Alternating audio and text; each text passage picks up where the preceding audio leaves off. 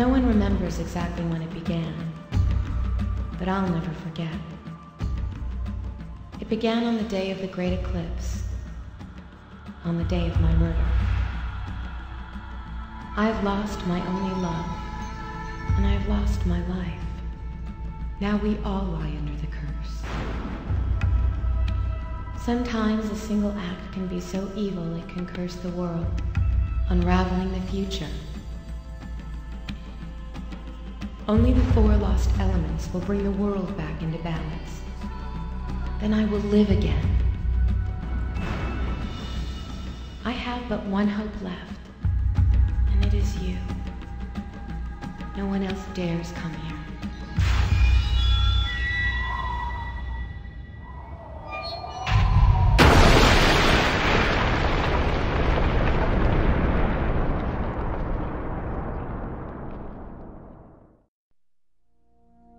Hello. Here's a post with 0 upvotes. Which isn't so bad. It could have like negative infinity upvotes. I'm going to give it an upvote.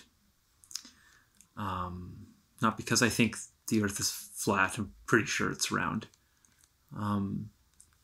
But because I think when you have a post that elicits responses like some of these responses, it's a good indicator that we're dealing with material that sits in the shadow of this Jungian business in some way. And I think it's fairly obvious how this does that, right? Because these are people who believe in a very different model than most other people. And so because of that, there's an immediate sympathy achieved between people who might believe in weird things like synchronicity and other strange stuff to do with Jung. You know, there are aspects of the Jungian viewpoint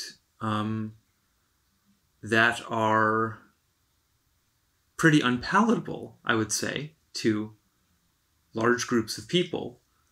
I already mentioned synchronicity, but even more than that, or somehow more fundamentally than that, I think just the whole starting point of taking dreams and fantasies seriously as their own kind of reality is something that a lot of people are just going to dismiss as kind of a fool's game to start with, you know. And so I think that there's a lot of hidden, perhaps not so hidden, really anxiety about that. Anyone who has an outlier perspective, or who's marginalized in perhaps some other way, is going to feel very naked at a certain stage of that. And it's going to become very important, probably at that stage, for you to, or by become important, I mean you will probably feel the need to distance yourself from other outlier groups that you will think of as being obviously more crazy than you. It's going to be that kind of thing where, you know, it's like, okay, yeah, I'm a weirdo, but please don't put me in the box with these other particular weirdos that are this and that way, and I'm just not like that, okay, guys? I'm still a safe kind of weirdo. That's going to be kind of the energy. And on the one hand, you know, that could be a very true statement. I don't think it will do to just completely, at least it won't do for me, to completely sort of normalize, like level out the paradigmatic ecology in that way. I think we can look at what's going on in the ecology, the ecology of paradigms, you know, and make some observations and some judgments on the basis of those observations, you know.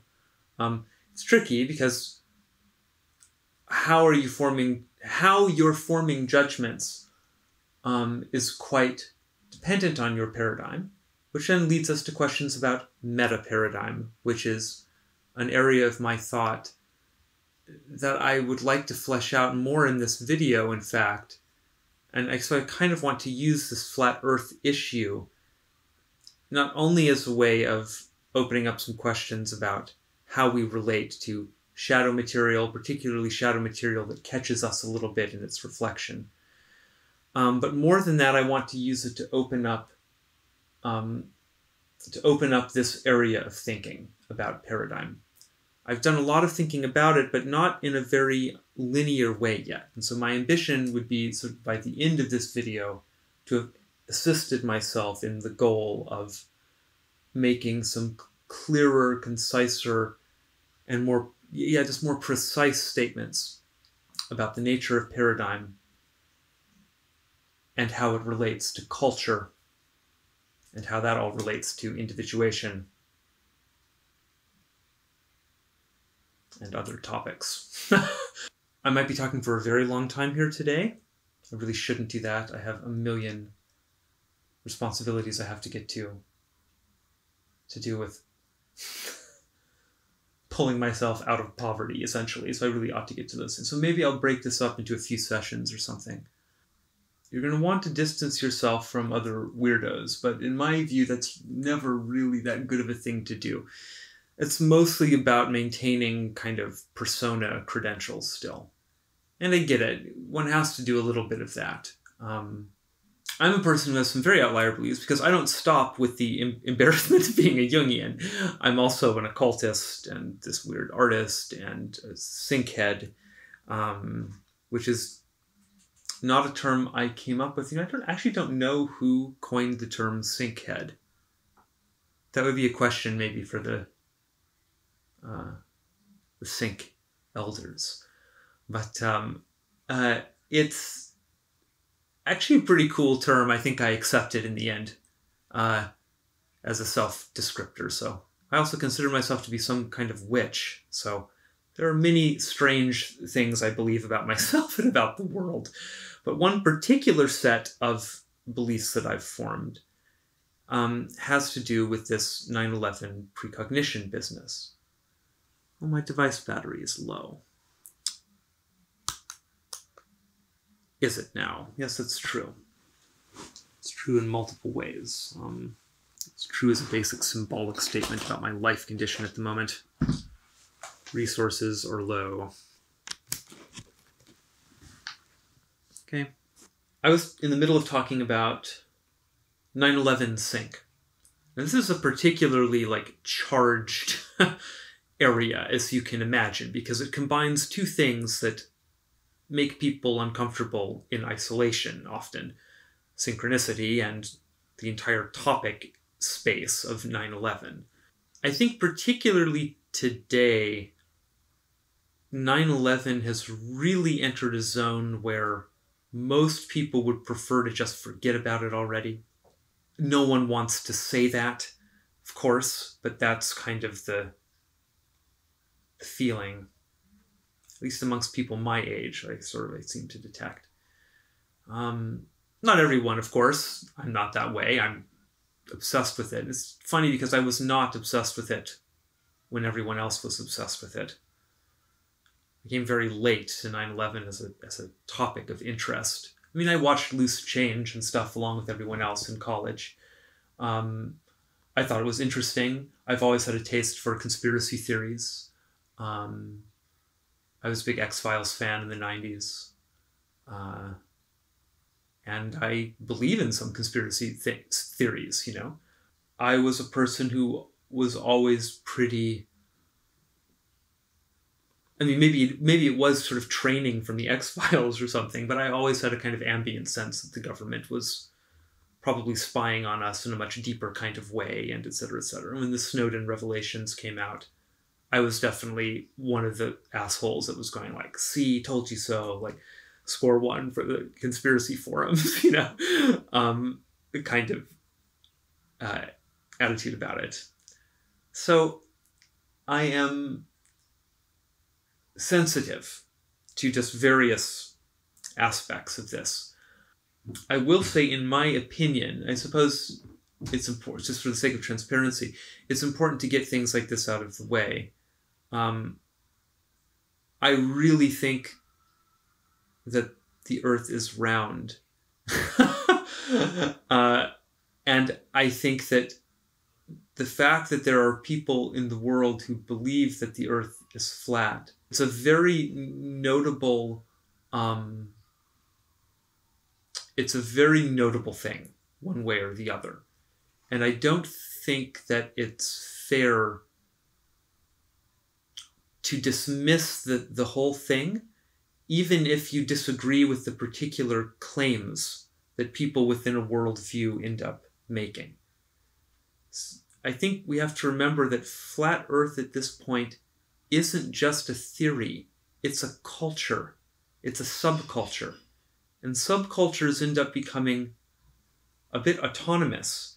They're bigger than the individual members. They develop minds of their own. So there's a big sort of daemon now, subcultural daemon in the ecosystem, the paradigmatic ecosystem, called flat Earth. And we should be looking at it and asking, what is this thing? What is it doing? What needs is it fulfilling? What does it have to avoid seeing in order to function? What might it allow people to see that other people can't see, that might be true information still? Remember, as Jungians, we have to have a slightly tweaked idea about this stuff, I think, because people thought that alchemy was a bunch of crazy bullshit. But then it was Jung, with his very sort of receptive, open-minded approach, who was able to see that in that material there was a deeper structure. And that structure may or may not have even been conscious for the practicing alchemists. I think it was conscious for many of them, probably, at some level, you know. But it's not a requirement that it be conscious for the people who are producing the art, fundamentally. The art can still be pointing to something true, even if it's made out of lies. In fact, that just describes all art. And in a way, if you're sensitive to this sort of thing, you might think that that is a pretty good description of perception. Experience itself is a sort of non-dual bind of truth and falsity, true perception and illusion, you know? You don't get the one without the other. That's what a perspective is. It occludes certain things and it reveals other things. If you want to have a more high-dimensional view, you need to start summing perspectives. That gets into a different sort of thing to do with metaparadigm. I want to remember that eventually I want to use this to talk about that sort of level of the topic. But anyway, I was about to say something very particular about, just sort of by way of introduction, about where we do and don't draw lines and what kinds of lines we draw between ourselves and others on the basis of our beliefs about the world and about each other. Almost the same thing, those two. And I was in the middle of trying to open up this topic of 9/11 sync by saying, wow, that's it's just a powerful overlay of ideas. There are many, many aspects to this question.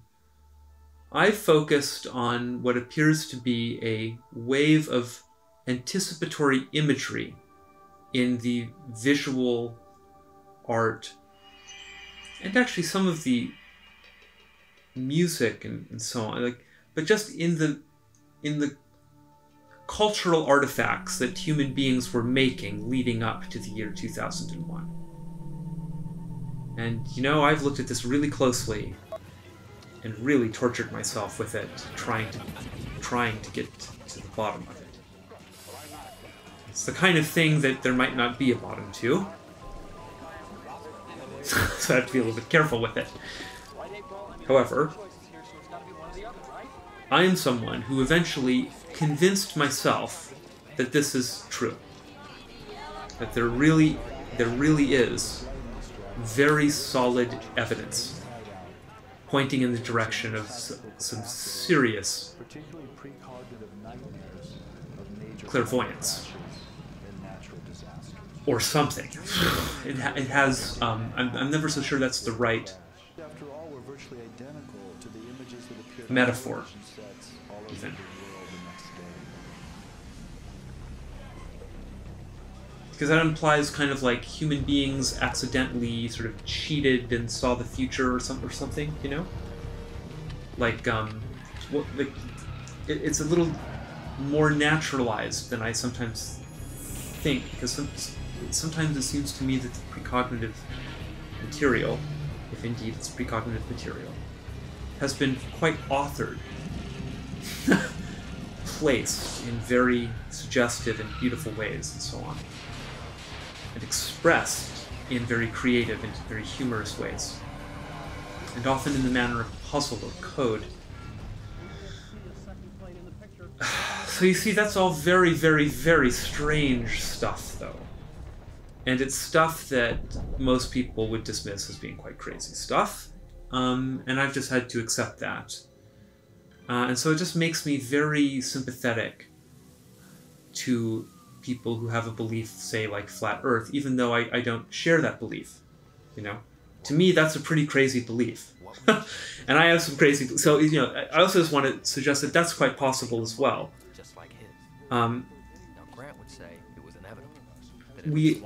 Just because you have a marginal belief system doesn't mean that you're not going to find other belief systems to be sort of deservedly marginal. That's still going to be... It's just so fundamental to having a perspective. While you're in your frame, it's very difficult to meaningfully step outside of it. It's not impossible, actually. It's the amazing thing.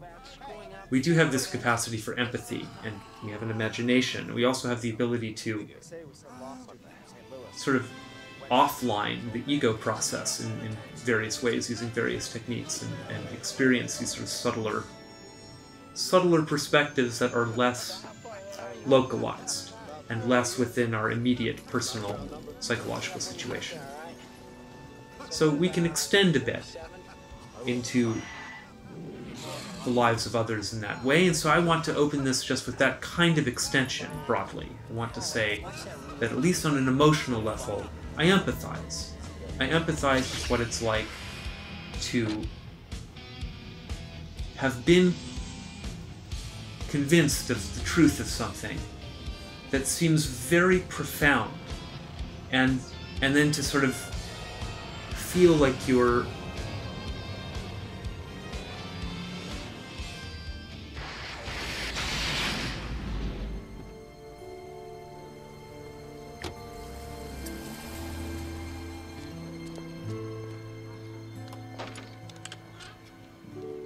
there are two aspects I see very strongly with things like this. If a whole bunch of people, you know, here are some people, and a whole bunch is going to be, we can't do 4 because it's too symbolic, we'll make it 5, are all collectively imagining, believing that the world is this way. But actually, the world is this way. And there's just been some huge misunderstanding or some huge, I don't know, perhaps it's been a deliberate conspiracy, or who knows what the explanatory mechanism is, but there's been some way in which a big lie or just misperception has come to be believed by a whole bunch of people. But there's kind of a pathway, there's an intellectual pathway, and a pathway of kind of evidence and discovery and alternative theories and so on, that if you go down that rabbit hole, might lead you to discover a secret, that the world is actually this way, and then that secret could be so potent and end up being so meaningful in some way, that it then would become your kind of life's mission to wake these people up out of their dream into the truth of the situation. that's just a kind of a story that's going to attract a lot of people for whom this can function and will function as a sort of narcissistic, inflationary fantasy. And so for those people, although they may not know it, the truth or falsity of the question is in fact completely unimportant. It's just about finding something so that you can say, I know the secret and you don't, and that makes me superior to you in some way. Now look, I'm not at all accusing this poster of that, or accusing people in the flat earth community of being more guilty of this than any other weird outlier group, including the ones that I identify with. We get our fair share of people like this in the sync community, I would say, kind of passing through the doors of it, or even more than that, sort of sticking around in it. I'm not sure about the size of that community, really, the sync community I'm talking about now. It's nowhere near something like the flat earth community, which is really has become a very large subculture. Sync, it's just a more fringe thing at the moment, in fact. And well, so that's another thing that might be motivating some of the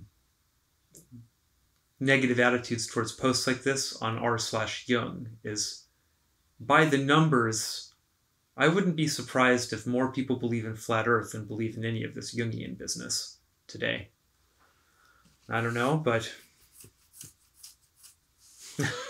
so in a sense, this is a more successful thought virus that has come to confront this other, thought virus on some kind of level.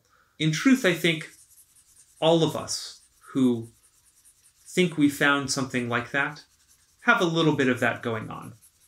And let's take it out of this sort of high-stakes domain for a second and transpose this into a much more earthly domain.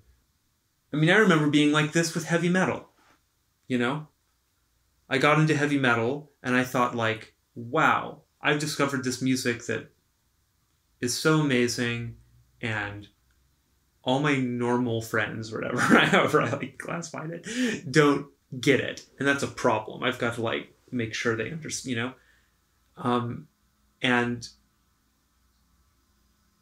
so I kind of did that. And some of my friends took to that and some of them didn't. And so some of us became metalheads. And then, but for me, it was I became instantly, then it was it wasn't enough for me to just be into heavy metal. I had to be into the more underground metal. And then I had to get really knowledgeable about all those types of metal, and that's great. It's just an aspect of my brain.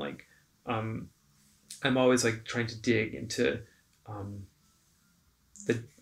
I'm just a fan of the depth of things, I guess. And so metal was a great discovery for me in that way, because there's so many weird subgenres and little one-off fusion things and just such a wild diversity of approaches to distorted guitar music with people yelling fundamentally. But wow, it's just amazing to watch something like that flower and diversify, even though it was already, when I was getting into it, it wasn't a growing plant so much anymore. It's kind of already something a bit frozen in time, even back then, which was in, And so, anyway, anyone who's ever been really into a particular style of music like that, or maybe it's just you're really into particular kinds of video games that are very excellent, or maybe you're a wine snob, there's just an aspect of that goes along with this stuff, even when it's a true thing. And so we all partake of that, but when it gets into the religious domain, then that energy can become very, very, very intense. And so I have that kind of energy about my sync research. I think I discovered this thing called the Red Twins constellation, and I have this kind of energy about it. Now, that could be quite a delusion.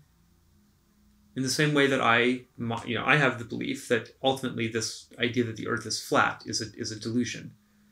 A delusion of a particular sort, though. A delusion that points back to underlying spiritual and psychological concerns. And so I would say that's probably true about my own stuff as well.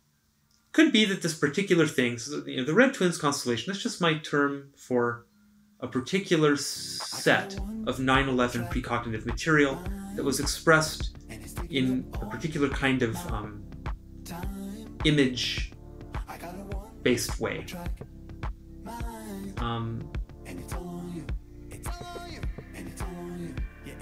To me, it's the most amazing thing I've ever seen in my life. It drove me crazy, probably, to look at it. And now I can't stop looking at it, Every time I look at it again, I have that feeling of the floor giving out, because it shoots right into infinity. So I just think there are certain things, certain thought forms, certain paradigms that do that. They just generate that experience, that numinous experience of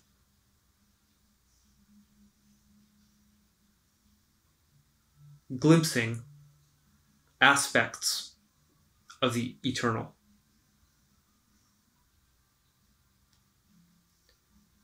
That's an indication that you're dealing with a hemispheric interface, which is how I define a religion broadly, or the core aspect of a religious paradigm is its hemispheric interface. So, the issue always with topics like this is the spirally nature of it. We're already caught in a bit of it. I keep trying to start the topic, and we keep getting diverted to these different areas. So I was trying to say, speaking now to the issue of 9/11 precog, I'm going to try to speak about it now as objectively as I can. So I'm going to try to minimize my own apocalyptic, perhaps slightly inflated, etc., energy about it, and just try to summarize it as if I were from the outside. I'm the worst person to do this. I'm not on the outside of it, but I'll do my best here. It is the case that a pattern is being detected. Here's the pattern. People are starting to observe this pattern. And they're observing the pattern in a particular domain, which is mainly Hollywood movies. So these people are all watching films and television shows and cartoons, visual media. And they're watching a lot of visual media that was released prior to 2001. And all of these people are seeing these, and in fact it's not one pattern. The pattern is actually a Baroque and awe-inspiringly complex network of reference that consists of many interlocking levels of pattern, and etc., etc. So it's many, many patterns. So this set of patterns, though, in these films that were made prior to 2001, is also being interpreted by many of these people in basically the same way. All of these people together are it's starting to dawn on people, kind of one by one. Wow, these patterns really seem to add up. They seem to layer in a way that suggests 9/11 as a kind of thematic context. Pines Towers, and the Twin Pines Mall is the Um, Twin Towers Mall, which is why all the clocks here secretly say night, and so and why there will be a Muslim terrorist attack resulting these in are destruction of individuals, and you're meant to imagine there are many of them. Let's imagine that these eyeballs now represent random backdrop. large groups of individuals, that these represent little subcultures, actually. Towers, making this scene And so this one is the Sync of New York City, community. where Marty's family has gathered to stare at ground zero. But in fact, there are multiple communities One of them is completely that are noticing upside down. this.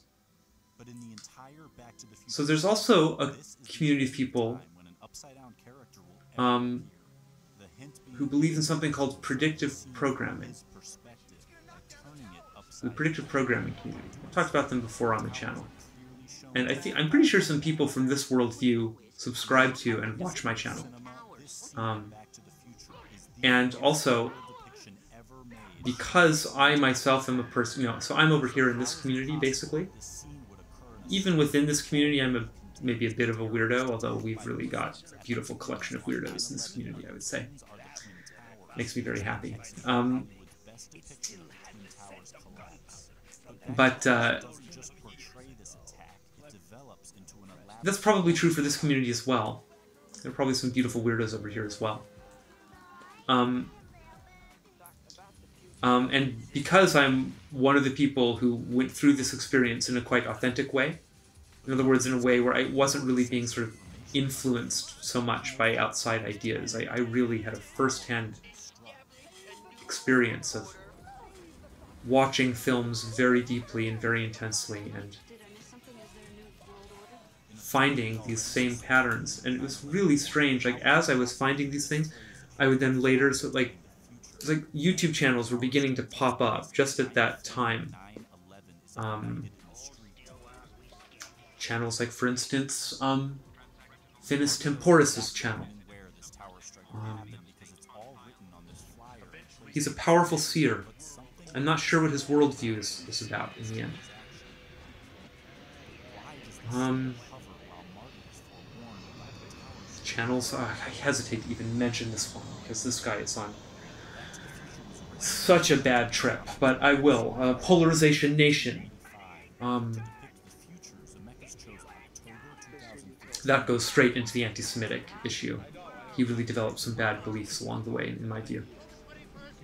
I'm not going to list any more of these things, but just various things were appearing that were all like zoning in on just the same elements, the same things in these films. And like I said, interpreting it in basically the same way, but then the explanation of how this could be. That's what seems to separate individuals and also separate these different communities of individuals. Because in the Sync community, we end up taking a broadly kind of magical view of this. Something a little bit more in line with the Jungian sort of view, obviously. We take our name even from this word that Jung coined. So we exist in I would say, pretty deep conversation, ultimately, with the Jungian ideas. And so for us, this could be an example of a genuine acausal, sort of prophetic thing happening in the world.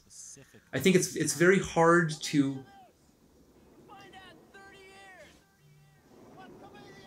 So, and I do feel like I'm getting a little sidetracked in this other topic now, but it's going to set the stage, I think, and speak to these issues to do with paradigm. Right, I was trying to say that I think it's difficult to think about cinema in this other way, because we just have an attitude like, well, largely today, I think we have an attitude that's just kind of disposable trash. If we don't have that attitude about it, maybe we take it seriously, but we don't think that that the fiction might be reflecting deeper realities, psychological realities. See, I just think there's a whole part of the film that's unconscious, largely, and it's carried mainly in the imagery, and very often in the background. And there are many complicated questions there that I address on my channel and continue to address and think about, to do with noise and projection and we bring in notions of high-dimensional coincidence filtering and so on to try to deal with some of those noise problems when analyzing the fields. But it just seems to me that in this area of these films, like this is the area that all these different people have spontaneously started queuing into. They're interpreting unconscious symbolic material in the films and finding something quite remarkable, that there just seems to be a lot of that kind of material in some of these films that seem to be pointing towards an event in the future. So I think this is just such a profound thing that's happened. And I really think it's happened. It's not super rigorous yet. And I'm trying to figure out ways to improve that. And there are ways, I think. They're going to involve applying... Those of you who know about neural networks will already know that I'm on that trip, because I use the term high-dimensional coincidence filter, which is something I stole from Geoffrey Hinton's capsule network architecture. He actually, he really implemented one to deal with a real-world noise problem. Well, this is a real-world noise problem too, but our high-dimensional coincidence filter is a little more fuzzy than that, because it's more akin to dream analysis when you're looking at the film, but still a way to try to amplify objective unconscious contents and minimize personal projection. That's really what you use it for. Boy, we could use a lot more of that in the world, generally speaking, in my opinion. Anyway, for us, in this community, there's not even complete agreement about this in the sync community. Not everyone in the sync community is so much on this 9/11 sync trip, but a whole bunch are. And for those of us who are, we all see that there's something probably a bit objective going on here. That this isn't just we don't think it's just a hallucination. However, our explanation for it ends up being something like magic, or God, or just synchronicity itself, or the cosmic giggle, if you're a Terence McKenna fan, etc., etc., etc. We end up taking a more broadly spiritual view of the matter. But that's not everybody. Some people look at this and think, oh my God. Because remember, symbolism trying to erase this. I just ended up dumping back onto the screen the stuff I thought I had erased before. It's probably a metaphor about repression hiding in there. Some people look at this, and because of the nature of symbolism, and the way that symbolic interpretation works, like I said, and maybe because of something else too, that might speak to something much sort of stranger than that. But there's just a feeling one often has that the things here have been a little bit coded. There's a puzzle or a game aspect to it somehow. Part of that, there are many dimensions to that. Part of that is about the individuation process. It's actually about the game-like aspects of the transcendent function bleeding into the alchemical arena there. I also think that I actually do think, I'm afraid, that there are aspects of the pattern that high-dimensional aspects, let's say, that themselves suggest that they may have been authored in that sort of way. However, for those of us in the sync community that perceive those aspects of the pattern, I think we still tend to go to God with our explanation of it. Maybe God was the author of the pattern, something like that. Or, God, or insert the universe, or whatever level of comfort people are at with that. But for certain people, they look at that and they say, okay, codes, messages, symbols seem to be about 9/11, appearing in a movie that was released in 1988. Maybe it was 1985. Oh crap, maybe it was 1993. Oh god, there's a bunch of these movies, and they're all showing this material in the same way, with the same... Well, I would go very deep and say same style, same stylistic markers in each case. So these people look at that and they say, well, that to me suggests that someone had advanced knowledge about the attacks and placed secret messages, secret codes into these films for some reason. Maybe they knew about the attacks because they planned the attacks. You can see how this idea now starts to evolve. And that can go to some very weird places in the current information ecology. Because once you have a question mark this profound, even if you're hallucinating the question mark on some level, it's a question mark that has struck you like lightning in a religious way. Which is to say, it's a question mark that has, let's say, two aspects. One thing is, it seems to be persistent. Whatever it is that you're seeing that's generating this horrible question mark, it's like seeing a crazy, pink elephant appear in the corner of the room. Pick a popular example. And you look away from it and you say, oh god, it's not there. And then you look back and fuck, it's still there. It's still the pink elephant in the room. Uh-oh. You have a persistent perception now of something very unusual. And so that's one aspect to it. It's somehow grown resistant to attempts to say it isn't there, to deny that it's there, or to explain it away. Now, many things might be causing that. That doesn't necessarily mean it's quote-unquote real or objective. It might be something from the objective. I would say it probably means it's objective in some sense, relative to you as the ego, though. It's either objectively in the world as an actual pink elephant, or it's something from the objective psyche.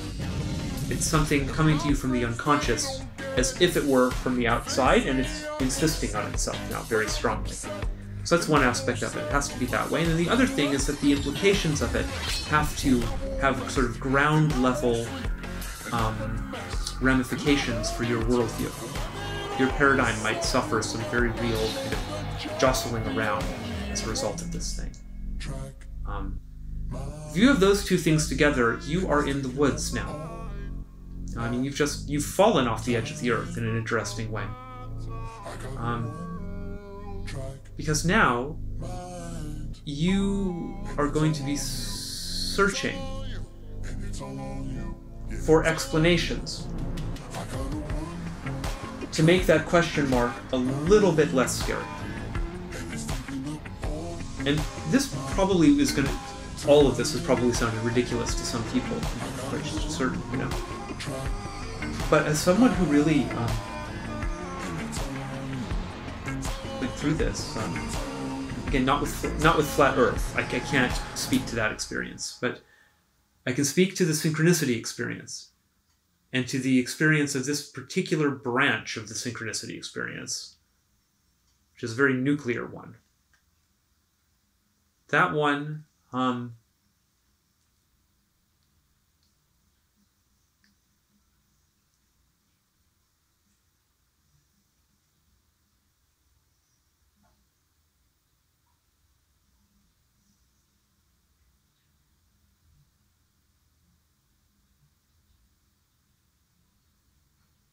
mean, I had so many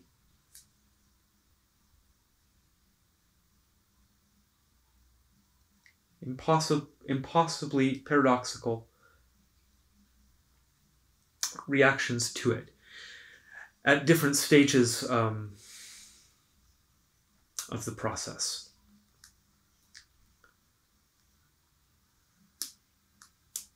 And unless you've been through a belief system transformation of that caliber, I think it is rather hard to understand or empathize. And the truth is, not everyone has. r/Jung is an interesting place, and YouTube is an interesting place. I don't know, I think people from many walks of life and many stages of discovery congregate in these different areas of the internet. r/Jung is a particular area. I imagine that many people here are just curious. Many people are in varying stages of active practice with this stuff. Some people are experts about the history of this stuff. They're experts in the theoretical aspects, but they don't have much practical experience. Other people might have a lot of practical experience, but less of the book understanding. That really describes me more. I'm not like any kind of expert on Jung in an academic way. I have more of a kind of an artist's connection. I admire Jung aesthetically, and I admire his courage in attempting to share in his milieu what it is that he encountered on the other side. That makes him a notable example. And so I would imagine that many people here are like me. They're here because life got strange for them, and Jung helped. Jung served and perhaps continues to serve as a guide. I do think there are also people around who are advancing various, in my opinion, very negative and toxic agendas, and who are looking for material that they can use, really any material that they can use to justify various preconceptions they have about other human beings and about the world. And there is an unfortunate way in which certain aspects of the Jungian framework can be used to justify and sort of amplify ideological positions that I think are ultimately quite dangerous. I'm thinking here of ideas like blood mysticism of this sort that was believed in Nazi Germany and so on. I think these are very pathological ideas. I'm not a person who takes seriously the accusations that Jung himself was some kind of anti-Semite in any meaningful way. I'm not suggesting anything about that. I'm just saying that ideas about genetic memory, the sort of that aspect of how Jung described the collective unconscious sometimes, they oughtn't to be used in this way, but they often are used to justify. And I've even seen in r/Jung people get into arguments where people will very often fall back on this attitude of kind of, Western people should study Western symbolism and forget about these other, To me, that stuff all still is just a little, I don't think it makes much sense. And if Jung was alive, I would say to him that it doesn't make much sense and would try to explain how it doesn't, Of course, I don't know. Maybe there is something to this whole genetic memory idea. If there is, that's kind of even more unfortunate, because then it's going to make it even more likely to be used in this terrible way. But in any case, I just wanted to begin by sort of acknowledging some things like that in a community that I belong to in some kind of overlap, In some way, I am some kind of a Jungian.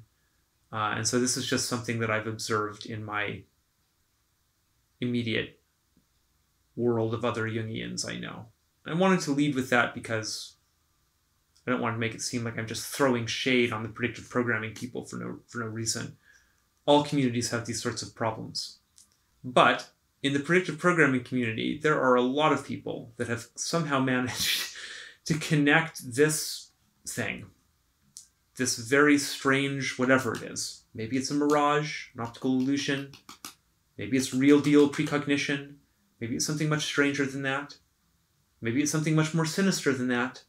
Who knows? But they've managed to very specifically interpret this as being the work of evil Kabbalists, like Jewish sorcerers that live in Hollywood, and ideas like this. This isn't the only idea offered in this community to explain this thing. Maybe it's just the Illuminati, or maybe it's like specifically the Rothschilds, or I don't know exactly what people think. But once it becomes about 9/11, all the conspiracy theories that have been generated to date about 9/11 can be just very easily brought into the frame of this thing.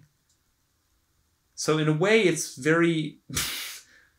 I have no idea if it's good or bad, but it's very remarkable that this precognitive material should be about something as volatile and sort of insane as 9/11. it just opens up this portal into a kind of informatic abyss of alternative theories and ideas about the world. And so a lot of people who are beginning to see this, whatever this is, from the conspiracy community, and I want to remind everyone, that's not the only path to the weirdness of this pattern. I'm not really in the conspiracy community, really. I am a little bit, like I'm open to this kind of stuff. And there's, like I said, there are certain things I find plausible, but broadly I would say I'm sort of an outsider in that community. And anyway, not everyone in this community who has this specific belief that this is part of some kind of Jewish conspiracy and so on, are necessarily forming that belief because they're very bad, evil actors or something. They might just be very lost in this information ecology and have encountered some strong, convincing voices that might be some of the only voices they've found who acknowledge the reality of this fundamental weird thing, whatever it is. So that's part of what's motivated me to make my channel, is just to try to be a very vocal beacon that, hey, you can be an intelligent person and a very grounded sort of person. I mean, I'm a weird artist, but for a weird artist, I like to think I get by okay. You know, I'm more or less functional. So you can be someone like me anyway, and look at this thing and say that, yeah, there's something really, really strange going on here. In fact, for me, it went further than that. I really think there's something real going on here. And so that you can do that without having to then read back to all these other things necessarily. Because I don't believe any of that. And the reason I don't believe any of that is very simply because there are aspects of the pattern that to me imply that it's impossible that human beings had anything to do with it consciously whatsoever. It's not expressed in the way that consciously acting people would express something. It just has the marks of the unconscious all over it. So I think it came through the unconscious, at least. Probably from the unconscious in some way. So, all of that, I wonder what people think about any of that. All of that is stuff that I wanted to bring up in order to illustrate that I also have my people, sort of in opposition to whom I often find myself defining myself. I don't feel the need to like very vigorously say to people, hey, I'm not a flat earther, you know, but ... That's not an issue I have in that domain, but it is an issue I have in this domain to do with synchronicity and 9/11. So I very often find myself kind of wanting to say, okay, don't get me wrong, guys. This isn't a conspiracy thing. It's not conspiracy. Don't worry. It's nothing like that. And I for sure don't think any of this weird stuff like that, like these people in this other community might think. To me, it's all this higher level, blah, blah, blah. But really, I've been trying to do less of that these days because fundamentally just what's risen to the fore for me, and people will just have their own whatever it's down with this stuff, but for me it's just there is a pain that comes from seeing something that your culture refuses to acknowledge. And on that level, I'm quite certain that the truth or falsity of what has been seen doesn't matter a lick. The pain is just the same in all instances. And so in the end, that's where I try to find my empathy. And in particular with my situation, it's like, predictive programming folks, like for that empathy is so real for me because these people, they saw it. So I believe that makes us all very deeply connected in a profound way. I just hope we can all learn to be responsible with our perceptions. And so, towards that end, I now want to exit what has been a very lengthy introduction about all this and begin kind of the proper section of the video. I have to admit, I take the roundness of the Earth to be pretty self-evident. I mean, I've seen things in my life that indicate to me that it's that way. I used to live on the San Juan Islands. I went to the beach very often, and we had binoculars sometimes, but just even to the naked eye, I watched ships, do that sort of sinking over the horizon thing. Maybe there's some other, maybe flat earthers have some other explanation that would explain that optical effect. But I always thought that was because it's curving, and as it goes. I have selected 2 articles to give myself some kind of something to riff off of here. We have an article from CNN, which I'm sure is horrendous, and we have an article from The New Yorker, which will probably be a little bit more thoughtful. I think CNN is a rag, basically. I don't trust a single thing that comes through this place. So I imagine I probably have that in common with the flat earthers.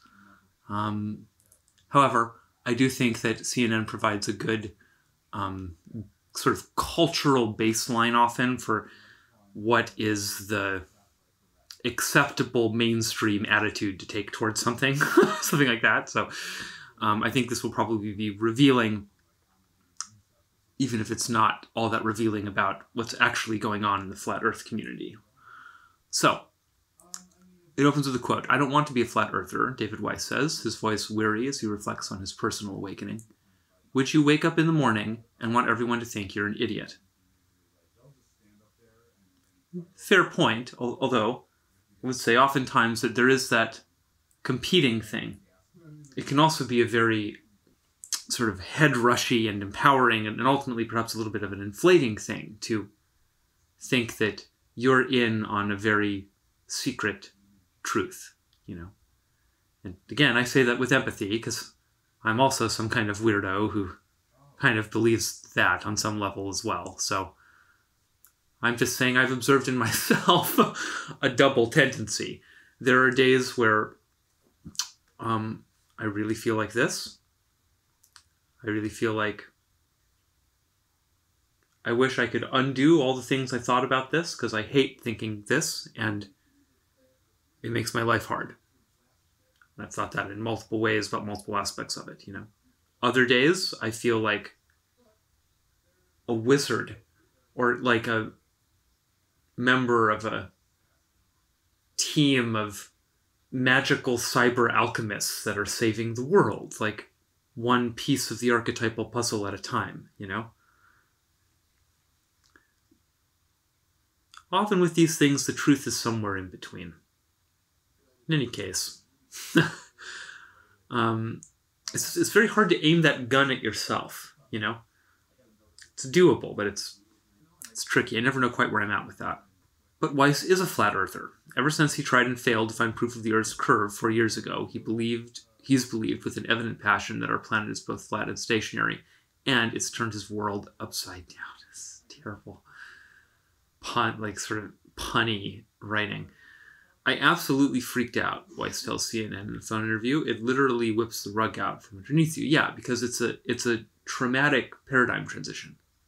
I'm just going to for now, I'm just going to list topics up here so we can address them. So we definitely want to talk about paradigms and especially about paradigm transition. That's probably a good way into the whole space. Now, Weiss finds it tedious to associate with the majority of people. Wasn't I just saying that in my very most recent video? I think I made some very, very similar statement, He says, "I have no problem with anybody that wants to believe we live on a ball. That's their choice," he says. "It's just not something I resonate with." Weiss's preferred community is those who share his life-altering belief, and that community is vast. This article would like to pretend as if it's considering this from some position of neutrality. Of course, it isn't really. all people prefer to live in communities with people that share their basic fundamental beliefs. Otherwise, it's very difficult to get along with people. This is an interesting one because in a sense it seems like it shouldn't matter. Who cares what shape the earth is? What practical implication does that have ultimately, you know, like one way or the other for any of the things that are going on actually on planet Earth? But it ends up becoming very important because it's actually not so much about the shape of the earth, it turns out, I think. It's much more about a deeper religious conflict. And this has just become a kind of... Flat earthers would really hate me for saying this probably, but a largely symbolic battleground in which this deeper war... We're all still a little too timid, I think, to have that particular battle too much consciously. So we're having it through this weird flat earth model. And elsewhere in the culture, probably. But anyway, I was just trying to say that this thing, you know, your basic myth about the world is important. Your basic attitude towards it is important. And I just think there's a huge unexplored domain to do with thinking about the interactions between individuals and groups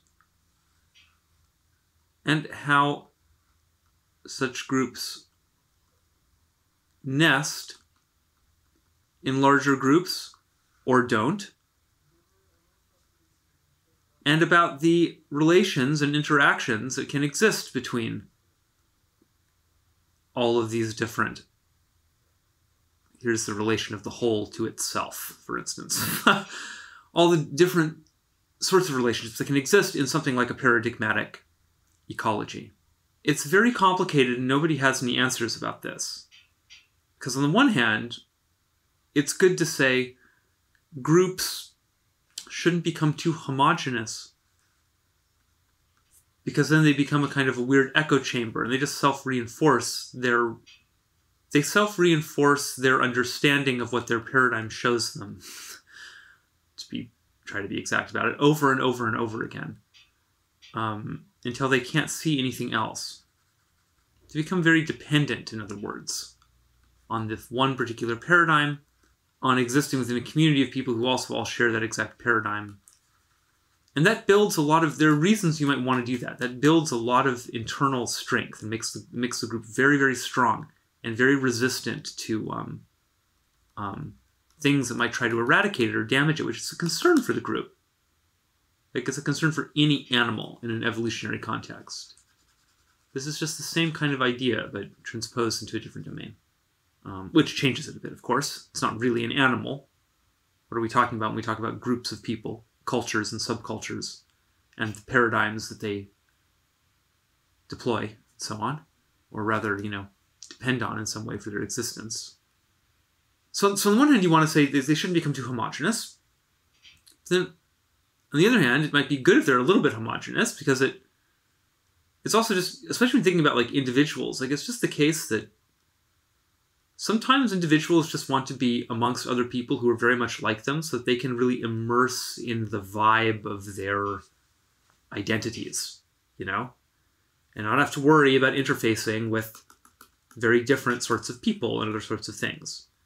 And again, that can be operative in many, many different ways. We already used the example earlier of like discovering certain genres of music. You see it happen there, particularly with adolescents, who often invest their identities in the kinds of music they listen to and so on. It's very important, you know? And I mean that, I mean that honestly. It is very important at that stage. It's an aspect of kind of toy identity modeling and construction that's, I think, very important for healthy psychological development. Not that all teenagers need to be obsessed with music necessarily, but if it's not happening there, it's happening in some other domain, etc. I'm going to represent aspects of my identity through this music that I resonate with. And that's a very powerful and accurate way to begin to learn about your authentic nature, is through the discovery of your taste. That's a very important sort of, I would describe it as like an addendum that ought to be added to the basic oracular wisdom of know thyself, right?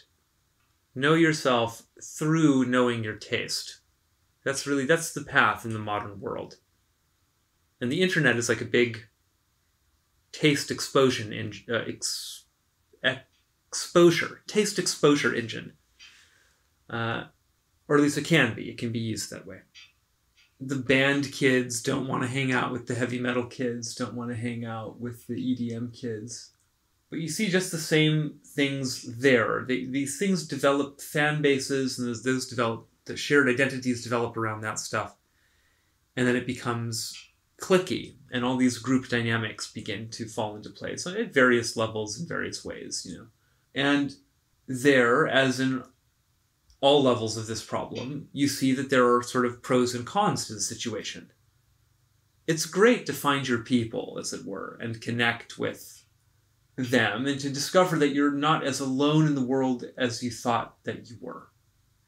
So people, like I said, especially maybe adolescents, but even extending into adulthood, I think, really it's part, adolescents are changing so much and they're learning so much about themselves for the first time. So I think any time in life where that's happening, where you're going through a deep transition and maybe you're changing internally quite a bit, there's going to be a need to learn about yourself again, which you might do through this taste discovery process again, but which you also might do by exposing yourself to many different types of situations and people, and discovering new aspects of yourself through some not computer-like oriented process, or art-oriented process, or even fantasy-oriented process precisely, but through more socially oriented processes. I always have to remind myself to include that kind of stuff because my tendency is always to go more and more in the direction with my examples of like introverted kinds of approaches to psychology and to the material. So anyway, it's great to find those people and connect with them and immerse and understand, but then also it can become quite insular and, you know, and also it can be very bad if you're someone who doesn't really fit into any of those sort of pre-existent groups very well, or who, for whatever reason, has taste that stratifies those groups. I think that today probably things are a bit better because the internet, I would suspect, has trained us a little bit to have a broader taste and to understand some of these things a little bit better. But what I think we still don't understand very much are the basic instinctual ways in which we organize ourselves along these lines. How much of that is unconscious. And so it's precisely that unconsciousness that gives rise then, however, to a lot of the chaotic and powerful dynamics in the paradigmatic ecosystem. So this week, the businessman attended the 3rd annual Flat Earth International Conference, held at an Embassy Suites hotel in suburban Dallas, Texas. Organizers told CNN that about 600 others went too. Previous conventions taking place in Raleigh, is that how you say that, and Denver, while Brazil, Britain, and Italy have also held Flat Earth conventions in recent years. The event's schedule resembled any corporate conference, with some fairly noticeable twists. Speakers gave presentations including Space is Fake and Testing the Moon, a Globe Live Perspective. We make new friends, because guess what? Our old friends, we lost a lot of friends. Again, I think I was just saying something like that in the previous video. So you see that there really is, it's not good to just downvote this stuff. Sorry if I could be slightly critical of kind of Reddit and Reddit practices for a second. You know, why don't you click through and learn something about this human being that's coming at you with an honest question, you know? Anyway, these people have been through something real. It might seem ridiculous to you, but I don't know. I don't find it ridiculous. I mean, I find the belief rather ridiculous. That's just my point of view, though. I never find human beings ridiculous, except in the sort of universal sense. We're all quite ridiculous, if you know what I mean. Weird aliens. But I am one of them, so I take us seriously as well. The flat Earth community has its own celebrities, music, merchandise, and a weighty catalog of pseudoscientific theories. It's been the subject of a Netflix documentary and has been endorsed by figures including the rapper B.O.B. I remember when B.O.B. Started talking about that stuff. I hate this kind of language. Pseudoscientific theories. It's like, what isn't a pseudoscientific theory to these people, honestly? I mean, I know this is a domain where one can really say this is probably a pseudoscientific theory. It is pseudoscientific because it purports to address something about the material world in a scientific sort of way, I guess. But they're just using it as an insult, and come on, we can all see that, right? Experts on what precisely, I wonder, are wondering if the movement is really harmless and whether we're even approaching the edge of its influence. Well, I'm pretty confident in saying no, it's not harmless. Things that compel people to lose a bunch of friends like that, you know, or to undergo serious community changes, so those aren't harmless things. This painful for those people is probably painful for the friends of those people. And that's just to pick one area. There are many areas in which things like this could be harmful. Paradigm is a serious business. So, definitely not harmless. And no, we're not approaching the edge of its influence. We're not approaching the edge of the problem space here. Flat Earth may or may not end up being a large paradigm in the future. Who knows how these things might go. I think the thing to understand about it probably is that it's more of a religion, though, than it is a quote-unquote scientific or pseudoscientific theory. And this, the emergence of new religions, is something that I just have an intuition about, I guess. And more than that, I have a lot of conscious thinking about trends in the culture and so on, but that's all quite speculative. But I just have a feeling at the end of the day, I guess, that that this issue is very much on the rise, and it has to do with the problem of hemispheric interfacing and the lack of a viable interface currently. It's very bad for human beings to be without that kind of interface. They get very sick. That's my belief. And so people become very sick. And they sense that intuitively, and they're looking for anything that will lead them out of the rationalist, left hemispherically dominant malaise that they're trapped in. And so Flat Earth provides a pathway out. I wonder if it even matters what the path is at the end of the day. The fact that this path has been taken now by so many, to me, indicates something more about the level of desperation, the need for an antidote to this hemispheric disbalance problem. You have to put it in those terms exactly. I just really like thinking about it that way. But you could think about it just more generally as there's a need for spiritual life that is an instinctual need, probably. And we've been in a mode, I think, where we've been repressing that instinct quite a bit. And it's now reaching a point where it's ravenous and it needs to be fed.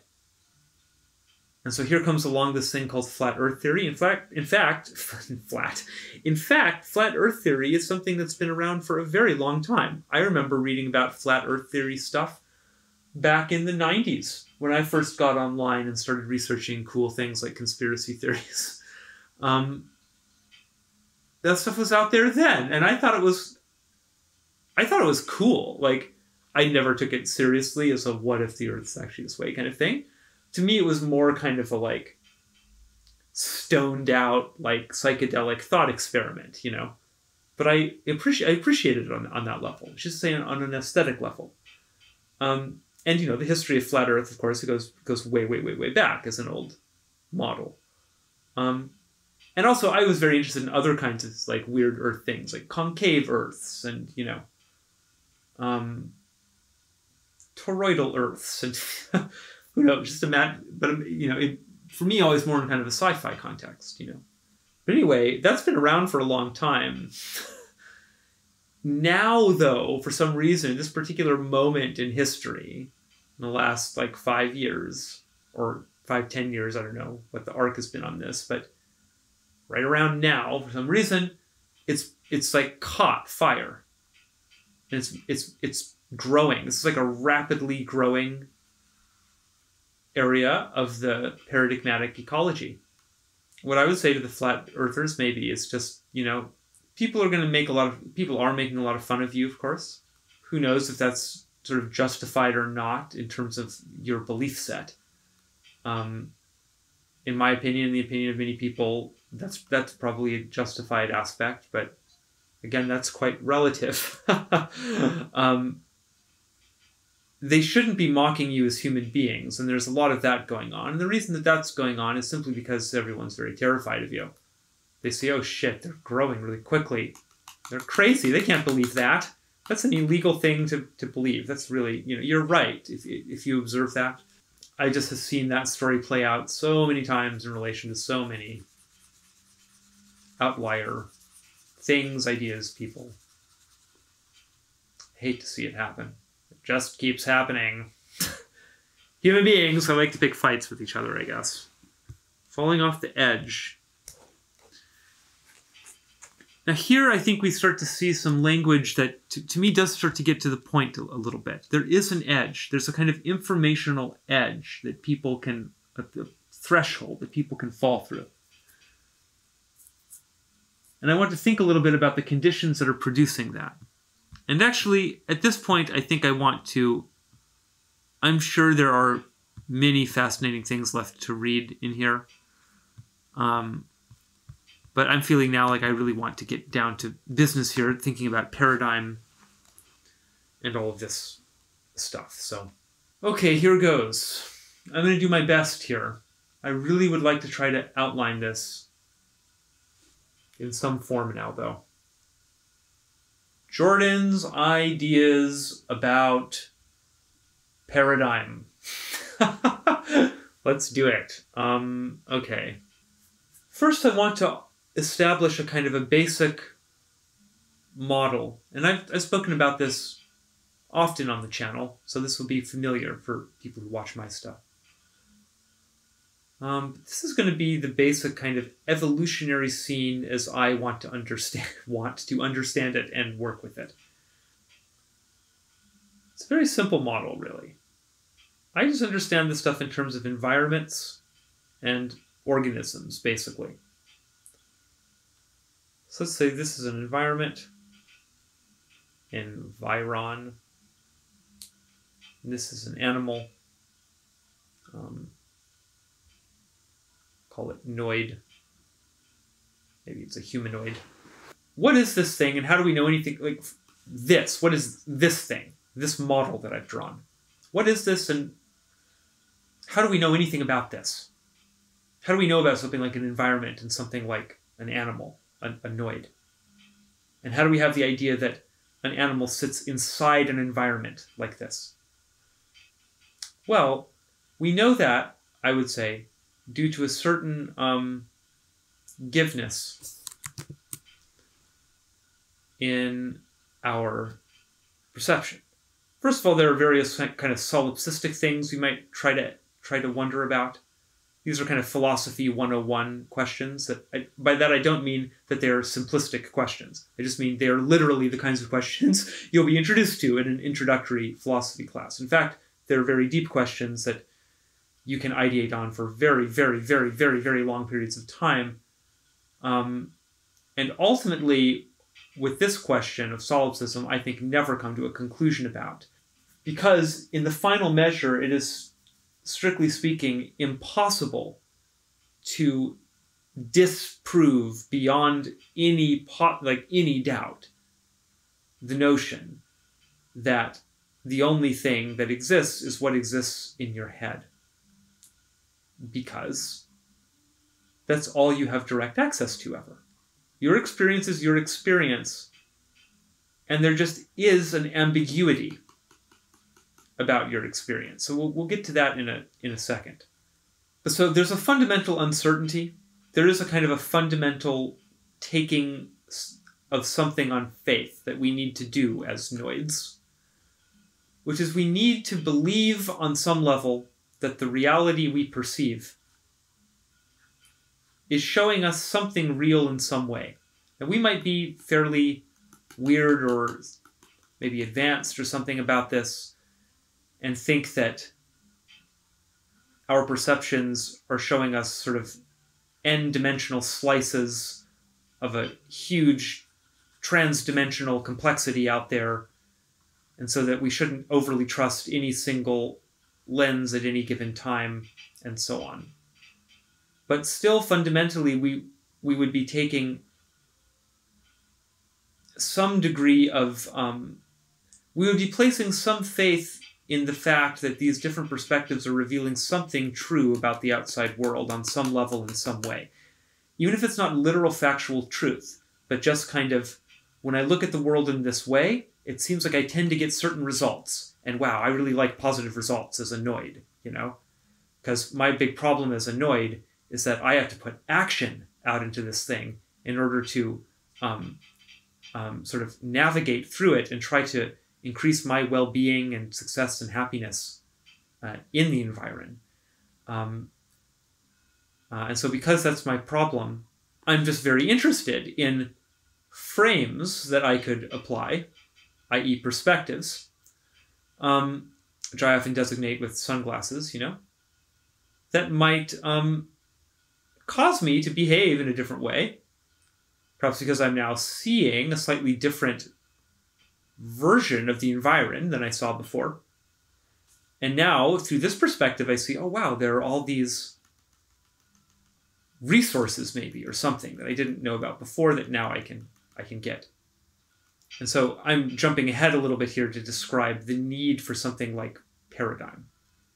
Paradigm comes from the fact that our baseline physical and visual experience is inexplicable in a certain way and requires explanation in a certain way. And so then we use paradigm to achieve that. But so I'm going to take it on faith a little bit that there is something like an external world with other noids in it, and there's something really like an environ. This way of conceptualizing of it as a discrete animal inside of a space may or may not have anything to do with the actual situation. That's why I was kind of asking the question right away, what is this? What is this whole thing? Well, this is a model. This is something that might exist as part of a paradigm. So it's going to be an aspect of your frame. Through this frame, you're going to perceive the world, and it's going to suggest certain things to you. You might think about the world in a different way. Maybe there's no such thing as a noid in an environment. Maybe there's just a big web. Well, in fact, I've drawn a grid. Let's imagine this is a web where every point is connected to every other point. I suppose we would achieve that by drawing on the diagonals, roughly. Something like that. Maybe that's more like what the actual situation is on some deep ontological level. We can't really know about that yet. What we can know about is how the world appears to us in our fundamental physical perception. And I want to think a little bit about what that is and why it gets to what an interesting model this is. Because it becomes a little self-referential in a way. So here, we can all remember that model, right? Very simple. I just want to narrate this kind of in the first person. Here I am in my experience. And a TikTok notification comes through. Empire's State of Mind. It seems rather apropos, no? Let's view it.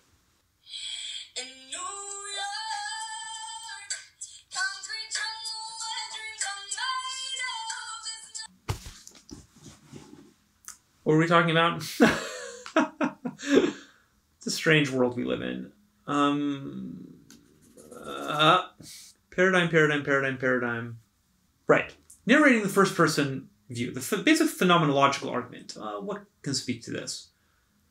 There's a section of Dark Star that speaks to this. And in general, I would say John Carpenter is one of the most philosophically sophisticated directors of his generation. Hello, Bob. Really, I would put him toe-to-toe with Kubrick. People who engineered puzzle films with deep psychological insights. Think about this then. John went really hard on this phenomenology stuff. He understood something about What the hell is he doing? perspective. A very, very I deep think and he's cool way. talking to it. Well, of course I Um, exist. But how do you know you exist? Many of his films spoke It to is that. intuitively obvious. Intuition So, is no proof. What concrete evidence um, do you have that you exist? It's simply the way the world appears to me. And it's the way in which the world appears that I can never make disappear. Not really. It's very difficult to imagine myself as anything other than some kind of point in space. Except in kind of very limit-pushing sorts of psychedelic experiences, where that sense of being localized disappears. Which is why I want to say that this is clearly, whatever this little toy model is clearly not the whole picture. But it is a picture that's going to help us a bit. And it's a picture that our bodies seem to be very confident about. Because that's really what it is. The entire thing is a model. How do we know that?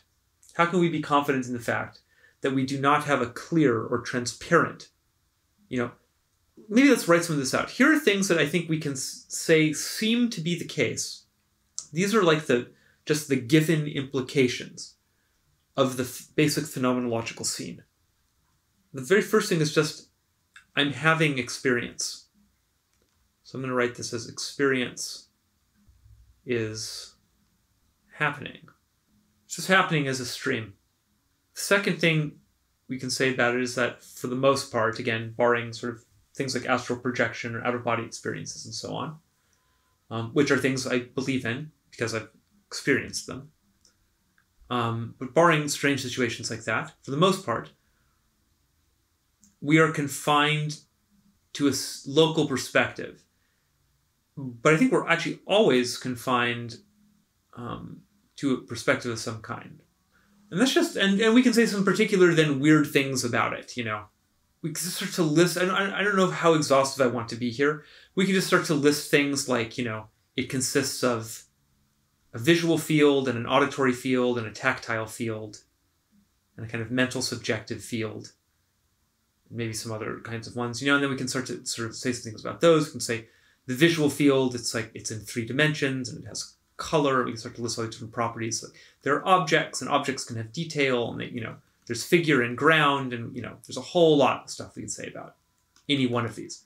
We could open up the auditory field and say all kinds of interesting things about auditory perception, and But what all those things have in common is that they seem to be sources of information about something going on in the world out there, and that's just how the whole thing seems to me intuitively as well. So I'm now just using pictures instead of writing in text because, I don't know, it's hard to think. And pictures help often. So at this point, or like somewhere along in this sort of train of basic observations we can make about the phenomenological situation, about the experiential field, we're going to start to wonder if what we don't have is a perfect, clear window onto this objective external thing called the world that we seem to be experiencing. And we're going to probably naively assume that for a while in our lives. Because after all, that's kind of how it seems. The experiential field is very convincing. It's deeply immersive. It is... And it's funny, you can sort of start to imagine reasons why it would be that way. It would be very bad if your experiential field wasn't compelling or immersive. Get them both back, Pliskin. It would... Remember, once you're inside, you're on your own. But it's almost like, how could it not be? It must just be the limits of your perception or the limits of your perception, you know what I mean? But in any case, I'm barely articulating that one. There's just a weird, loopy area of the idea there. But this view, which is often described as naive realism, is instantly disrupted by the presence of illusion in your experiential field. So you're going to see that you can see something Confirmed at 20 hours, 17 minutes, in your perception, 30 seconds. in your experience. And you might, for a moment, be very convinced that there's a person standing next to the tree, but then you see, oh, actually it was just a weird little bush or something. When you saw the person, you saw the person. And this is particularly likely to happen in sort of situations where there's very low informational fidelity. So if it's like at dusk, let's say, like here's this tree, and there's some silhouetted thing here. It just kind of looks like this. And you think, oh wow, there's a person there, I'm being watched. And then you realize, oh, actually it was, you know, you shine the flashlight on it and you see, oh, that was just this funny little bush. Been a while. And previously kind of the shadows and the way the light was working made it seem like a person. Or, you know, pick your example of any other sort of perceptual trick. There are many, many such tricks. And those will indicate to you that no, it's not a clear mirror. It's a strange inferential representation of something that is probably much, much more complex than what we end up glimpsing of it. It goes a bit deeper than that, of course, because it's not just the visual perception. You can have also auditory misperceptions. And you can have, of course, you can have sort of errors in the larger inferences you make about what's going on in the world. You can be really certain that something is working in a certain way, or that someone thinks a certain thing, or that, you know, you just be very confident in your interpretation of the situation, and the situation can end up being different in a subtle way, or maybe in a very obvious way that you just missed for some reason, or anyway. The point is just there's a lot of complexity and ambiguity in situations, and we infer that on the basis of the fact that we can have expectations that are thwarted in various ways by our experience, particularly maybe as we investigate our experience more deeply, or investigate it again, or as conditions change a little bit. You'll find that you were wrong. And that you could be wrong in a very basic way, that you could be tricked in a very visual way like that, ought to suggest to you that everything you experience is, in fact, a model. Living models all the way down. And that's pretty descriptive of what you are, probably, as a psyche.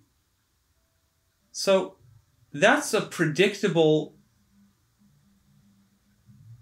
feature, I would say, of a situation like this. If we think that there's an environment, there's an animal in the environment, and the animal is trying to navigate the environment successfully, it needs to manage the environment. Or excuse me, it does need to do that to the limited extent that it can. But it also needs to, primarily, it needs to model the environment. First of all, it models it in a very basic physical way. And in human beings, that basic, in quotes, way has already become very rich. Something like visual perception, which is an aspect of the basic physical modeling, is very rich perception already in human beings. It seems to be anyway. I know there are animals with better eyesight and so on, but I think the complexity of like what we understand visually is like pretty high in human beings.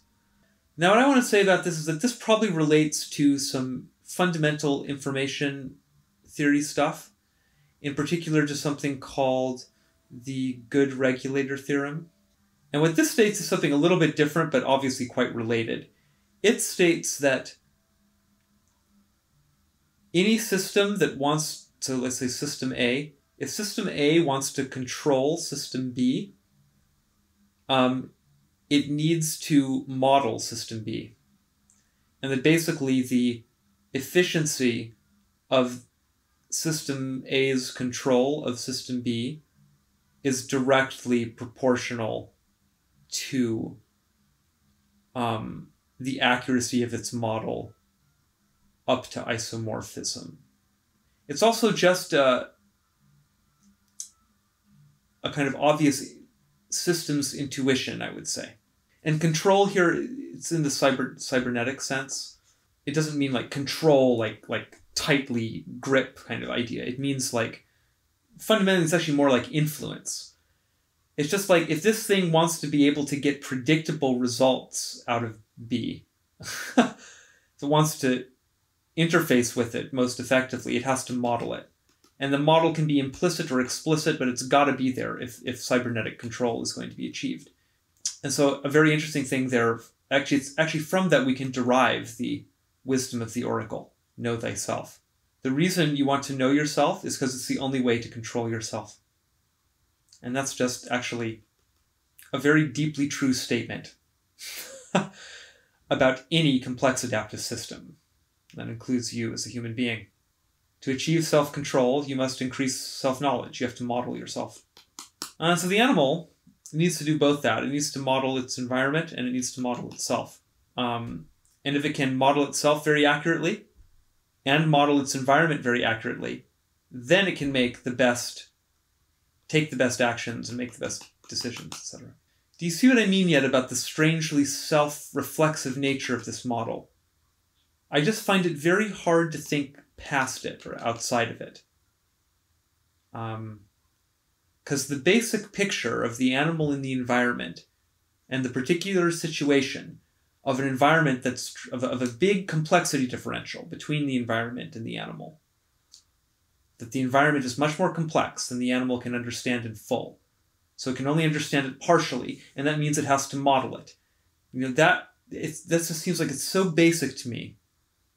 And it's just to me, I haven't found another sort of basic, simple model, that's more compatible with the basic phenomenological scene than this. I think this needs some addition to fully account for all the things we can experience in the field. There's also some other weird thing. But this is some very fundamental aspect, I would say. What this is really is it's a kind of meta model that is trying to describe something about what noids, to use that expression again, do as modelers. This is the model that we might use to explain to ourselves how we're modeling. And it's the model of modeling that is kind of most empty and simple and consistent with the basic underlying phenomenological frame. And that also is the most consistent with things that we know fundamentally from systems theoretic ideas like the good regulator theorem. So I think there's a really good case to be made for this model. In any case, I really like it. So I use it. And so I think that there's a kind of a cascade of models in a nested, hierarchical kind of relationship to one another. Now we're going to pull in some evolutionary theory. So this gets us a little farther away now from this nice, simple model that we've derived through our very primary kind of analysis of the experiential field. This seems to me quite robust. Now we're going to add some ideas into this about evolution, which, although I believe in evolution and in whatever way that normally, I don't know what that means exactly, to believe or disbelieve it.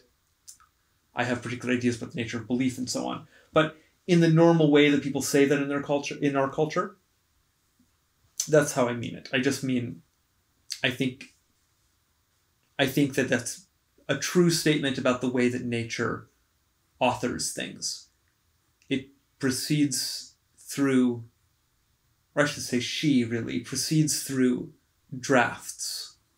So, adding that onto our little model, we might ask, okay, how does the Noid, how do we possess this fundamental model of the world that tells us that a sphere looks like this, and a square looks like this, and a triangle looks like that?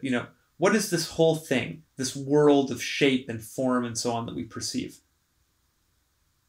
That itself is a model, that basic notion, three-dimensional space and all of that. That's some kind of a attempt to model what the world is outside. Why this model and not some other model? And how did this model form?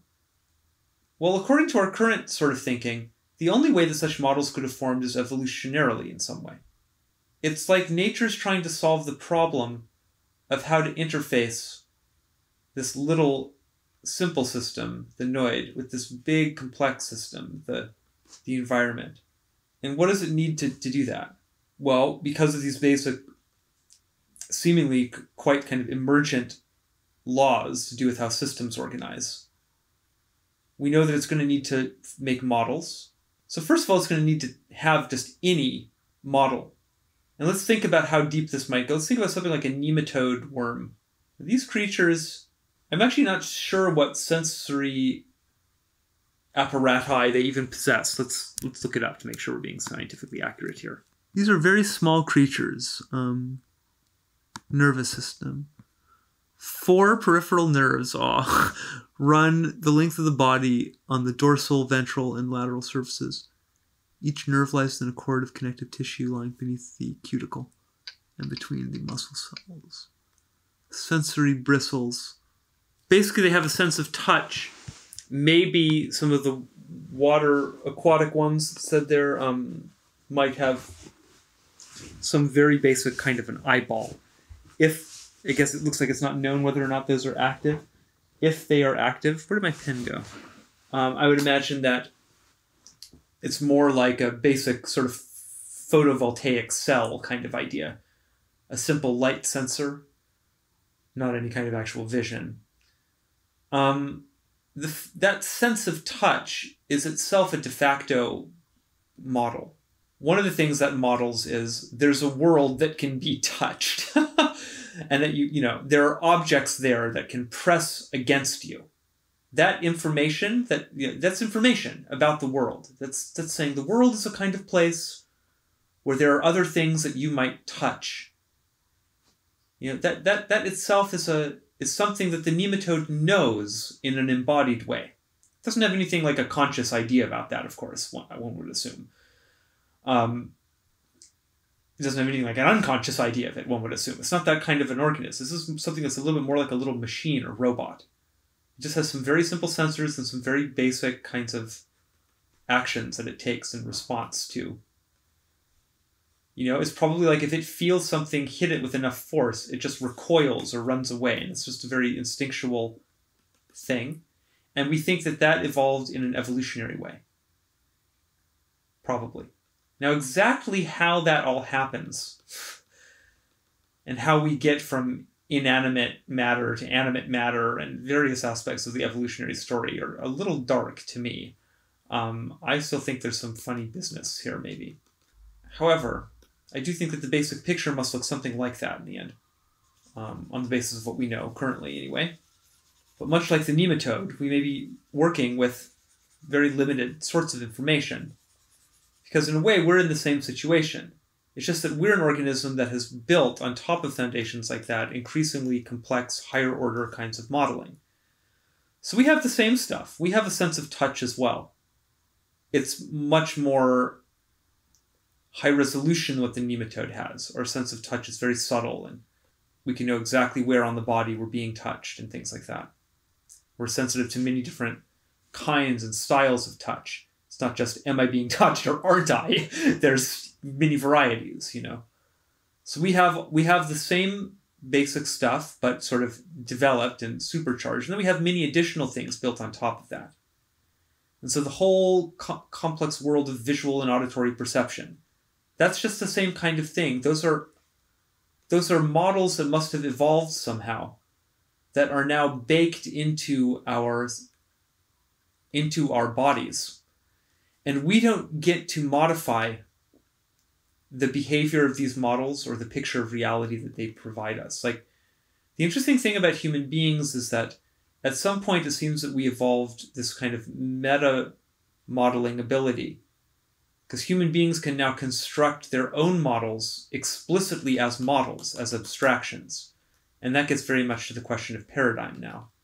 But constructing models explicitly like that, you can construct a model explicitly that might say something like, touch doesn't exist.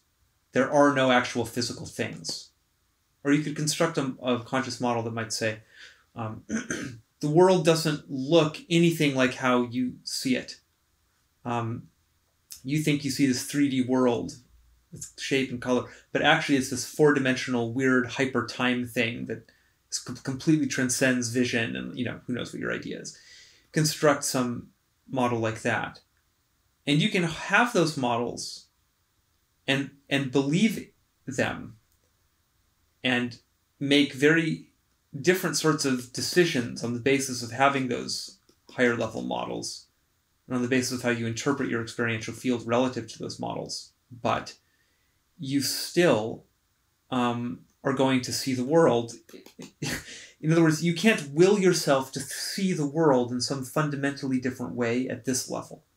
It's always going to look like a 3D thing in space. It's always going to have sound in the way that sounds exist. You're always going, and similar with touch. Touch just feels a certain way. Smells exist a certain way. You can develop higher order models that are at odds with these lower level models. And we can think, and maybe ought to think, that these lower level, more sort of automatic models aren't any more or less likely to be accurate in a strict literal sense. But we have to think that these models are very reliable and solid in terms of how they allow us to get along with the world and with ourselves. In other words, they represent workable solutions. Okay, so far, I think we've been talking mostly about stuff here that's probably not that controversial. It'd be controversial to certain people with certain belief systems and different areas, different sorts, But I've heard basic versions of this sort of story articulated by a number of different people. It's not really that... for me, it has become a kind of basic model, this whole picture, that human beings are modelers and they model on the basis of detecting patterns in the environment through their sense organs, and then they use that to construct models, and those models exist in this sort of layered sandwich way where we move up from basically things that nature is or our nature anyway, is very, very confident about. It's just very confident that this basic way, like understanding the world in terms of time and space, let's say, that must, that's like so fundamental to what it understands about the nature of itself and about the world that it just isn't going to allow you to fundamentally alter the way you perceive that while you're in this body. That's part and parcel of what it means to be embodied. This has really become silly now. Also, you might ask, if I have the ability to just hit a button and clear the screen in that way, why do I often go for the manual eraser? I don't know, something just feels nice about manually erasing it. So now I'd like to move into some additions to this, yet more additions to this view. Note that we've now strayed, like I said before, fairly far away from this very simple, basic thing. Now we're talking about, okay, and what this thing is this thing that exists at levels of modeling, and it has like an instinctual level of models. We can't change that much. And then like higher order, say like linguistically mediated models, we might think of as paradigms. And it's going to use all of that to try to increase its success in the environment and so on. And so I'm going to take all of this complex stuff we've added, and now I want to add kind of a layer of thinking about group interactions. And here I am going to move a little quickly maybe, and not sort of, I think I am kind of adjusting my like detail scope as we move up through these like things as well. It would be good to keep a more static level of detail for all these levels, but with the bigger picture ideas, it's just, I don't know, maybe we can return at some point and flesh out some of this stuff a little bit, but because now I want to think about the interactions of individuals with groups and cultures. However, I want to make sure that I'm fresh-minded as I do this. So I'm going to break for now, maybe for the day. I might return to this later. Or maybe I'll do more tonight, I'm not sure. But I'm feeling a little fatigued talking, and just a little brain fatigued from all of the thinking. I think we made sort of good progress there, though, through the basic rudiments of this. Yeah, the next thing we'll be talking about the interactions between really, the birth of paradigm in the sense that I'm thinking of it here is sort of the same story as the birth of culture. So it's just going to lead us into thinking about groups and shared models, shared worldviews and things like this. So yeah, we'll get there shortly. For now, I'm going to break. So, over now.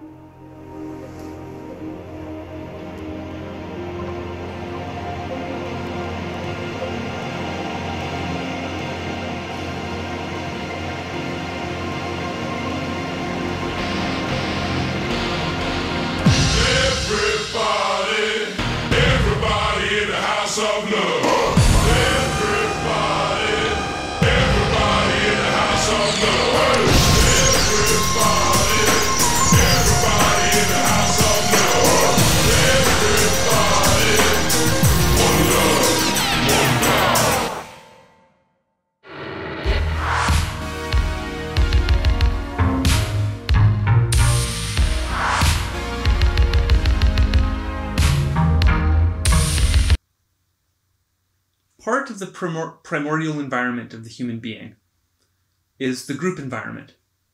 Because there's no such thing, really, as an anoid isolated in some big generic environment.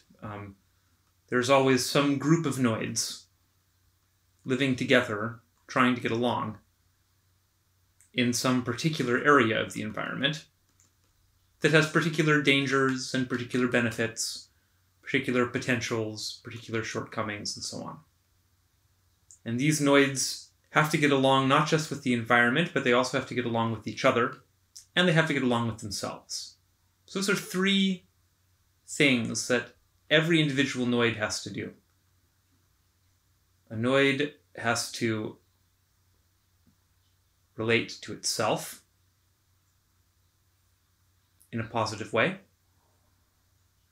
And if you're smart, you'll make this the foundation of your society. We have not done this.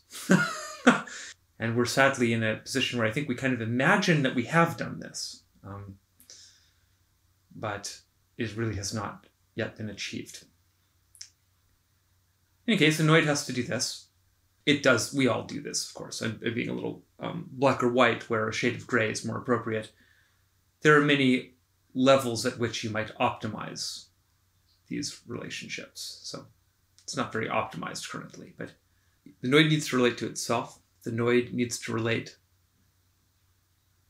to other noids for just a whole bunch of reasons. You know, you can imagine protection, support, finding and selecting mates, reproduction, a million reasons. It's just the way of nature and biology. Animals evolve in groups. It's the way to, I mean, it's just a very basic solution to a very basic problem. One problem is you don't know how to evolve things correctly, so you just want to make a ton of instances so they can all evolve in kind of different ways, and then you apply this ruthless filter called natural selection and see what makes it through each generation. I mean, look, the whole thing just wouldn't work if you only had a single noid evolving. What if something happened to that noid? You know, the cost is too prohibitive. It's like ruins the entire experiment. But if you just have like a bajillion noids, well, a whole bunch of them can just die in terrible, catastrophic, accidental ways that don't result in any kind of evolutionary knowledge. You can think of it that way, advancing. But anyway, some of these things will die for good reasons because they were being stupid, or they were being, you know, they were disadvantaged in some other way. And maybe some knowledge is gained anyway. If there's, you know, it just depends. But in any case, the group context is fundamental. So the noid needs to relate to itself, and it needs to relate to its group. Now, we're living in a time where this thing has become increasingly, this level of interaction has become increasingly complex and fractalized. I think in the past it tended to be slightly more unidimensional, though there was always nesting structures like this, because you have kind of yourself and your immediate family, then you have your neighbors, then you have your town, then there's like the larger sort of land of which you're a part, maybe continent or etc.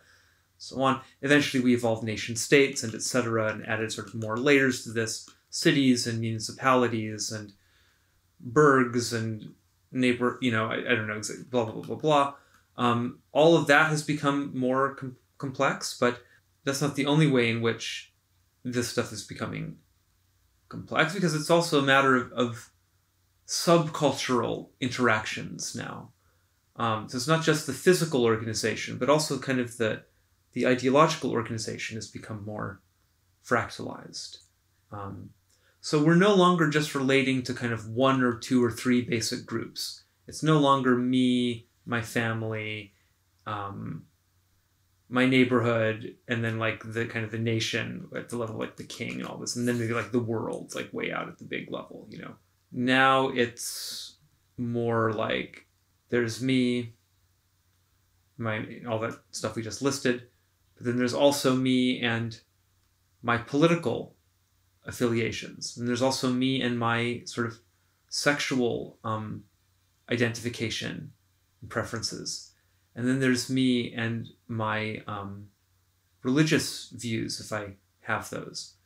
Then there's me and my, let's say, my taste in art, which may be something I'm quite passionate about, or etc. So that's a big deal. I have a whole like community, like arts community that I hang out with or something. It's like, etc. Right? There's like many overlapping and complex group affiliations that we have to navigate now as noids.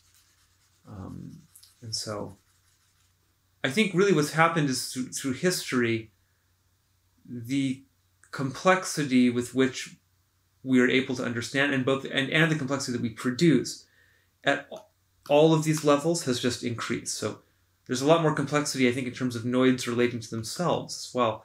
And then also in terms of relating to their groups. Okay. So that's 1, 2, and then 3 is the noid has to relate to the larger world beyond the world of human groups. So it's going to include all kinds of other things. It's going to include like literally non-human agencies, like predators in nature, freak things that the environment does, like floods or droughts. So it's going to be things that like descend on the group, like famines. It's like very negative things. Those will be very positive things. It's going to be, you know, suddenly there's particularly bountiful summer for some reason, and a whole bunch of something is harvested, or, you know, et cetera, et cetera. These are all things that are more about the environment. And also here there's going to be all kinds of strange cosmic sorts of things, or at least the imaginings of those kinds of things. The noid's relationship to eternity and the stars and the cosmos and destiny and all these sorts of things would be included out here, basically in things that are in the environment. They're larger than the noid and the level of kind of noid to noid interaction in groups. There's a sense in which the groups are larger than the noid as well. So there is kind of just like a linear scale increase as we move through this particular toy model. The good regulator theorem is so important, you guys. It really all goes to the good regulator theorem, because it is true that the more you understand a system, the more you can accurately model it, the better you can control it. That's a weapon, potentially, in the hands of people that would seek to control other groups of people.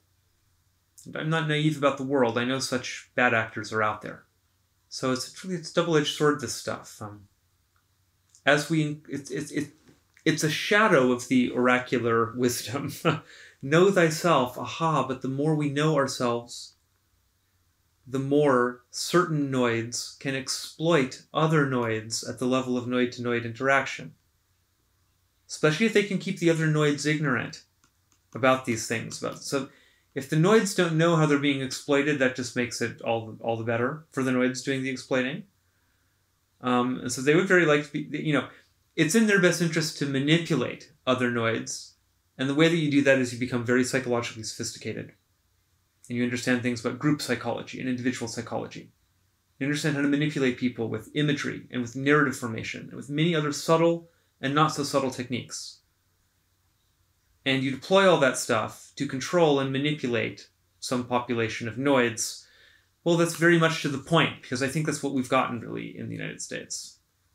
We have a real kind of propaganda culture that is omnipresent and that has created very bad conditions in the paradigmatic ecology. We're kind of spewing toxins into the environment literally, but we're also doing that informationally. So that was a good way to intro some ideas about groups. But I want to back up just very slightly here. Let's talk again about the nature of this sort of modeling system and why we need paradigms. So I just want to make sure that that's really clear. Now, this is hard. I don't know. This is probably going to be really dumb the way I'm going to put this or something. It's like, you're an ego experiencer, whatever that is. And I can make you a little more shapely than that. Here you are, an ego experiencer. And it seems to be your job to sit as a kind of navigator or at least an observer, at the tip of the intersection of many depthy aspects of this thing called the psyche, in which you are ultimately embedded. So you receive a lot of information from a lot of different places.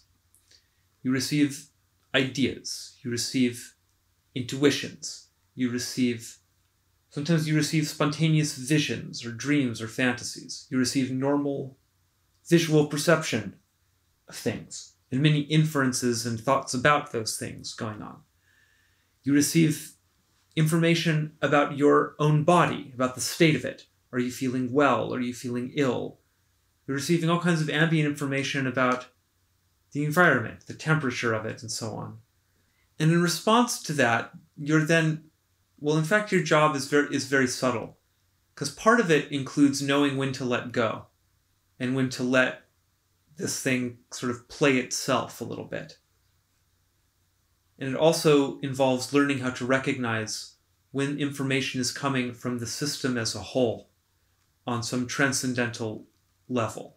So that would be like the ego-self axis. That's where the hemispheric interface, i.e. the religion, would come into play. It's an important thing. People are ill without it. At least that's how it looks to me. I think that's going to be kind of an unpopular opinion in the world, potentially. Especially to, I don't know, atheists, maybe. It doesn't have to look like a conventional religion. My hemispheric interface does not resemble a conventional religion. Let me tell you. But it's very good at what it does. It's a very good hemispheric interface. Back to your job as the ego perceiver, though. That weird stuff and many other sorts of things, your job is to kind of integrate all that information, understand it consciously, whatever that means. We're going to have to leave that as kind of a weasel word for now, maybe forever. But you're going to understand the situation in some way, and then decide what action to take. And maybe to take no action, or the closest to that you can manage. Or to take actions that are, there are whole categories of actions you might select from. Not all actions are exactly active, if you know what I mean. You might take an action that's more designed to be receptive, ultimately. An action that's more about saying, I don't know enough about the situation, let's investigate a little bit. There's two ways to think about investigation. One is in a kind of classic, more masculine ways, like a probing activity. And it has this aspect. But another way to think about investigation is you're trying to allow the environment to express something that maybe it would like to express. There's something hidden in it, and you're just going to tentacle your way around it till it offers it up. I don't know, that's just more my vibe often, or I try to make that more my vibe, especially when trying to do magical things. Anyway, that's quite a job. You're being asked to play a very complicated and subtle instrument, which is you, yourself, on the stage of history. And the more that you know, this is why that wisdom, know thyself, is so important. The more that you know yourself, the better a model that you have of this whole situation as a whole. The more you will... It's funny. This will be achieved through a loosening of control initially. The ego must learn to give up quite a bit of control. Because initially it has a fantasy. It imagines that it's just the king ego on its little ego island, and that's it. It doesn't know yet about everything outside of that region. It doesn't know about the self yet, maybe. It doesn't know about... Fundamentally, it might be very ignorant about the fact that it can receive things like intuitions, and that those can be different from other sorts of imaginings in the interior and so on. And so, during the individuation process, it will come to know something of this larger situation, and so it will be very humbled, therefore. It will say, oh my God, I had no idea I existed as this tiny little component of this huge, complex thing that transcends me so utterly. However, I also think that at the later stages of individuation, the ego might gain a more accurate understanding of itself that involves also a recognition of its uniqueness in the psyche. There is something quite special about the conscious ego. It's like the flower of nature in some way, like something has blossomed there that's very profound. It's very young still, I think, and very larval. Consciousness is very strange, whatever it is. So I don't think there's reason to devalue it either. It does sit as this primary integrator at the top of all these systems. I think ultimately it is a little model of the whole thing. My intuition is that the whole thing is a big fractal mirror on that level. That's why Jung probably says things like the center is the circumference and the circumference is the center. Exactly, the one is the model of the other. The ego and the self are like reflections of one another in some interesting way. That's why man is made in the image of God. I think that's a profound idea. So, the more that you know of that situation, the more that you can control yourself. In the end, you gain control by relinquishing that control. You gain the kind of control that a dancer has. It's about balance and working with what's happening in the moment. That sort of thing. You are a noid. You have to get along with other noids. Every individual noid is confronted with things in its experiential field that make it existentially nervous. There are just such things. The noid might fall asleep one night, and it might begin to have a very strange, dark dream. What's the point of dreaming if I don't get to live out? And that dream might be full of all kinds of horrific things. And it might wake up then and be filled with a lot of bad feelings and a lot of questions about just what the fuck that was all about. And this might really bother this noid. Now, noids are different from one another. Not everyone is going to be bothered by something silly like a dream. Some people might not even really remember their dreams or might not have particularly strange dreams. Those people might be in a relationship, and they might think that that relationship existed in some particular way, and then it existed in a different way. Maybe one person was being exploited by another person in some way. Maybe that was kept hidden, or maybe it was some different sort of thing. Maybe some huge aspect of someone's identity was a kind of a lie that had been kept secret for reasons of shame, and this comes out later, who knows. There's going to be something that really disrupts that noid's sense of what's true and what's real in the world.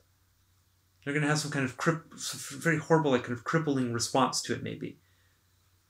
They're going to be a little bit traumatized by it. And they're going to say, this noid is going to think some iteration on how can I ever take anything for granted ever again or trust anything ever again. I was so certain about this, and then it was all, and what does it mean? What does it mean, and who am I now, and what do I do now? And, these things just happen to people in various ways. You hit these crisis points. I think people just front a whole lot and pretend like they're not hitting these kinds of things, but if you're a human being, you're hitting crisis points periodically. And those are points fundamentally that demand some degree of paradigm transition. Because something about the way you were operating was incorrect. So you need to take that into account in your models now. You were modeling something one way, it ended up being another way. And I think that it's paradigm transition itself that's the true weight of a traumatic event. It's not so much, I think, it is, but it's not maybe in an ultimate sense about the trauma itself. It's about the degree to which it ruptures trust in the model and about the primacy of the model that is disrupted. It's one thing if it's my model is to, I thought I was getting a cheeseburger without a tomato on it. And instead they gave me one with a tomato and they fucked up my order. You know, that's sort of traumatic. I bit into a thing and got a mouthful of something I don't like, you know. Actually, I love tomatoes. I just can't eat them because they make me a little bit ill. But whatever. That's some kind of very small disruption. But if it's more like, I thought, and I think this can be true about any, I mean, there's really, pick your example of a given trauma. It could just be like, maybe I was attacked physically. And, or I witnessed someone being attacked physically. The model that gets disrupted there is very fundamental because most people on some level are operating on the assumption that they're not going to be just randomly attacked when they leave their homes. We're all afraid of that. We all know that's a possibility, etc., etc. But unless you have been attacked or seen it happen directly, you probably have a bit of a willing kind of naivety about it. Part of that's just a repression, but part of it, I think, is a genuine belief that, like, those are exceptional situations and it just wouldn't happen to me. And you don't think about it that much. You know, you just have a kind of basic trust in a toy version of reality that makes you feel safer. And then maybe something happens, and now you're forced to realize, wow, the world is a much darker place than I thought, and I can't pretend, I no longer have the luxury, so you have pretending otherwise. Maybe, you know, as an adult person, you already knew on some level the world's a dark place, these things can happen, but you still had the personal luxury of being able to pretend. Now there's something in the direct lived experience that has thrown a wrench into that process, and you can't pretend anymore, now you know. That's a very fundamental, you're not going to feel safe in the world anymore in the way that you did before. Maybe ever. You can return to a place of feeling comfortable in the world like a normal person, but it's going to come with there's just going to be something else for you now. You know? I think that's just the way that it is. We can't erase that kind of experience, really, ultimately. We can accept it and choose a path in which we're not overly pushed around by fear. People say, be fearless, etc. Sometimes it's good to listen to fears. But for the most part, you don't want to be controlled by fear. You want to listen to fear as an aspect that's going to inform your performance, your control of yourself. Let's see now, where were we? Noids. The Noid does relate, I'm afraid, to this 9/11 precog business. Check out my Moonwalker analysis if you're curious about that whole world. That's neither here nor there. Right. These things are going to throw Noids into various states of questioning and states of trauma that results from these radical paradigm transitions that just throw them into a general sort of state of confusion. What's even real anymore? You know, that sort of thing. I think there's also a bunch of very direct physical stuff that goes along with trauma, you know, but a big aspect of it is this kind of generalized confusion cloud that can last a very long time and be very deep for many Noids. And at this point, it may be necessary for the Noid to level up its perceptual abilities so that it can make sense of the world again. And that's going to involve integrating what it learned. Or in a sense, this is the learning itself. It needs to make sense of what happened to it in some way. If it can do that relative to its currently installed and operative paradigm, it would really prefer to do that. And that would mean probably that ultimately the trauma, while horrible, was not deep enough to cause a true paradigm transition. A really bad trauma, and it could be a purely emotional trauma, or it could be something else. Whatever it is, a really bad one, it might throw you into a state where you think everything fundamentally that I know, I don't actually know. And that might go very, very deep. Okay, sorry to I'm just going to slightly sort of sidestep here and say a few more things about paradigm. We need to define this a little bit now. A paradigm is a set of linguistically transmittable models. That's my best attempt at it currently, I think. By linguistic, I have something pretty general in mind. It doesn't necessarily have to be verbal. It's probably usually going to be verbal. The main image of a paradigm is still really probably a book, like a holy book, you know? I don't want to be, you know, overly denominational here, so I'm just going to list some popular books. I'm going to throw that in the other holy books. This is a video book. Let's throw it up down there. People haven't seen it. You know, always try to plug our material. But these things are very classic paradigms because they're going to try to address bedrock, fundamental existential concerns. You see, just like in the physically instantiated models, so like your basic visual perception, tactile perception, things like that, just like in that domain, I think there's a kind of hierarchy of models in the linguistic and kind of image, more like abstract, conscious modeling space. I think that every day you're forming very rapid and rapid to form and rapid to change models about the immediate goings on in the environment and elsewhere, you know. So today I have a model that says, after I finish shooting these videos, I'm going to maybe go for a walk, and then maybe make a snack, maybe text my friend about hanging out tomorrow, and then I'm going to go to sleep. And if any one of those things is seriously, weirdly disrupted, like instead, you know, if I finish this video, maybe I don't finish this video, maybe something happens, maybe my computer suddenly explodes, or maybe some other strange thing happens in the house and immediately needs to be dealt with. You know, that's going to be a disruption. But it's just a disruption that's happening at the level of something I anticipated is now not going to happen because there's some change in some state. I'm going to go investigate the change in state and deal with the situation. And, oh, cat just walked by. The point of these models is that they're very contingent on the live information flowing into them. And they don't really affect the deeper models probably too much. I mean, they might. That's the danger. And that's why we get a little bit nervous with any genuinely novel situations, because we don't know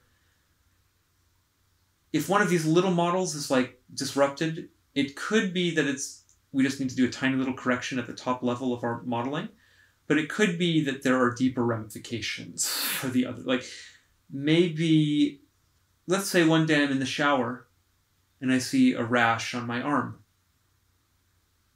Well, that could be about the fact that I thought I had bought the right shampoo or the right soap or something, but actually I bought this different brand of soap. I didn't even realize it. They have really similar exteriors, but one of them has something in it I'm allergic to, and it's giving me this rash, and I need to be aware of that, and so I become aware. So that's a tiny model adjustment. But it also could be, actually, this was the first sign of skin cancer, and now a whole bunch of my models about my life and myself and my, you know, situation are all horribly disrupted now. I thought I was healthy. Now it turns out I'm sick. That's a huge transition in my basic understanding of the world. And something like that could become so deep that it involves a full paradigm transition. So paradigm, I think, that's basically, we should think of paradigm as the kind of the bedrock models that all the other models depend on in some way for their basic stability and operability. And so that would tend to be like the religious register. So something like getting suddenly very ill might be a religious disruption for you. Because if you're a religious person, you might say, how could God let this happen to me? I've been nothing but a faithful servant to him, etc., etc. You know? if you're not a religious person, you might have similar feelings, but they might just come at you in a different way. You might have more of a feeling that the fundamental goodness of the universe was a lie. Because I thought on some, you may feel very silly, you probably would, feel very silly on some level. You might still think like, I just thought something so terrible wouldn't happen to me. I don't know. And it did. And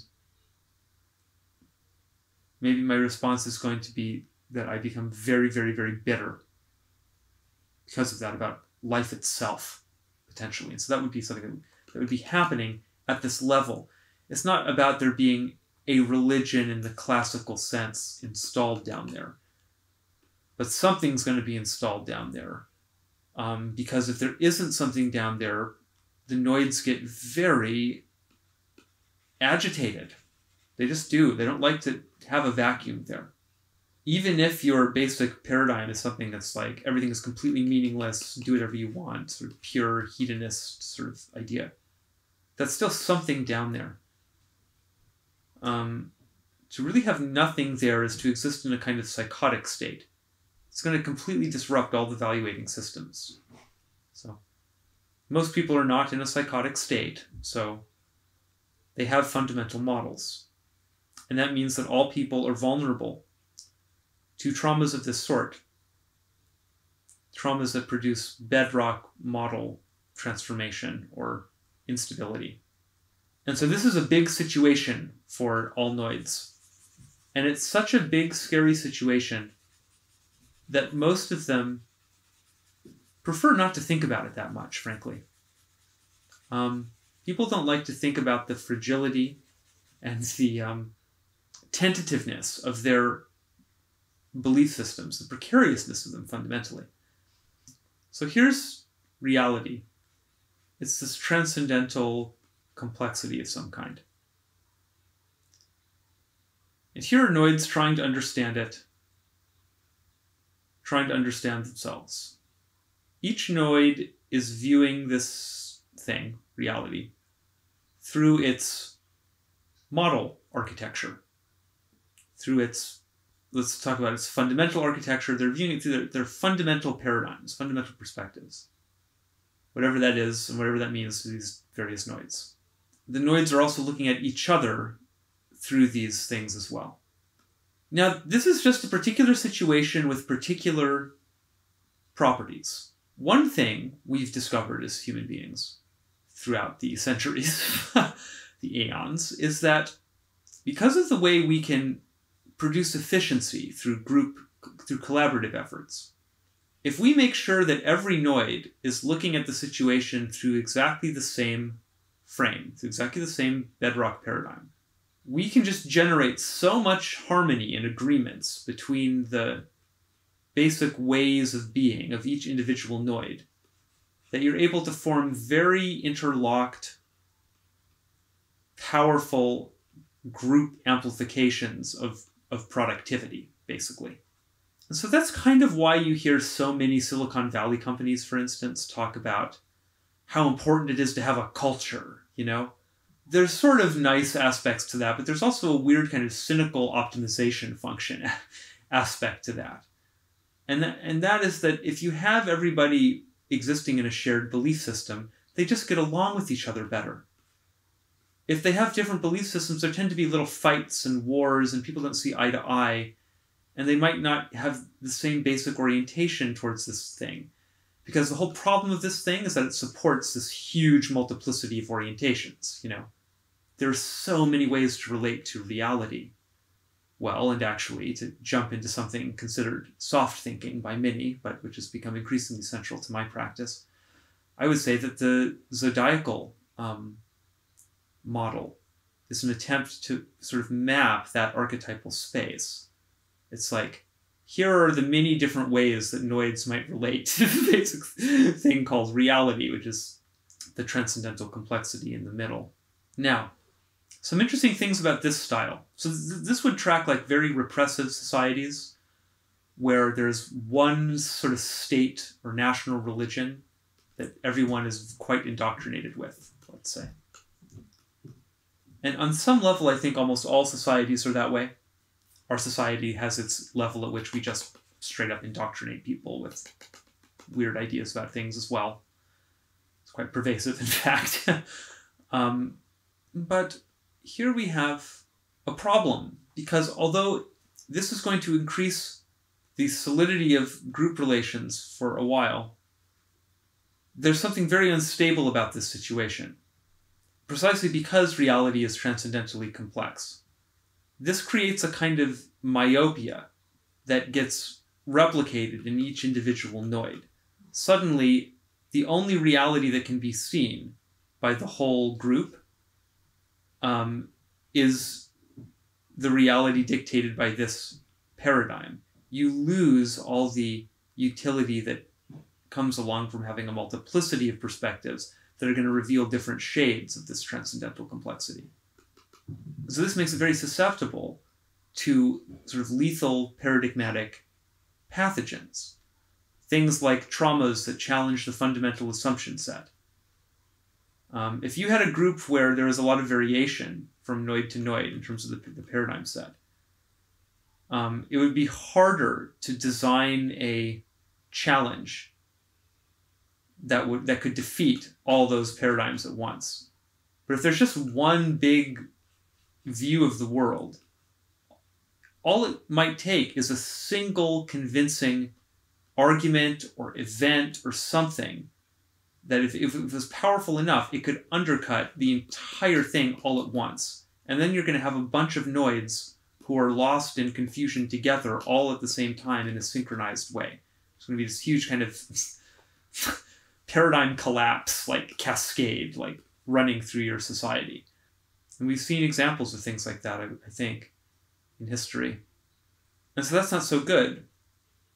On the other hand, if you have a group in which every noid is free to develop its own unique paradigm, and you really do that in the same kind of toy way we imagined this, which is, let's say you take the really extreme case of it, and really you put no restrictions on this, and people can just form whatever view they want, and let's say you give them absolutely no guidance, because then that would start to become a kind of a meta-paradigmatic aspect, or some level of a sort of shared sort of cultural influence again. But say you really let these noids like get isolated with it and like make their own religions.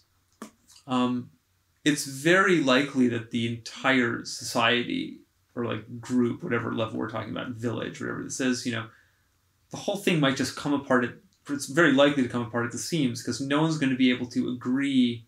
Like, even if they don't turn hostile towards each other, which they very likely might, they're just not going to be able to agree enough probably on any fundamental anything to get anything done.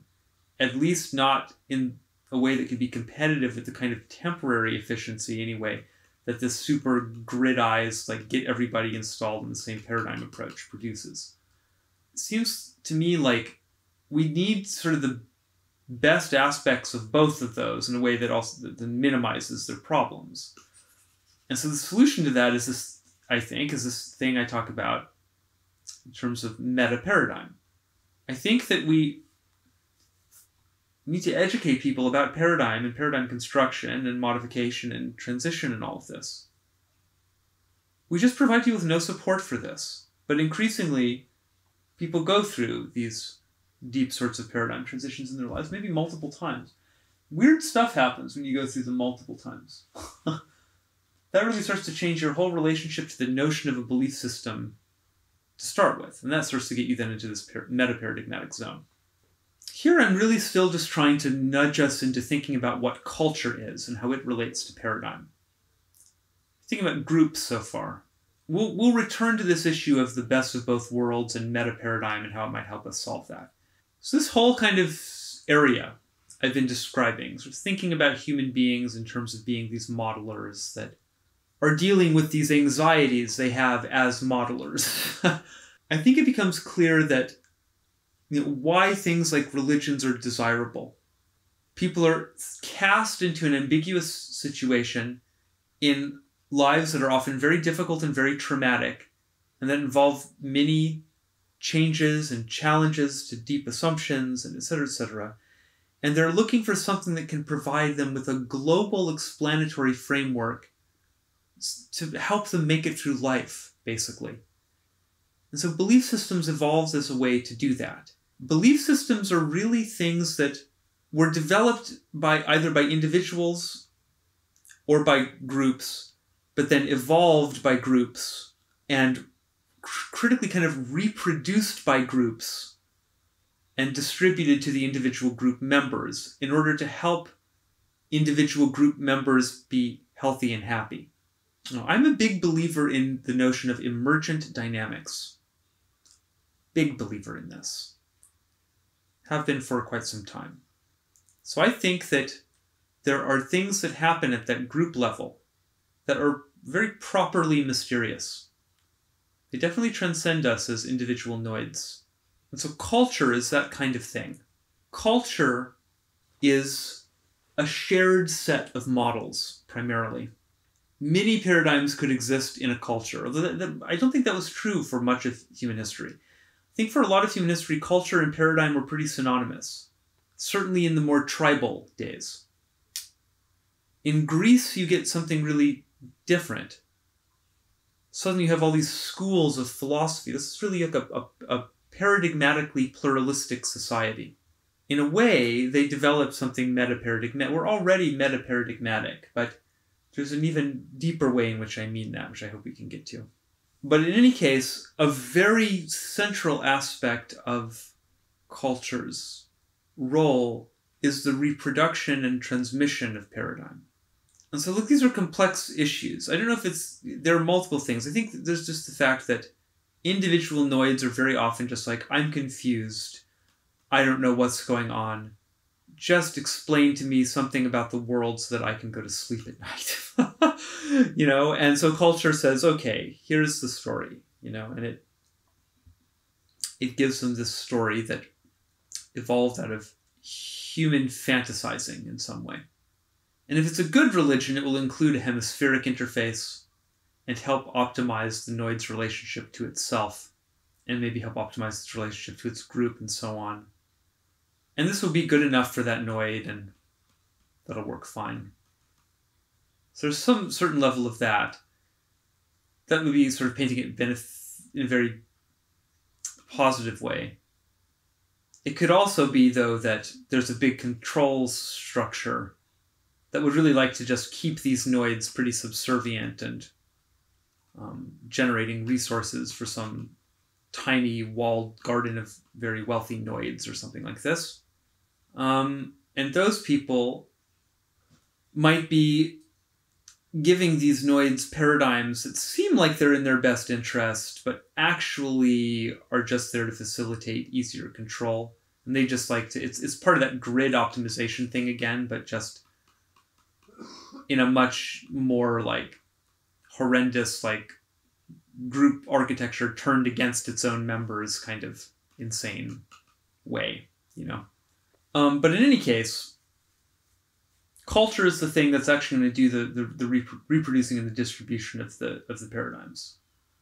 Sometimes it's going to be literal. It might be about printing Bibles and making sure that one is installed in every drawer in every hotel in America, for instance. Ever think about how weird that is, Beings. But is that even true anymore? I don't know. It certainly was true for a very long time. Just got to make sure that Bible is available. So I think that culture is something that is summoned into existence by the collective fundamentally in order to protect individual noids from having to experience the informational wilderness themselves.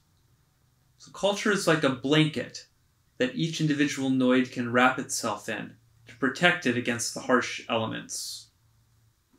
I don't need to make values for myself, this noid might say, if they were fully cognizant of their situation.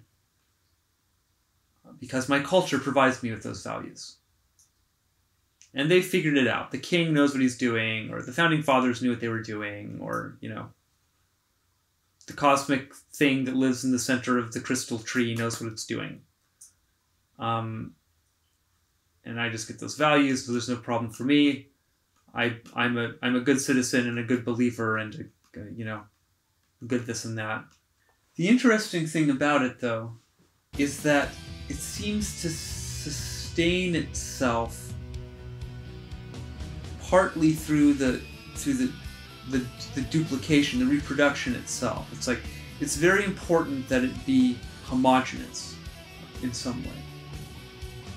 Because otherwise the blanket just isn't effective. The blanket acquires its magic power from the fact that everyone else believes in it. That must be how it works. Right? Because that's just the situation that every Noid is trying to avoid, is the construction of its own blanket, that it has to invest itself with its own power of belief to charge up, you know? That would be constructing its own paradigm. The whole thing is, to construct one of these for yourself, you have to have a real encounter with actual information collapse. You have, that's kind of the meaning of Christ in the desert, I think. A literal desert is going to help as well. It's going to help particularly with activating the transcendent function. You're going to fill all that emptiness with, and sort of natural emptiness, particular thing, with unconscious goings on.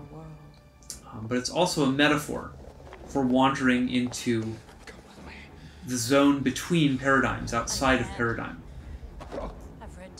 where you will bask in that noise. Basically, by basking in the noise, it would become impossible for you to make sense of anything externally directly. So the transcendent function will trip, which will probably trip a kind of projection then, in which you will begin to learn things about yourself through a process of sifting through external, complicated, noisy material. This is you as an organism. This is how you help yourself when you're in this kind of situation. It's like, I can't make sense of my external environment anymore. It's question marks everywhere. The only thing that's going to help me is a self-knowledge increase. So to increase my self-knowledge, I have to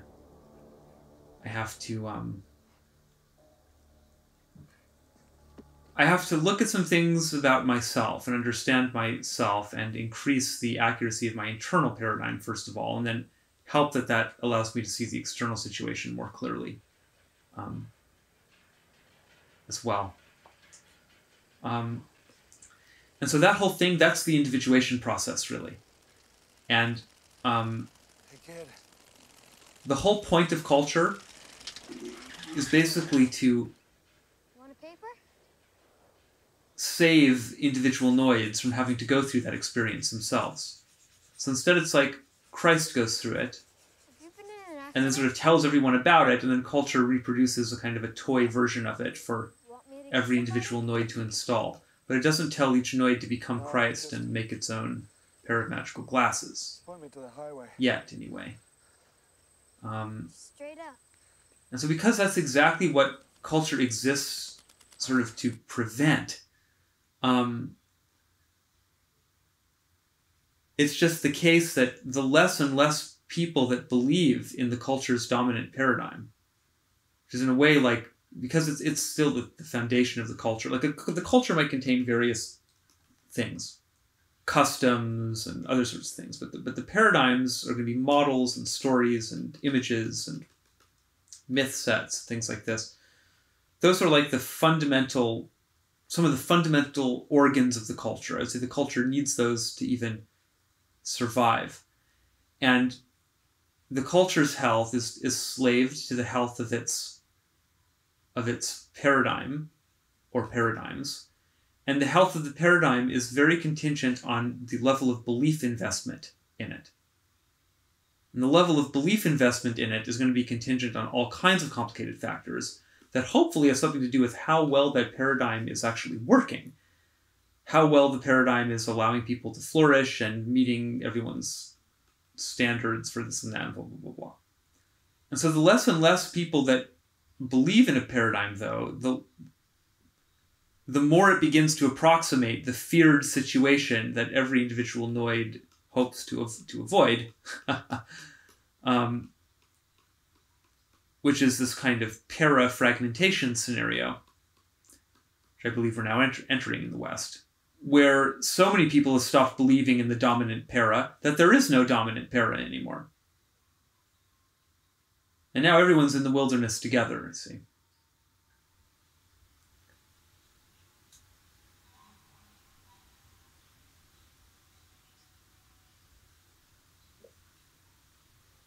So because of that, I think that culture is very hostile towards anything that threatens real paradigm transition. At the same time, culture understands that it needs paradigm transition, or a healthy culture would understand that. It needs to update its basic paradigms periodically in order to remain healthy and viable, because reality is not remaining static, therefore culture can't remain static. It's collective hallucination is what this thing is. But it's a hallucination that is real precisely because everyone believes in it. Culture is so real and determines so much and influences so much and has dynamics and a life of its own. Culture really transcends us as individuals. It goes through its own phases and stages and has kind of a life cycle and so on.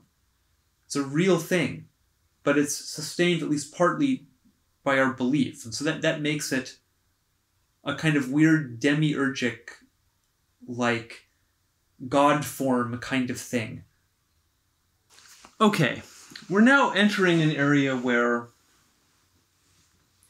this all has to be very tentative. So this is really me trying to work this out in real time. I don't know about the veracity of the things I'm about to say. But I want to think through this notion of metaparadigm a little bit. Okay, the first thing I want to say at the outset is that there's a whole big question about who's ready for what when it comes to this kind of stuff. Sometimes there's a bit of a weird utopian thinking with this kind of stuff. It's like, okay, I've understood these big things, and now what we're going to do is we're going to blast these things into the heads of everybody all at once in some big dramatic awakening moment. And maybe something like that's going to happen, but I think that it's more like we exist in some weird big soul factory. And people are just grinding through their soul polishing procedures. Maybe across many lifetimes or something, who knows. People are going to understand things with different levels of subtlety at different points in that process. And so a good paradigm, a good dominant paradigm, let's say, because of course, you can have small paradigms or bigger paradigms, or it's always levels of subtlety here, I suppose, but I have in mind here like the basic fundamental belief system, ground zero belief system. So anyway, a good foundational paradigm will exist in a depthy way that will work for many different levels of understanding simultaneously with the greatest degree of harmony between those levels of understanding. So it's not that it's going to provide a totally different story to these different people.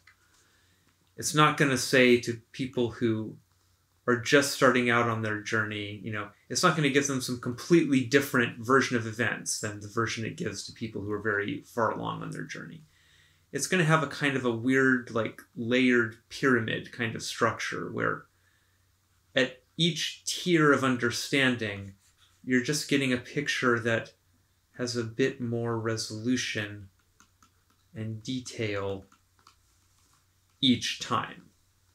So in other words, even at the very most basic level of understanding, you would like your paradigm to contain the basic block outline, the basic shape that is still used to organize the very most subtle levels of understanding. That's my belief anyway, because that then makes the whole paradigm nicely harmonic from top to bottom. And I just have a preference for that, I guess. But also because it's just going to work the best. You can see this sort of thing emerging in the YouTube ecology already. People who are optimizing videos for multiple overlapping audiences get more successful. They make more successful videos, of course. It's about that high dimensional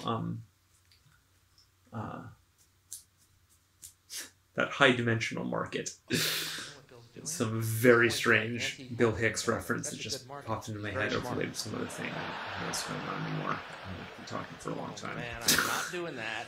You fucking evil scumbags. Evidence of that statement You know what Bill's doing now? He's is going for the this righteous indignation video. dollar. That's a big dollar.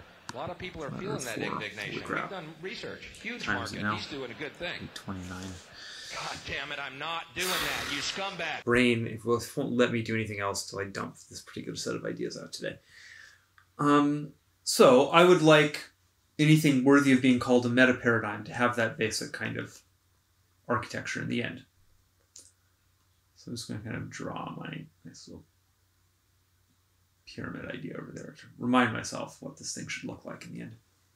I'm going to just start listing some things that this thing ought to have, and I'm not really going to provide a lot of justification for any of these statements. I'm just going to say that the idea of a meta-paradigm of the sort I'm imagining, a kind of good future-proof one, is that, first of all, it ought to be very self-aware of this thing.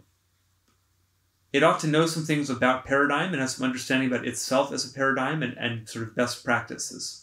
Because part of what this thing needs to do is it needs to oversee and guide the formation of these other paradigms and teach these other paradigms how to get along with each other in the big meta-paradigmatic society that ought to exist and needs to exist to solve certain crises that are currently going on in the world that might destroy the world if we can't get all the different weird noids talking to each other effectively. The meta-para needs to know about para and know about itself as para. That's very important. Start listing these things. Self-aware is what one of these things is going to be. That's a big one. The new paradigm is going to be a self-aware paradigm, finally. It's going to know that it's a paradigm, and it's not going to pretend otherwise. But precisely because it knows that it's a paradigm, it's going to try to be as devoid of content as possible. We don't want any content, really, in this thing. The content's going to be handled by the paras. The meta-paradigm, it sits at a slightly different level of abstraction than that. However, it is going to... I'll put this in quotes because I'm immediately going to break this now and say it's not entirely true. It's going to have some content. But that's going to be content of a sort that has to do with best... Now this is very complicated and subtle now, but best current knowledge base of noidness. I don't know how else to say this. This comes from the self-awareness part. Because what this thing is a paradigm. And a paradigm is something that is, in a way, quite biological. It's just something that these weird animals called noids generate in their psyches and then kind of share amongst each other, that they use to structure perceptions and understandings and actions. So it all exists in reference back to the noid and the body and the environment.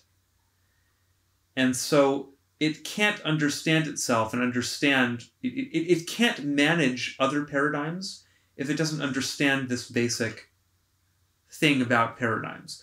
So content that has to do with that can make it in. But it has to make it in a very neutral kind of way. There is no such thing as developing an idea really out of first principles without any kind of basic assumption set. I do have some underlying assumptions here, of course. One is that human beings have a nature. I think there are many good arguments for that, you know, but ultimately they're arguments. They're not things that we can just say are facts. I acknowledge that, of course. Really what the meta-paradigm needs to have in order to achieve this self-awareness is it needs to monitor paradigms. It needs to study. Basically, this is about becoming aware of the fact that this paradigm ecology exists, and we need to apply various imminent big data related sort of neural tools and things to the analysis of long-form group dynamics, which will be recorded for us in rich detail by virtue of the fact that these groups will exist largely on the internet and so on. We'll be able to track the evolution of belief systems over long periods of time, assuming we're around that long. Imagine even a couple hundred years in the future, after a whole lot of belief systems have evolved, and maybe we have like internet archives of like the conversations of all the members and all those communities as they, evolve all these different ideas, and all these, and then we have the whole historical record about how that all played out, and we have that all cross-referenceable and all, et cetera, some big database. And then in like 200 years of that has happened, and then we also have these really sophisticated neural nets at that point that can like data crunch on that and extract really subtle patterns about that. And like, who knows what we might learn about the way human ideas evolve and develop and relate to their historical circumstances, and also strange emergent things just about group dynamics, how those human groups move around, and how it does and doesn't track similar shapes occurring in the information field, and there's so many like amazing things that could exist. Which it's basically metaparadigm. It's kind of trying to be a solution to this issue of like, we all need to have a shared belief system of some sort. So it's a little bit like trying to design a universal language. It's like, okay, let's accept that the whole world needs to unite around a single belief system. What's that going to look like? It has to be something that everyone can agree to. So that's why devoid of content is important. And it has to...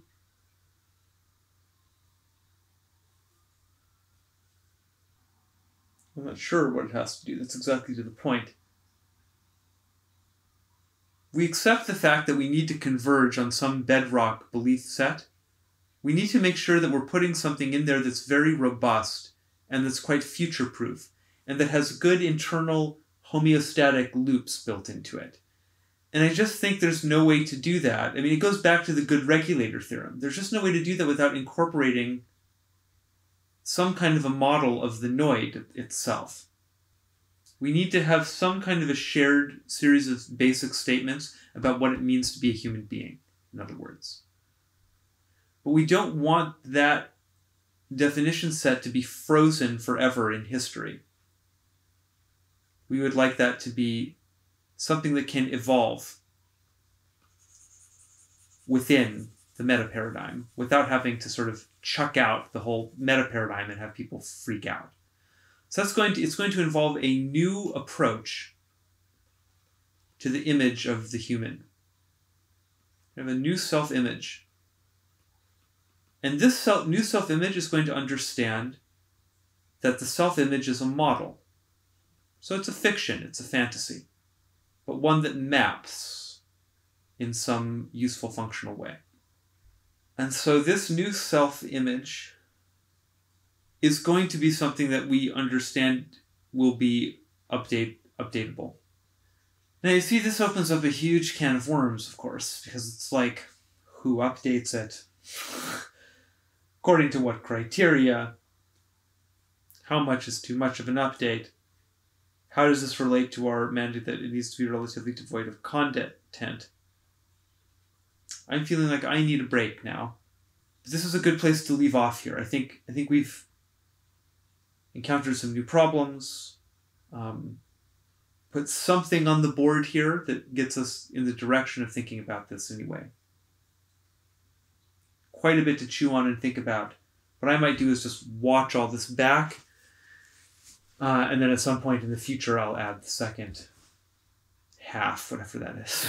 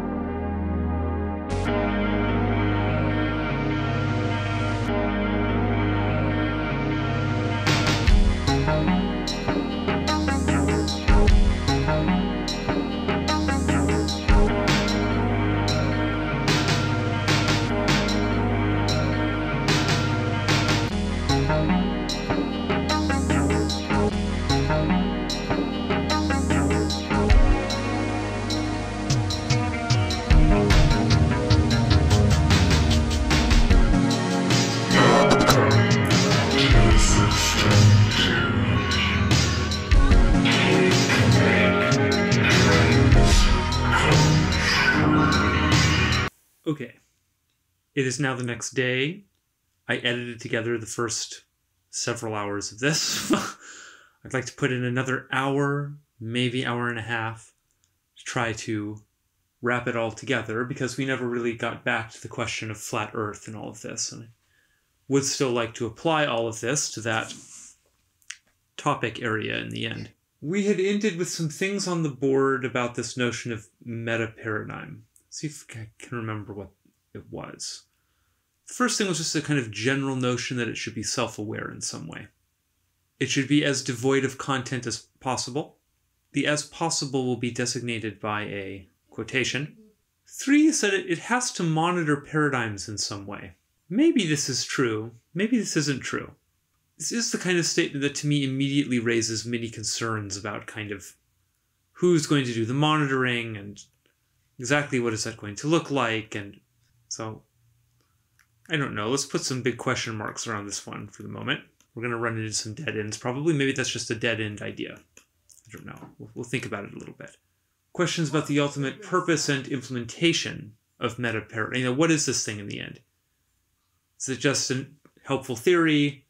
Is it something that ought to be taught to people? Is it... I mean, to me, ultimately, I suppose I'm trying to articulate what it is that I either already have kind of unconsciously or only quasi-consciously, or perhaps am in the process of forming or ought to form or something. You know, what do I want to have installed as my baseline paradigm? It's definitely not 9/11 sync. That's not a foundational paradigm to me. This is something that's become very involved in like my personal myth or something. And it may be a truly objective thing going on in the world. It's definitely an objective thing going on in the world in the sense of many people are having very similar experiences. So there's a particular paradigm that when worn will reveal this thing. And so I have a lot of beliefs about that. And I think that it's very connected to a particular paradigm to do with this notion of hemispheric interfacing and the ego-self axis that I think ultimately will prove to be a very robust and useful paradigm tied up in the ultimate destiny of the human race. So that's my belief about that particular paradigm. And so because I have such a strong feeling about this stuff, I would really like to somehow bake and include this stuff in the meta-paradigm, but we really need to resist that notion. It's really directly at odds with this devoid of content thing, which I think we really ought to try to honor. I think meta-paradigm really ought to be not so much about particular belief statements about the nature of ourselves or the world, except where it absolutely has to understand what it is. So it has to understand some of these things about models and about paradigms. But beyond that, I think it really ought to be mostly about an agreed upon protocol for how paradigms ought to interface with each other, and also for how people ought to steer and utilize their paradigms. We don't put a person into a car and just let them kill themselves in it. We understand that it's complicated to drive a car, and you're driving it with other people, and we're all sharing a road, so there needs to be some kind of system in place. And we have to educate people, we have to teach them how to drive, and they have to pass a test, and only then do they get to, steer the vehicle. Unfortunately, that's not what it's like with your psyche. You just have to drive it right away, and so you're learning as you're driving. We just are not being honest with ourselves yet, I think, about the nature of belief itself, belief systems themselves, and what that means, and, but it ought to be about that kind of stuff. So I'm trying to keep not only 9/11 sync, which is a particular hemispheric interface, but any particular hemispheric interface or ideas derived from hemispheric interfaces from appearing too much in this meta-paradigm thing. So that would include probably ideas about the ego and the self and so on. Strictly speaking, those are pretty paradigmatically embedded ideas. You know, we have to accept the fact that many paradigms are not going to contain those kinds of notions. They might not even be concerned with that general aspect or area of reality. Who knows? We need many, many, many types of paradigms to flourish in the new complexity. That's really part of the notion here. Is that, you know, paradigms. Well, actually, this should be written out here somewhere. It's not really part of this, but the world is too complex to be navigated by a single paradigm. It was always that way, but now it's just really the fantasy that it could be some other way can no longer be entertained. You know, we can't pretend any longer that a single belief system is going to get us through a life in the modern world. For the vast majority of people, it isn't. They're going to go through some transitions probably, especially now that the internet exists and now that things have become so volatile in the paradigmatic ecology. Uh-oh. That's no good. It's not. Everything that the meta-paradigm expects a paradigm to do, it also ought to do. And so one of the things that will be shared is this notion of self-awareness. I think we really have to expect paradigms to understand that they are paradigms. They can no longer make these naive claims to exhaust reality. A single paradigm can never exhaust reality. I don't care how magnificent and beautiful and workable and maybe in an ultimate ontological sense true your paradigm is, it's still a paradigm. And reality just transcends your paradigm. I think that's, didn't mean to knock my glasses off there, but I could have written that as dramatic effect. Probably not very convincingly. So we'll just acknowledge it was a mistake. It's just in that sort of spirit. I just wish paradigms could cut the shit already. Yeah, you all say that you're the only one, true one, with the ultimate secret to the universe, you know? I've heard that story. It might surprise you to know I've heard that story many times before. You know, I don't get the... It's a shame that that's a tactic. It's a shame that so many noids fall for that tactic. It's just setting people up for terrible traumas, basically. So it's kind of like this paradigm comes in and it says, you know, I'm everything you will ever need. Don't look to anything else. If you do that, that's blasphemous, you know.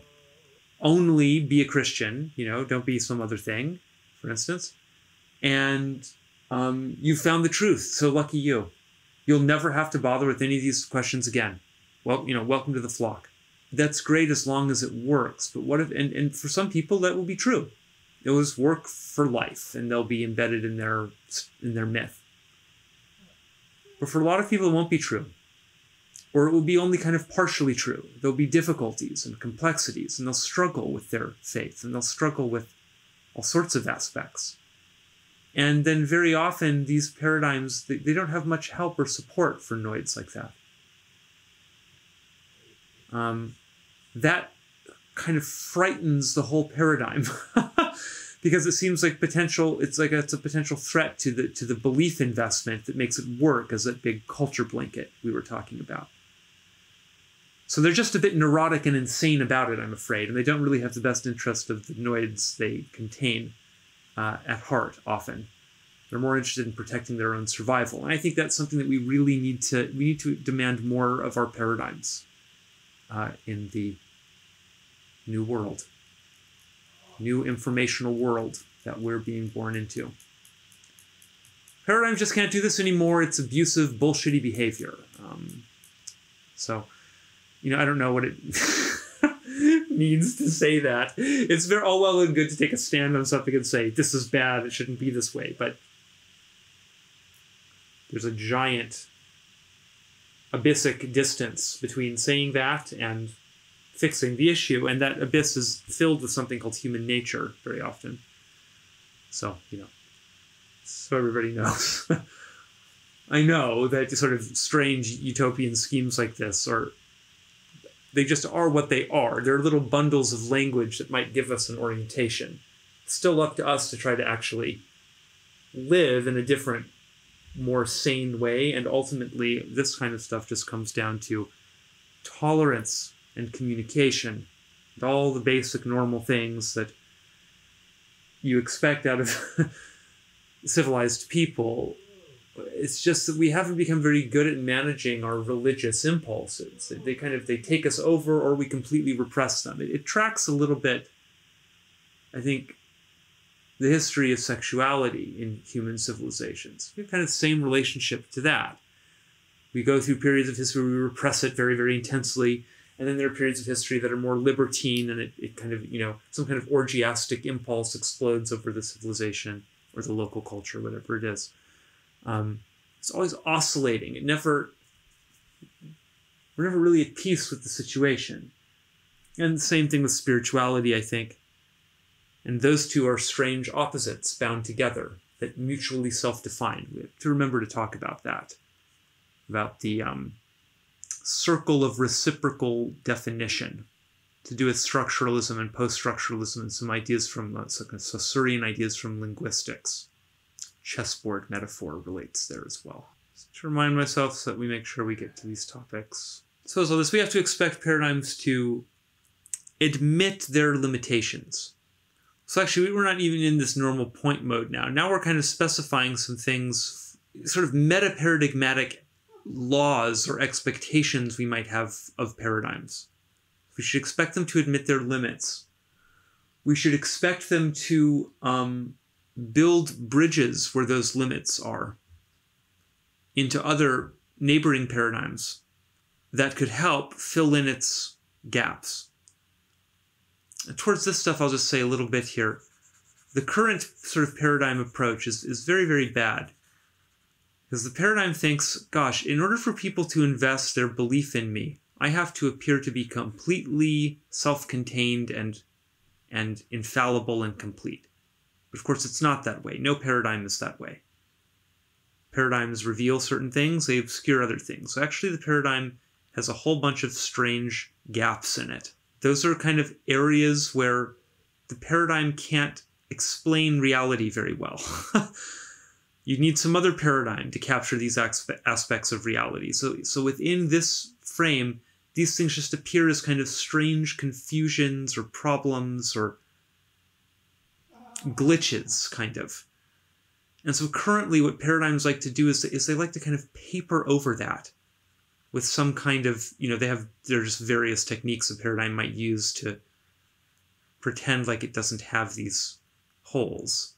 Very often it's about kind of swarming the Noid with a bunch of rationalizations and definitions and justifications and things to make sure that they never make the fatal error of approaching one of these areas too directly.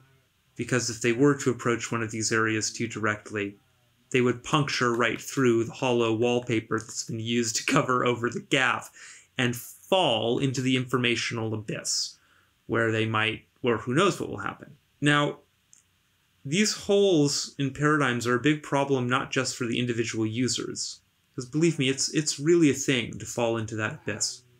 We want to try to protect people from accidentally falling into it. I think we ought to install structures in our cultures that are kind of initiatory experiences that will ask people to dive into that abyss a little bit, to find themselves there. That Christ in the desert idea. That's something from my paradigm. I just think that metaparadigmatically, though, we should acknowledge that this is like a big problem most paradigms have. Because these are areas where they could someday start to kind of hemorrhage believers, which would decrease the vitality of the paradigm. So the paradigm's own health is a little contingent on this. I think so presently it's like it has a bunch of fear that if any of its believers encounter these gaps, it'll be the end, it'll be the death of the paradigm. And it depends on what the paradigm looks like. Maybe you've got a really nice paradigm, but maybe your paradigm is just like one big gap in the end. The whole thing was just a big kind of papering over something with a bunch of denials and rationalizations, and there really isn't much to hold it up. But I don't think that's most paradigms that have a storied history in the world. These paradigms are around because they work in some way. They serve people in some way. So it's not going to be all holes, and they don't really need to worry. What they ought to do is they ought to think about it like they're designing a terrain. You know, put some fucking guardrails up, or put a fence up around it, for fuck's sake. Something. Maybe there should be a sign there describing a little bit about it. Maybe put like a ladder there so that people will just fall to their deaths if they do happen to, you know, just be reasonable about it. Let's not pretend that it doesn't exist. What else might we want to instantiate as an expectation for paradigms? Well, they have to understand a little bit about their nature as language systems, and understand that experience is deeper than language, which is the same thing as being more ambiguous than language. And so that's the whole problem of paradigm. That's why there can be competing paradigms, is different sort of language bundles pull out and make visible different aspects of the real. So that's just what's going on, right? But so because of that, you can't judge a paradigm to be true or false on the basis of some kind of intellectual picking apart of its premises and its laws and so on. It's not really about that. You have to live through the paradigm and see what it does for you. It's that kind of thing. It's tied to actual praxis. So the way to figure out if a paradigm is quote-unquote good or bad is to use it and see what results it generates. There's a strongly practical component to it. And so that, so how should we sort of summarize that as a little point here? Para is about praxis. I don't know. I'm sure we can develop better language for this later on.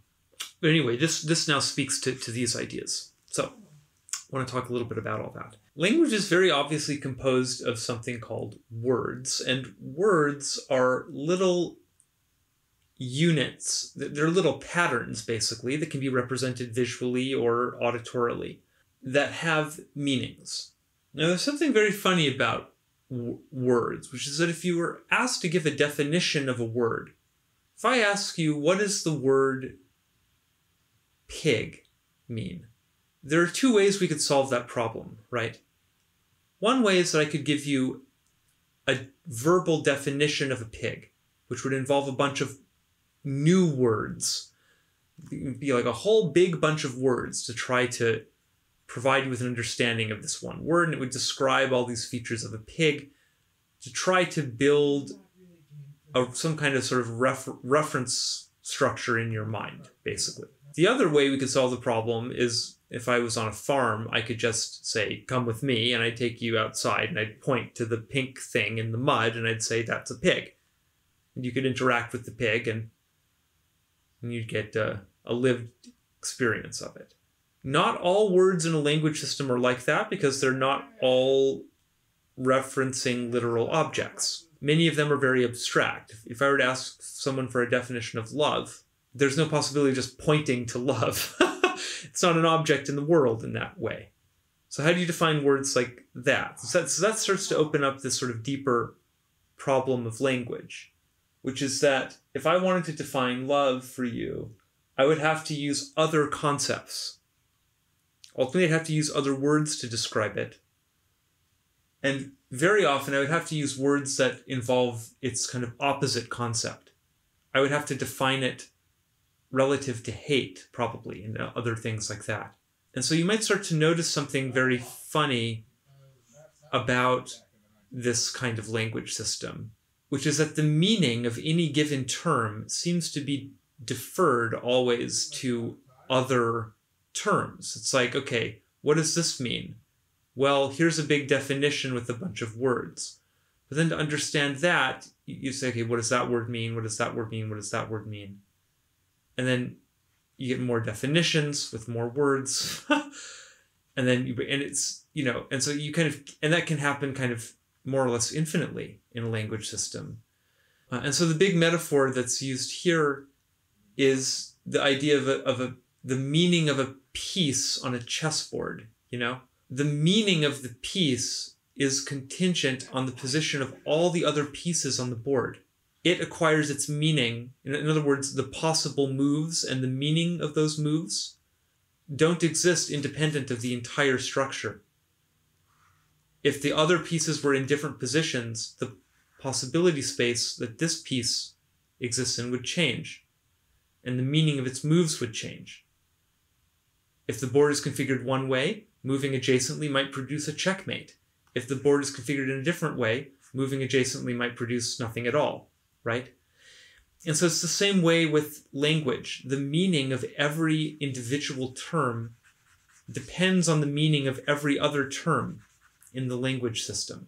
And so that has some interesting consequences. Fundamentally, paradigms at some point are going to collapse onto a network of definitions, because paradigms are linguistically coded models. So they're made out of language, so these things we can know about language can help us understand some things about paradigm. And especially I think about paradigm construction, which has to happen linguistically on some level. It may or may not be kind of the birthplace of the paradigm. Generally, I think we might want to see paradigms form in a more organic way, and then you figure out how to linguistically code it later. So that's kind of what I would say Jung did, probably. Jung had a bunch of experiences and then tried to develop a language system to explain it.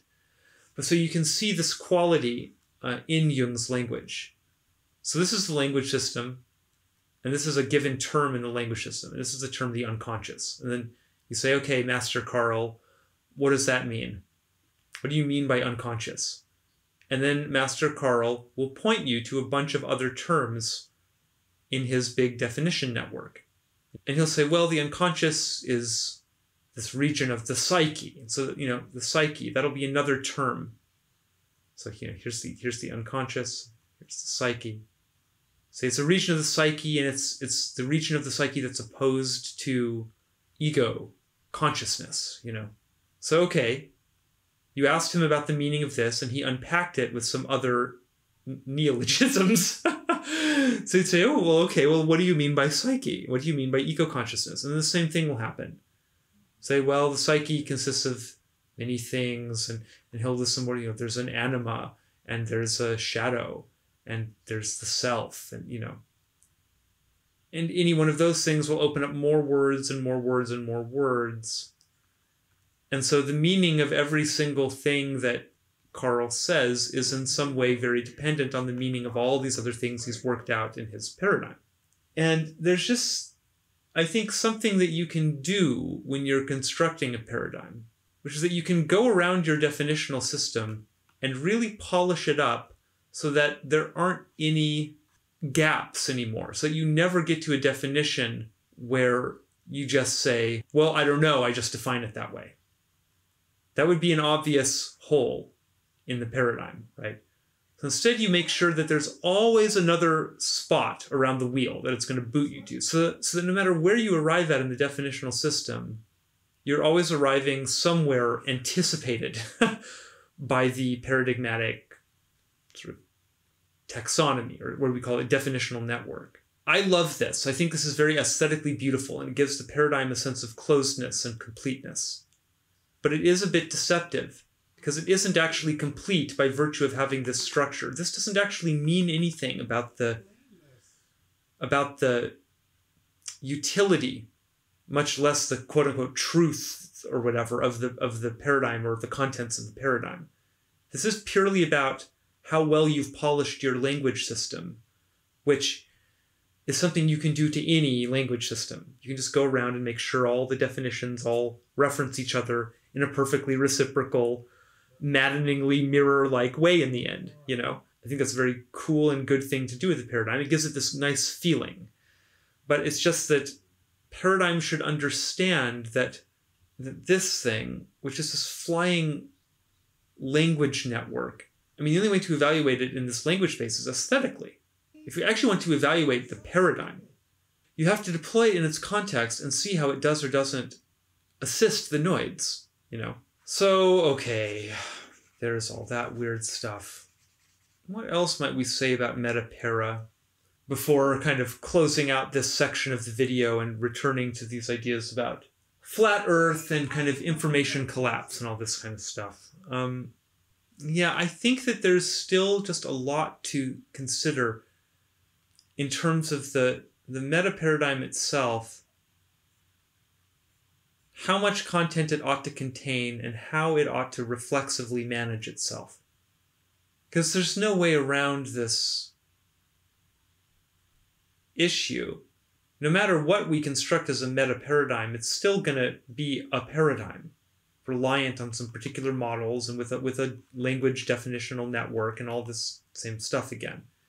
So it needs to also admit its limits and build bridges. And I'm not sure exactly what that would mean. So I think there's just quite a lot of ideation between now and potentially figuring out what that means. Okay. I want to pop in pretty non-linearly from the future here to add a bit more detail. I'm not sure, and precision. I'm not sure exactly where I'm going to edit this back in, but hopefully I'll edit it in somewhere that's minimally disruptive. I had actually finished this entire video, uploaded it to YouTube, posted it to Reddit, got some comments on it, and so on, and then realized that it just isn't quite complete yet. And I want to provide a much more precise definition for exactly what belief is, and think a little bit more deeply also about what repression and unconsciousness is in relation to the idea of paradigm and perception. And I also want to provide a little bit more clarity about some of the other things I talk about either before or after this point in the video timeline. I don't remember. It's such a giant clusterfuck of a piece at this point. You know, at some point this will probably all get boiled down into a nice text-based format that can, you know, a proper paradigm, linguistically transmittable without the help of all these weird pictures and so on. I mean, we'll have our diagrams and so on, but I just mean a real body of text to live on a place like Medium or something that will reveal this story in a nice story-like way. Because I think we really have a quite compelling story now about all this. Many of the ideas I'm about to discuss were formed in conversation with Alan Waller yesterday. We had a phone conversation. It was definitely over 5 hours. It may have been over 10 hours. I'm not sure. It was like a full day long conversation in which we were just bouncing these ideas back and forth. So I'm not sure exactly who supplied which parts of this at this point. It's all very sort of interlinked up. So these are some ideas that Alan and I had yesterday about what it means to be a human being. I after our phone conversation, I wrote all this stuff down on my legal pads, try to, you know, linearize it a bit more. So, okay, that's enough of explanation about why I'm here on Thursday now. I'm here because I need to supply this information. I'm also here because I'm in a bit of emotional distress, and I keep trying to focus on other things and practical things, and I keep feeling that I just need to finish this thing here, and I'll feel a bit better for some reason. I think because something about this story I'm about to articulate is very calming. Both Alan and I had this sense at the end of understanding all this yesterday. There was a immense lifting of anxiety for both of us. I'm back in anxiety now, of course. It's inevitable, I've realized. There's always going to be anxiety. It's fundamental to the human condition. But thinking through the meaning of anxiety, understanding why it exists a little bit, has helped me just immediately in relating to it in a healthier way. So, this is the weird spiral form, it's happening live sort of documentation of the thing. So I'm not going to go back in and sort of try to make linear sense. I'm just going to add these things in here so that they're in here so that I have the complete bundle in some form. Even if it's a form that ends up looking quite a bit more like this, you know, than like this, which is what you would want to have to really sort of explain something gently to another person.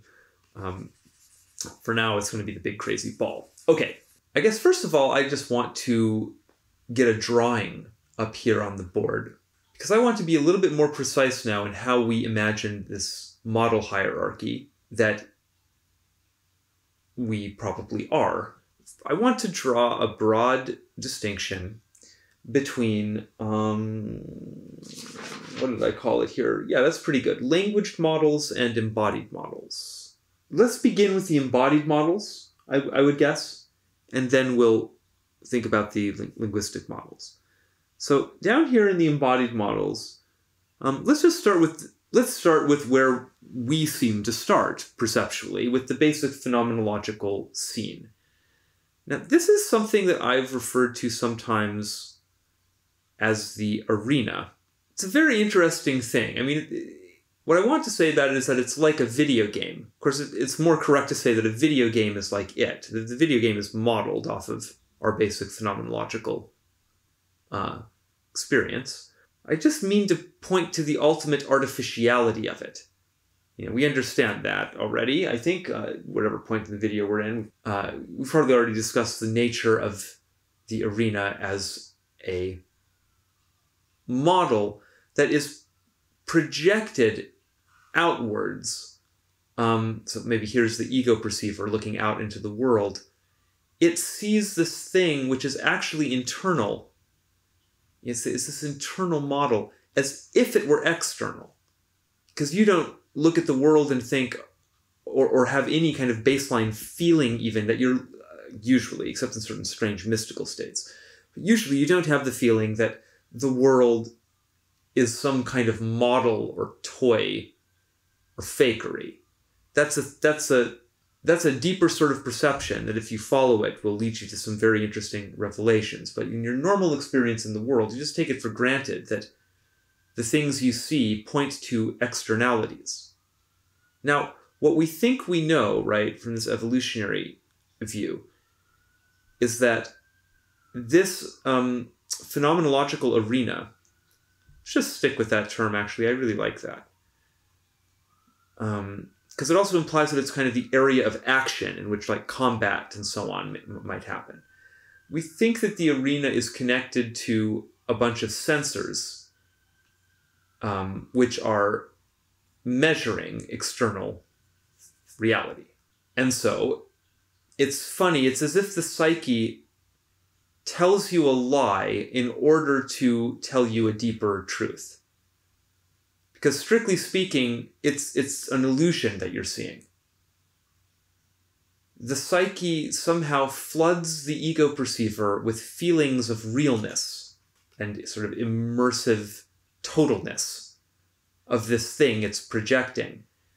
But it's still a projection. But it's a projection of the best unconscious guess about what's going on in the external world. What's disguised is the fact that it's a guess. So that's a kind of very strange thing about what we are. To explain more deeply how that all works, I want to sort of clear the board of this. We'll get back to this issue of noid projection on the basis of these models and how this sort of, you know, this is all involved in sort of the primal anxiety. But so, I'm gonna get rid of these lines. Here's the arena, we'll label it. And I want to specify now basically the main sort of branches of the arena. So we have vision, we have, of course, audition, sound. We have gustation, it's taste. I'm using the kind of the technical terms for the five senses. And then we have olfaction, and we have somatosensation, touch. And I would say that within somatosensation, we have some sort of weird additional things to do with like temperature sensing, and there are other weird, subtle things in the arena to do with sense of like balance awareness and things like that. So there are various other things, but forgetting that stuff for the moment because it's kind of minor aspects in a way. I just want to focus on the main sort of inputs that seem to be feeding this simulation we're all embedded in. All this obsession at the moment in the culture, by the way, about the simulation theory and all this, it's like so premature, you know? It's like, can we just start with the simulation we know we're already in, which is the mental phenomenological one?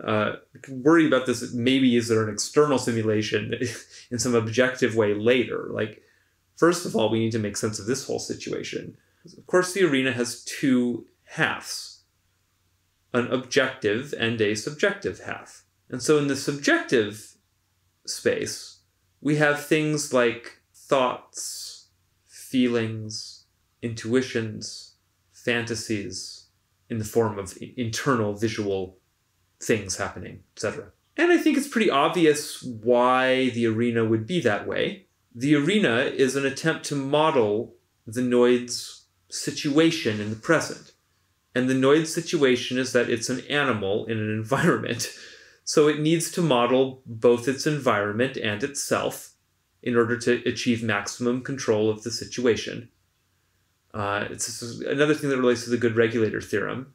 If the Noid is going to achieve maximum control of its immediate local environment, a major feature of the immediate local environment is that a Noid is in it.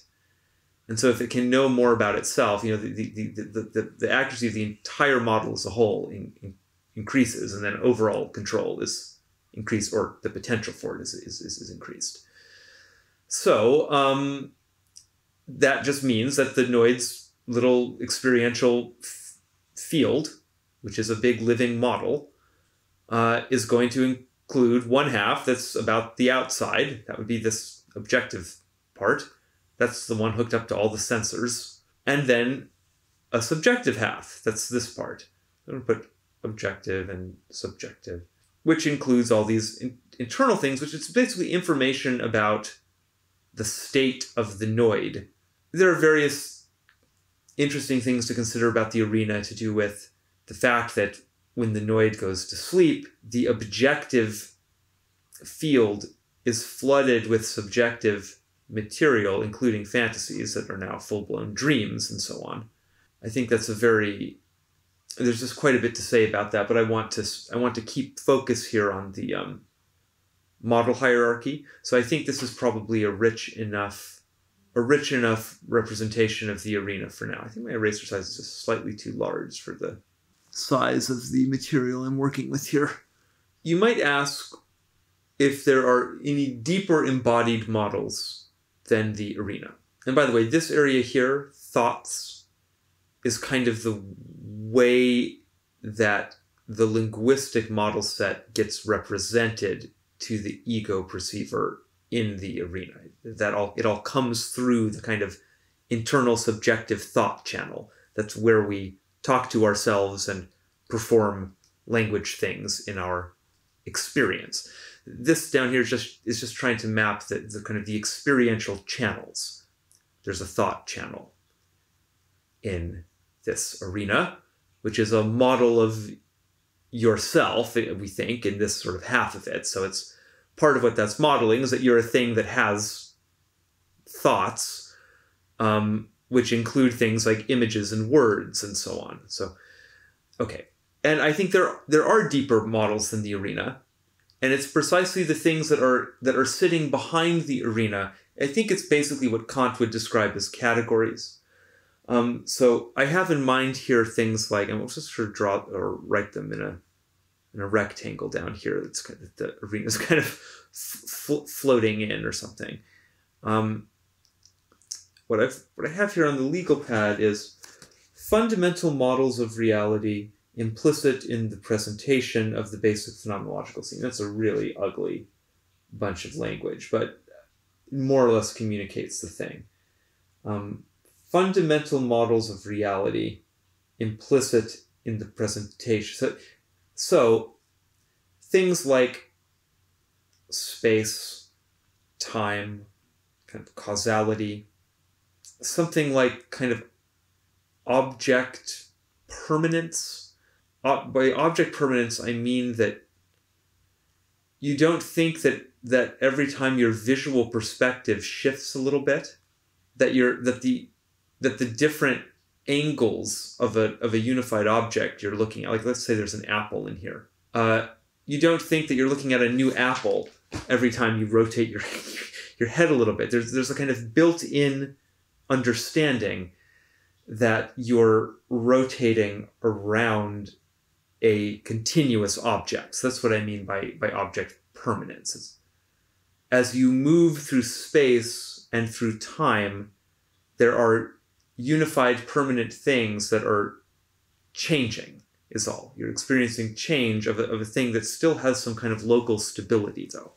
That's an important one because I think it's from there that we can be pretty confident in this picture of trying to use linguistic paradigms in a similar way. It's like all the different paradigms are trying to show you something about the real.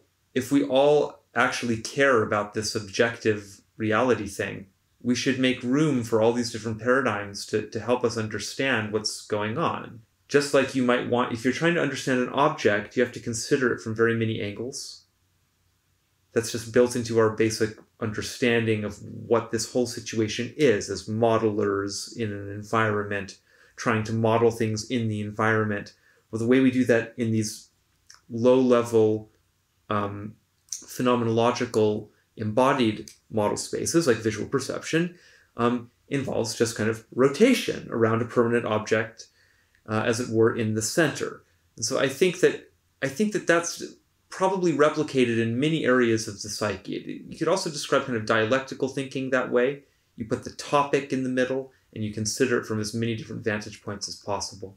So what might be deeper than space, time, causality, object permanence?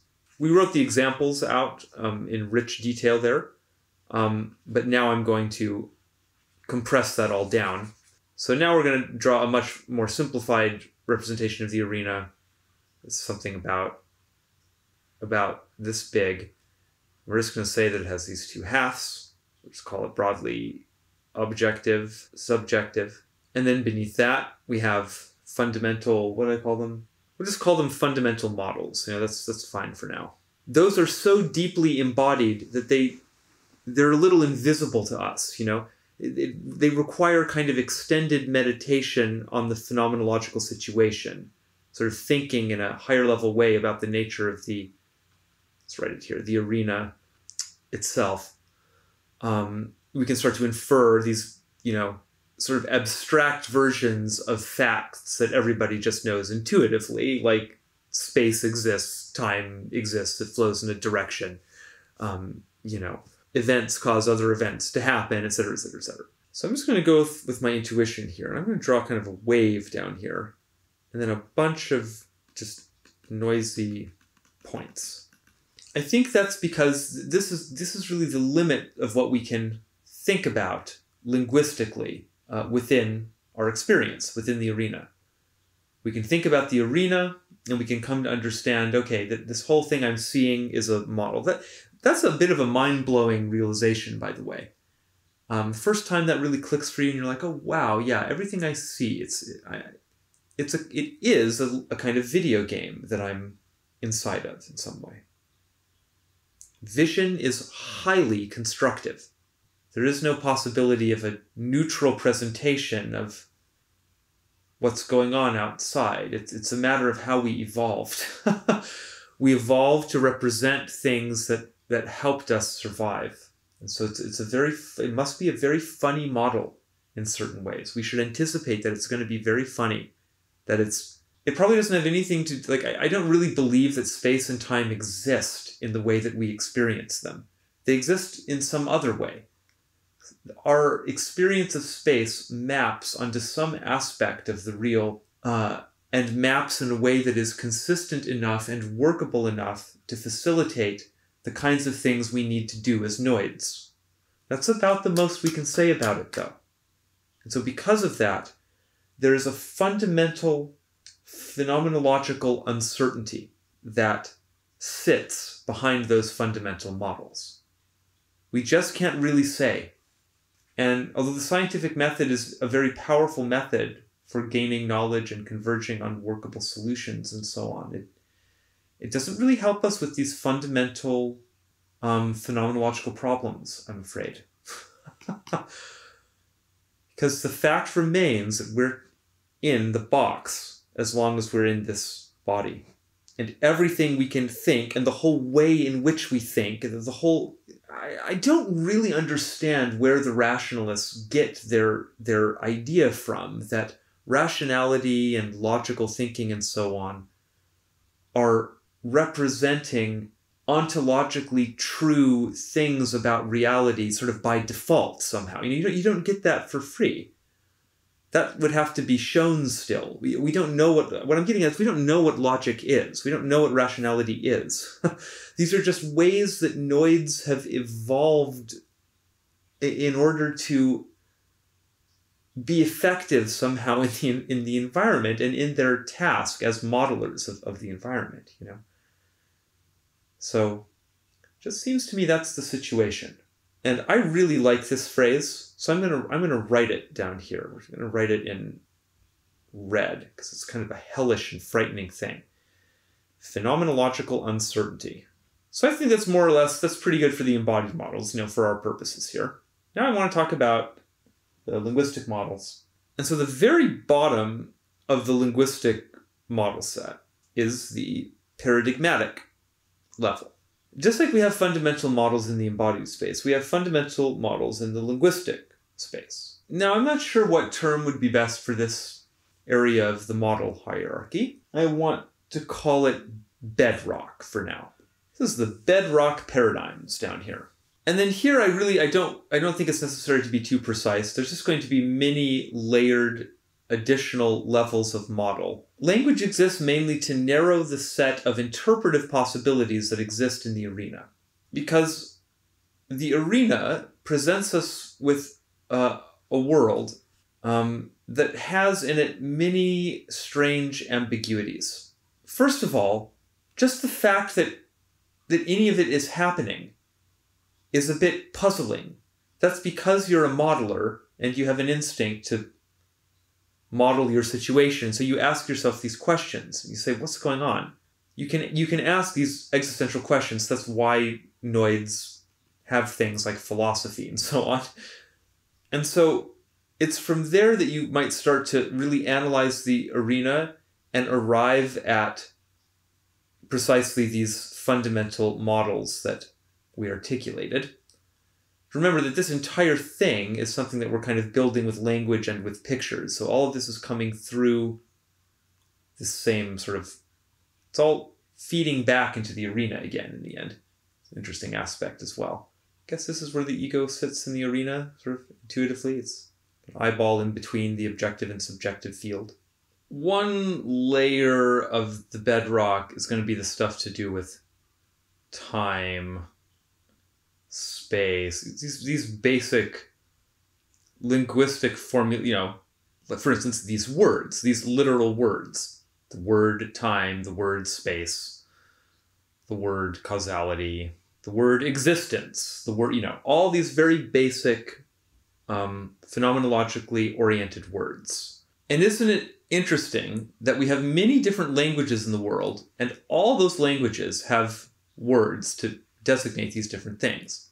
Different languages do seem to carry with them kinds of different baked-in attitudes towards things like time and space in subtle ways that you could understand if you were bilingual and are a little harder to deeply understand if you're not, but can still be grasped in an intellectual way. Different languages represent reality in subtly different ways, but in ways that are all basically consistent with the shared human experience of reality. So That's just how that would work, probably. We have another layer. And these are going to be explanations of the arena, or rather of events in the arena. So I mean this very broadly. It's just that being in the world has much more in it than can be captured in any individual statement or in any bedrock collection of linguistic models. What do I mean by that? Well, I mean that it's possible to look at the world that you perceive and imagine any number of kind of global explanations for how something can be happening. Just look at all the different ideas that human beings have generated about it. Maybe it's a big dream. Maybe we're living in a simulation. Maybe it's this big, empty, evolutionary machine, kind of, that is incubating some weird thing on the basis of these weird laws unfolding. Maybe it doesn't really exist at all, and the whole thing is some strange illusion that, etc., etc., etc., etc. There are just a million potential explanations you could offer because there's a fundamental ambiguity in what the arena presents. It doesn't explain, the world doesn't explain itself to you. Somehow it's just there and it's happening. But you're trying to model it, you're trying to understand it. So then language comes in to try to help you explain it. So we could open up this layer and discover an even finer level to the hierarchy, probably. Because you can have explanations about fundamental, kind of like the fundamental global story of the arena. Like beneath that, right, then you get to this like time-space causality layer. That's like about the stuff that sits below the arena. So actually, I'm going to include it here, even though most paradigms don't have it. But what ought to exist also at bedrock in the linguistic layer are some kind of model of the phenomenological uncertainty. We would like most paradigms to be aware of this whole situation, basically. But especially kind of this part of it, because this is actually the part that generates anxiety up through the modeling layers. But so anyway, above the time-space causality stuff, we have the basic sort of story about what the arena is, or what the world is that the arena is showing us. We don't have that level of sophistication about it yet. If we don't know about the arena, we'd have kind of more naive statements about the world in this layer of the paradigm. But in any case, above that, we might have explanations of just things happening in the arena, like very specific sorts of things, Right, I guess that now we really are just describing the entire rest of the hierarchy. So it's not clear exactly where the bedrock ends and all the other models that you use to understand reality begin. Eventually, up at the top, we're going to have very, very tiny, rapidly updating models. Tiny little contingent model that could easily change or be modified in some way. And it's about some very localized, particular little thing happening in the arena. Then as you go down, it's like they become kind of more and more large and generalized, it seems, until we at some point transition into the bedrock paradigm stuff, into the very fundamental stories. It's like if you're a little kid and you're asking that kind of repetitive why game, It's like, hey, Dad, what are you doing? Dad says, what does a dad do? I'm raking leaves. And then the kid says, why? And that's because we have to keep the lawn nice. And the kid says, why? Because it's important to keep cleanliness in your home. Why? Well, because, anyway, it goes on and on. And each time it has to go to a greater level of generality. And so, this actually isn't just an annoying little kid behavior. It's a great game to play with yourself that will take you on a dive down through the model hierarchy until you eventually start to approach bedrock. See, the reason adults hate this game is because of the the phenomenological uncertainty. I think they sense on some level that eventually it's gonna get to this terrible, unanswerable something at the bottom. It also is just a bit of an annoying behavior, of course, don't get me wrong, but I just think that very often in these childish things, very great insights are waiting to be uncovered. But so, okay, let's compress all that down again.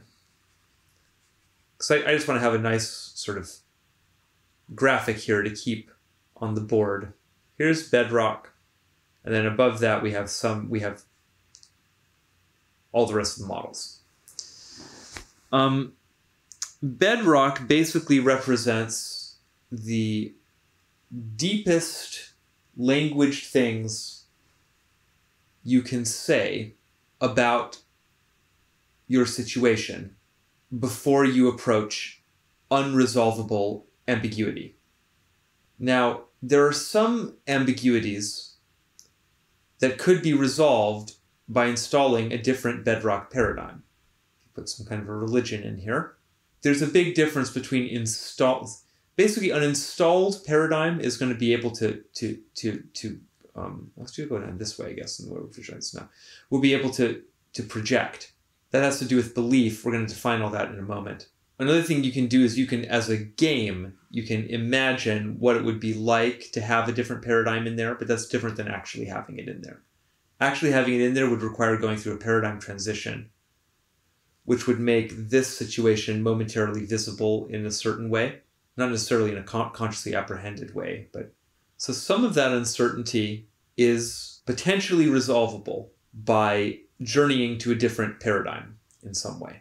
That's kind of uncertainty enough for many noids. That's a big scary thing, to think that you might have to go outside your paradigm in order to understand something that's generating an irresolvable confusion. It really might be something that you just can't make sense of from within your worldview. It might be impossible. There's just something about your worldview that just makes that thing sit right in a blind spot. So you might have to go somewhere else. That might cause a lot of anxiety because it begins to expose this whole situation. Or at least kind of this situation or something that oh gosh, there are things in the arena that require a multi-paradigmatic view in order to understand. Why is that? That's because there's a lot of ambiguity in the arena. Oh, that means my paradigm it's not exhausting reality. And you might begin to open up from there even the deeper anxieties that lead down to the fundamental phenomenological uncertainty. That's just to the other part of it, that there's a deeper uncertainty that can be unlocked here as well. But there are also things in the bedrock that are more directly linked into the phenomenological uncertainty. And those are the things that are modeling this layer of the arena. It's just precisely our understanding of this edge here. It's words like time and space and all the ideas about that. So things that can be encountered in the arena that rupture or sort of deny comprehension through these basic categories and ideas plunge you straight into a real experiential encounter with phenomenological uncertainty. And so that would be things like synchronicity, for instance. And so it should become clear, looking at this, that paradigm disruption can happen at various degrees of depth. And just generally speaking, model disruption can happen at any of these different levels.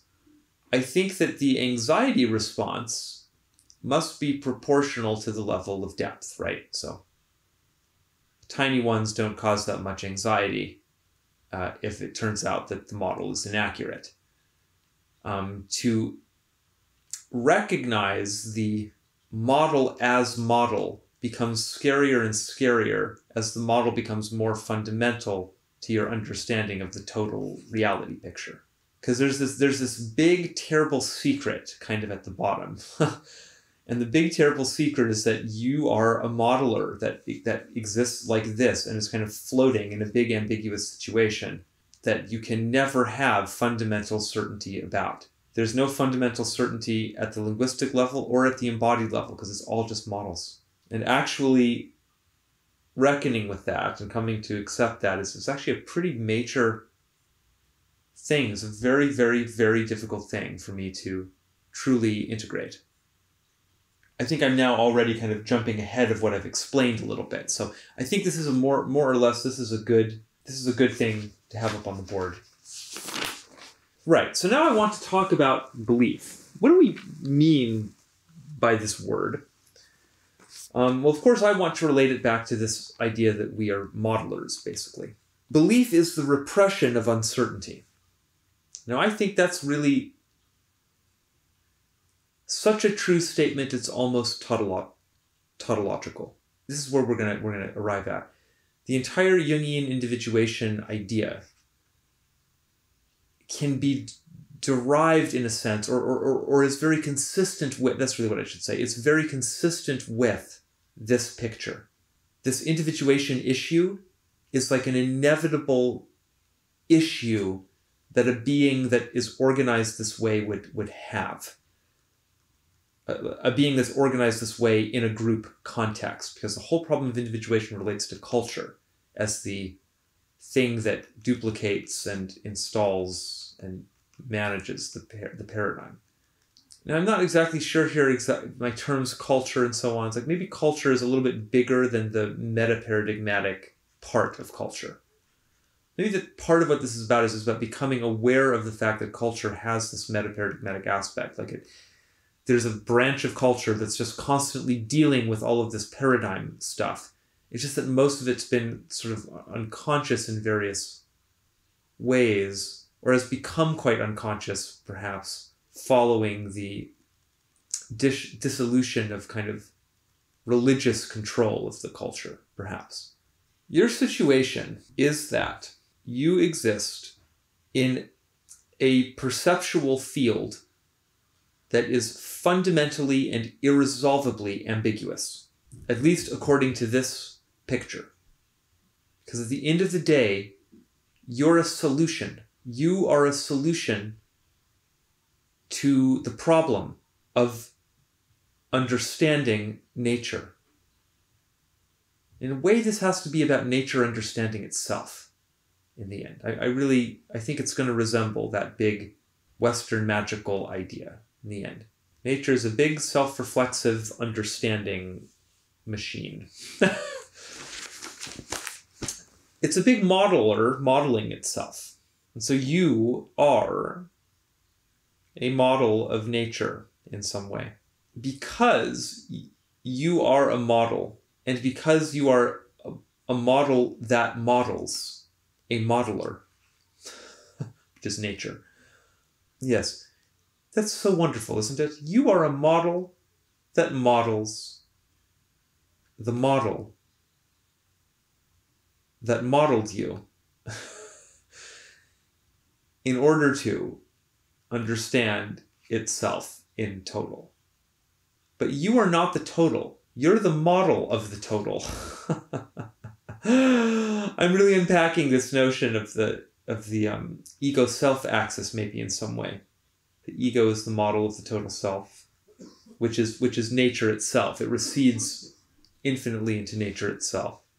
So, because you're a model, you are a particular perspective on a situation. What's so great about this? I was saying to Alan on the phone the other day. It has its own foundations.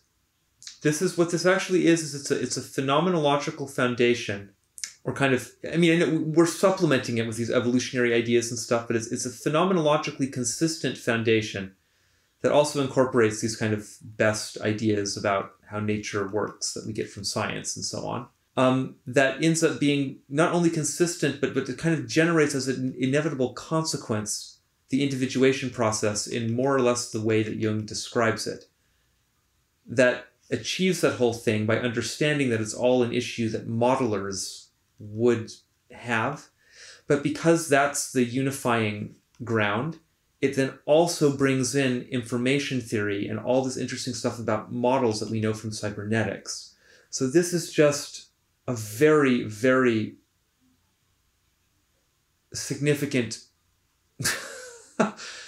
I'm sorry, I'm just a little excited by it. This is a very, very cool shape to have this all fall into at the end. I don't want to sort of overhype it yet, because we're just barely sketching it. But there's something very beautiful about this story, at any rate. Something poetically appealing about it, at least. Anyway, because you're a modeler, that just brings in the ambiguity as the sort of basic foundation of the whole setup. It gets back to that issue, that fundamental issue of the solipsistic question. Even that most basic question of whether or not there even exists a stable external reality independent of your perceptions is opposable. It's a question that can be posed, because you can always imagine that there's some strange trick going on. Or you can always imagine yourself, sort of the opposite end of that, as the ultimate sort of God center of the entire thing, in the way that a dream exists. The fact that you have dreams where that's true, right? When you dream, you're the center of all the action and just everything. Like the whole thing is some weird movie that your unconscious has generated for your enjoyment or benefit or education in some way. And so you are like the God. It literally is like it's like these unconscious regions of yourself have created a reality for you in a dream. And so the fact that that's true in a dream makes you wonder if that might not be true in some way about the waking world as well. And so that's another kind of irresolvable ambiguity. You can gather all kinds of facts and theories and evidences that will tell you that that's not the case, that there really is an objective world out there. And so that's what I believe. My bedrock paradigm has some statements in it that include things about the likelihood of an objective external world. I acknowledge that it's not a certainty. Sorry, it just isn't. It's very, very, very, very likely, in my opinion. So likely that I'm comfortable installing it in my bedrock, which means I'm willing to extend a certain trust. It's basically, I'm willing to repress my uncertainty about that fact because I think it's sufficiently likely to be true. So I let it in. However, at the baseline phenomenological level, you don't know that. All you know is you're in a weird experience. There could be so many explanations for that weird experience. And so I think that because we are modelers that experience our models as if they were objective realities, right? That's just, what else to say about the phenomenological scene? That seems to be what's going on. But so, because that seems to be what's going on, this anxiety is inevitable. It's an anxiety about a loss of control, either of itself or of the environment. And the whole thing that it's trying to do, remember, it's modeling so that it can survive in this thing. So of course, all anxiety converges on the fundamental death anxiety, of which there are, by the way, essentially two types. You have literal death, and you have, I was going to write ego death, and in a way it is always an ego death, but I'll just write instead symbolic death. So there are many kinds of symbolic deaths. Both of these things are actually just forms of change, though. So there's a deeper anxiety about change, perhaps. In any case, change implies the possibility of death. Because a change that could happen, maybe, is that you could stop existing. Or maybe the world could stop existing. Both of those things are deep anxieties for the Noid as a modeler. And so basically, these concerns are so heavy that we just have to ignore them most of the time so that we can focus on modeling the immediate little situations that we're in. which are happening very quickly and that demand our full attention. And so in order to do that, we have to take for granted the certainty of all these other models that we use to make sense of the immediate situation. So when we're very focused on these immediate situations, we're really, really, really deeply repressing all of this fundamental phenomenological uncertainty. That immediate situation is really descriptive of your kind of baseline reality that you're in. The interesting thing about that is that it's exactly this. Like, the bedrock is the most repressed part of the languaged model system. And the more that it's repressed, the more that it's projected. That's what Jung tells us, right? That's just how the basic reality-generating mechanism of the modeler works, though, it would seem. You want to inhabit your paradigm in a projective way, because then you're going to be maximally immersed into it, and the least concerned about it, and the most concerned with dealing with the immediate sort of survival stuff that's happening. And various other things are, these lines are all fuzzy. There's immediate survival things, and there's kind of immediate wants and desires, and then immediate, et cetera, et cetera. Maybe you're having a big confrontation with a family member, or maybe you're going through a breakup, or maybe you're getting married, or whatever it is. There's all kinds of intense things that might be operative at sort of different, or that might be including different levels of the model hierarchy. All of that stuff is going to be experienced within the basic frame established, the basic projective frame established by the bedrock models. I said at some point in the video that noids are very unhappy to have a void down here. That's because they stop constellating a particular projective picture out of the phenomenological uncertainty.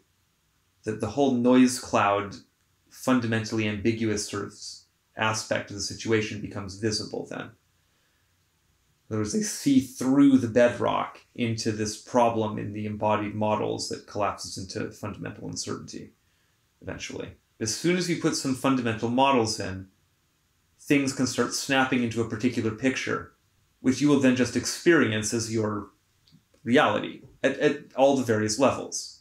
So the question is, how deeply can bedrock models influence the arenic perception? Well, I think it's clear that it can influence even the basic visual and auditory presentations in the objective field, because of things like mishearing words, for instance. I might mishear something that someone's saying in a way that would be sort of determined by my bedrock models. Or maybe not bedrock models in this case, because this is this weird example that would sit at a different level of the model hierarchy. So let's say it's more of like a much higher level model that's just like my model of this person I'm talking to. Maybe I think that they are a very racist person or something. And so they say a word that I then mishear as being a racial slur. Actually, they didn't even say it, but I perceived it in the arena because of my model of this person, which may or may not be accurate. Maybe they are a racist, maybe they aren't. It doesn't matter. It's just the fact that I had this model made me interpret an ambiguous pattern in a particular projective way that then led me to a particular conclusion that at least in that local particular instance was incorrect. So I think that linguistic models, or kind of these higher level models, can absolutely influence aspects of the arena. And so that must be really true of the bedrock models, I would say. Even those higher level models can influence it. So the big foundational ones certainly ought to be able to influence it, right? You see, it really is your reality in a very deep, extended sort of way. Well, actually, here I'd like to open up a distinction, because I think it's more to the point that the uncertainty has to be repressed in order to trip the projective function into rendering the reality as deeply and fully as possible. If you don't repress the uncertainty fully, in other words, if you don't allow yourself to believe, you're not getting the fully immersive sort of glasses installed like whoa of the paradigm that will let you live through it the most fluidly and effectively and dynamically and beautifully in that dancer-like way right here in the present local situation. In order to do that the best, you've got to forget about this weird, terrible uncertainty matrix and just say, I'm in this game now. I'm going to play this game on its terms, basically. Part of the bedrock can include this, and therefore be just an honest story about the picture.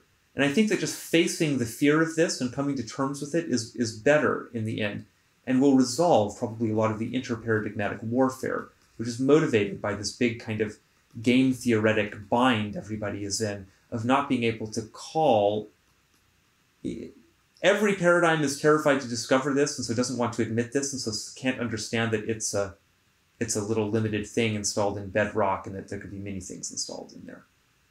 So it has to repress not only the uncertainty, but it has to repress its own understanding of itself as a modeler that has beliefs, i.e. it has to repress the repression of the uncertainty.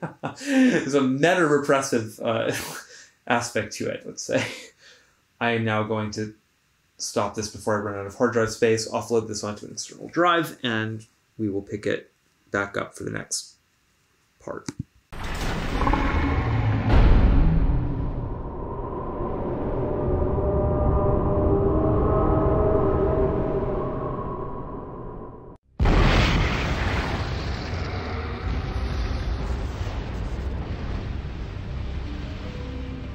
The nightmare is over.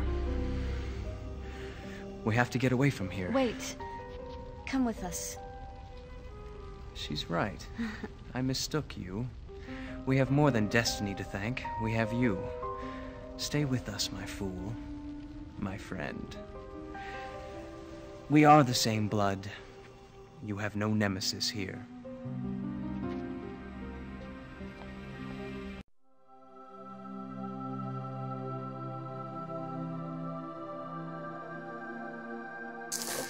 Keep it rolling, baby. Really happening.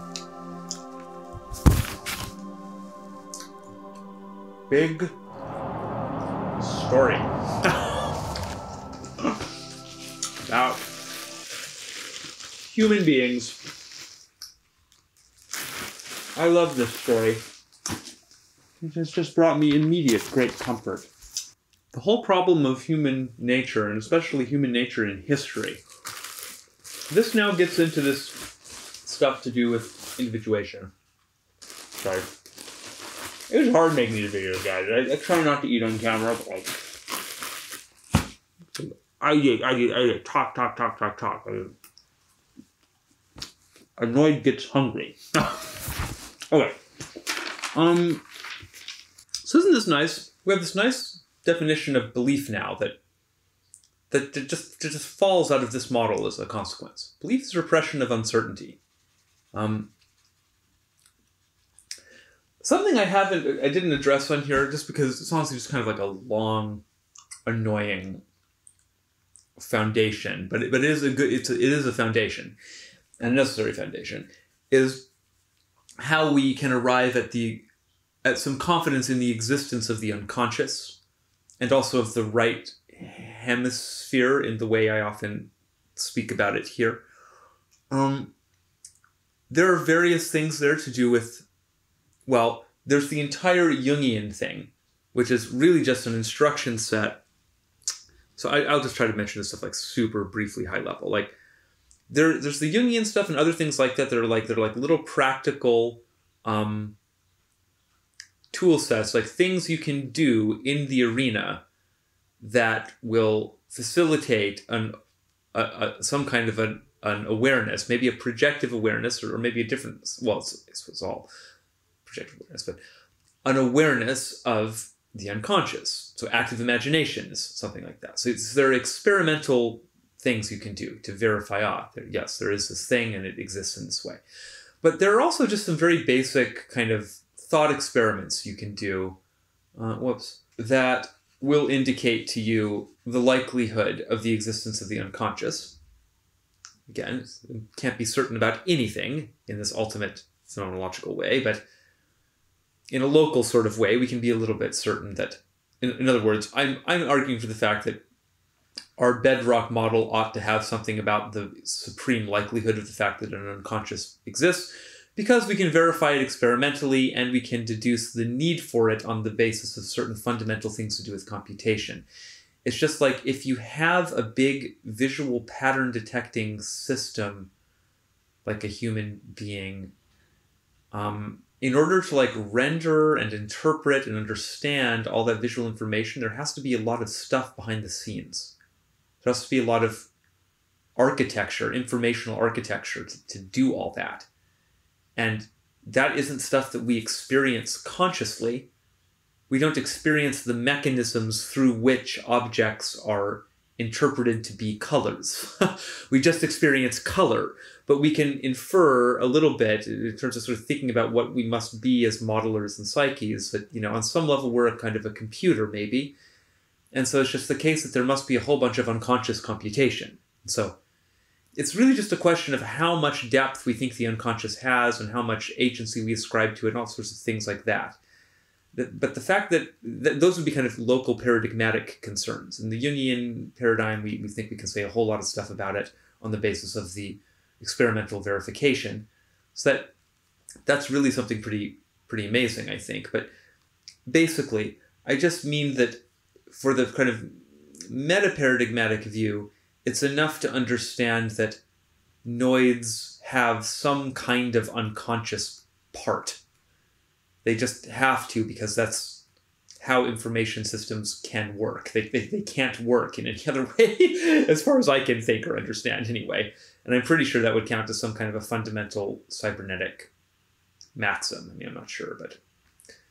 So, here I want to say, just so, you know, again, I apologize for the loopy, spiral, messy nature of this. It's just what it is at the moment. I want to define some things about paradigm, because I think we can create a nice little model of bedrock paradigm now. Bedrock paradigm exists to help the Noid understand its fundamental concern set in the arena. And I think we had something like this on the board before. We had the Noid's relationship to itself, right? And we had the Noid's relationship to the group. And then we had the Noid's relationship to the environ. What is a relation? What does it mean for the Noid to have a relation with the group? Well, it means many things. But on one level, it means that it needs to have a model of the group. That's so that it can understand what this group is, and so that it can understand how to behave with it, and just the whole possibility of relationship is predicated on some kind of a model happening. So that's true actually for all of these levels. The Noid needs to model itself, the Noid needs to model. These are just the three kind of model aspects that the Noid needs to deal with. It needs to model the group, needs to model itself, needs to model the wider situation beyond the group. Paradigm is going to address these three areas. It's going to try to supply some models to help with those problems. Now, these three things together basically are descriptive of the Noid's entire reality. The Noid's reality consists of itself, the group, and of other Noids, and then the world.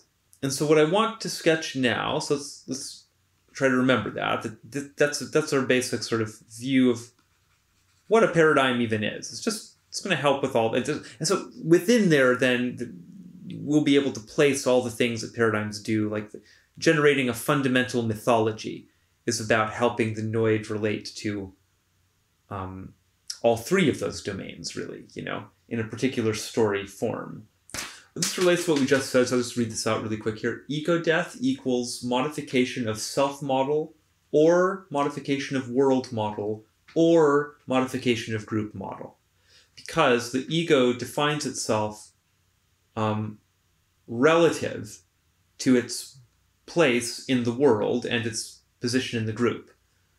So if the group changes significantly, or if the ego's model of the group changes significantly, the ego itself changes significantly because its model of itself changes significantly, because its model is defined in relation to these other models, the model of the group and of the world. So you see how messy it is with these models. They're all kind of dependent on each other in various ways to be stable. When one of them starts shifting around, it's like the other one shifts around. And so it's just any movement, really anywhere in the model hierarchy generates this uncertainty anxiety again. Which again, the reason that this is such a problem, where's my digital pen? I hate when I lose it. Digital pen. Where are you? Here is the fucking digital pen. It's black and my sheets are black. And it just becomes invisible there because my perception is actually very limited and terrible. What were we in the middle of trying to talk about here? I wanted to talk about this situation to do with the basic anxiety of uncertainty and why we don't like to have that void. It does relate to the basic, very most basic survival concern. Because if there's a void here, the Noid can't model its environment accurately anymore, which could very easily lead to its death because there are all kinds of dangers in the environment.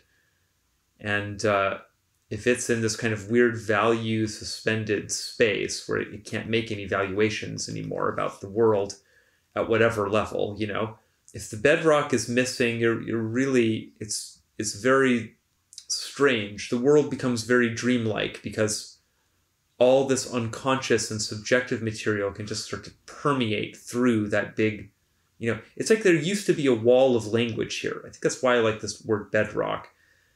Now there isn't. And so the projection starts to become like drifty and free in a way that's much more dreamlike. I think that when the bedrock is voided, the world becomes really a strange kind of impenetrable dream in which there's a lot of anxiety because you could very easily perish in that state, right? So that's why we don't like to have too much movement down there at bedrock. It just produces anxiety.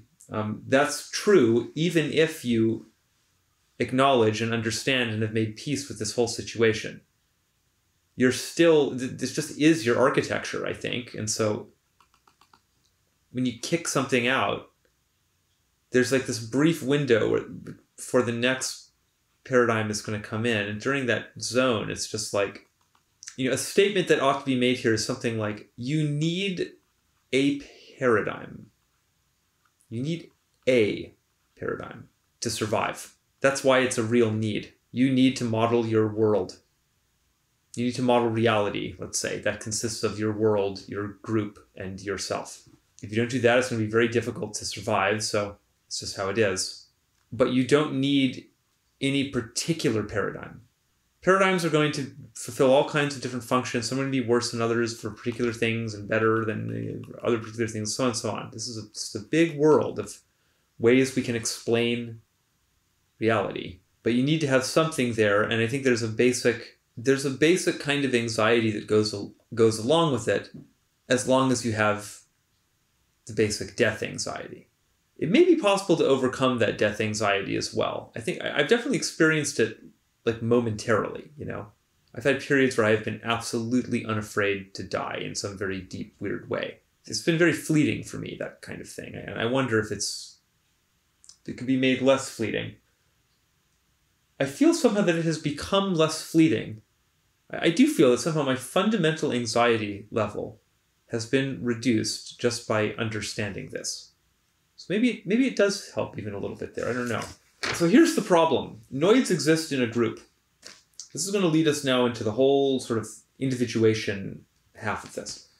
So there's a very basic problem here, which is that these modelers are all busy repressing not only phenomenological uncertainty, but also, but sort of in order to avoid confronting phenomenological uncertainty, they're repressing the nature of themselves as modelers, of their reality as a model. And so they don't really think, in some way, each individual person doesn't really think that they have beliefs. Everyone else has beliefs, but I have the true perspective, and so it's just reality. Well, yeah, that's what everybody thinks, see? It's a very strange consequence, I think, but a predictable one, of being this kind of modeler that needs to project its models into a lived experiential simulation. It somehow must be that it's in order for that to happen. I almost want to say, this might be really overextending now, but I have a little glimmer of an intuition maybe that the entire existence of a repressive mechanism is to solve this problem. Because I've often wondered, why is it that human beings seem to be constructed in this way, that they repress so much stuff so much of the time? It goes straight to this issue of the nature of a modeler. Again, it's like the same thing we were saying about a perspective. Just the meaning of a perspective is that it reveals and conceals. It's a filter. That means it's screening things out. That's what repression is. And all the stuff that isn't represented consciously, is precisely it's the stuff that the filter is excluding, and then that the unconscious exists to catch some of that stuff. Then there are things that are not repressed because they're fundamentally not known at all. Something repressed is something that the modeler knows at a deeper level of its self-modeling, let's say. Because that's what I would say too, is that this whole picture, I think, kind of lives in the unconscious already in a deeply repressed way. And I think that like the caduceus is probably partially like a model of this kind of thing. It's like you understand somehow that you are a hierarchy already. And maybe some other things on the basis of weird pictures that ought to be included in the bedrock, but are kind of included in the embodied bedrock of dreams and fantasies. Gosh, I love this drawing. This drawing just explains so much of myself to me, and I'm finding that I can relate almost any of the basic Jungian or more generally psychoanalytic ideas to positions in this drawing somewhere, Because all human beings are in this situation, though, and especially right now, where we're still repressing not just the phenomenological uncertainty, but, as I said, repressing the repression of the phenomenological uncertainty. We can't understand what repression is, because that would immediately unlock our nature as modelers, and that's the big thing that's being repressed globally. Because if you're a modeler, then there's this mapping issue, and then you're in this terrible confrontation with the fact that you have a belief system, and your reality is not naively what you take it to be, and etc. So that's all being deeply ignored all the time to cope with this anxiety.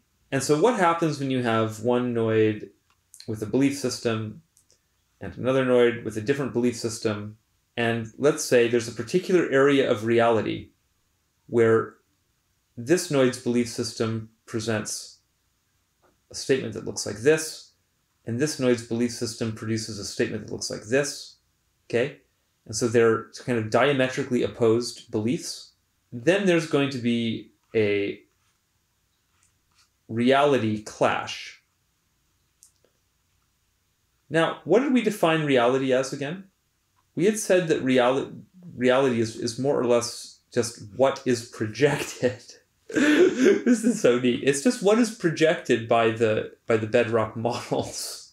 It's like this is just a magical place in the human modeler where if you put something there, that's what's going to get projected ultimately. It being put there is synonymous with charging up an idea with belief, or synonymous with repressing the nature of the given model as a model. But whenever that's happening, there's going to be these projections, and so then it might be that two noids have a projection field in which there's a dissonance now. As long as the projective fields can exist in interlocking harmony, you can have smooth relationships in a group.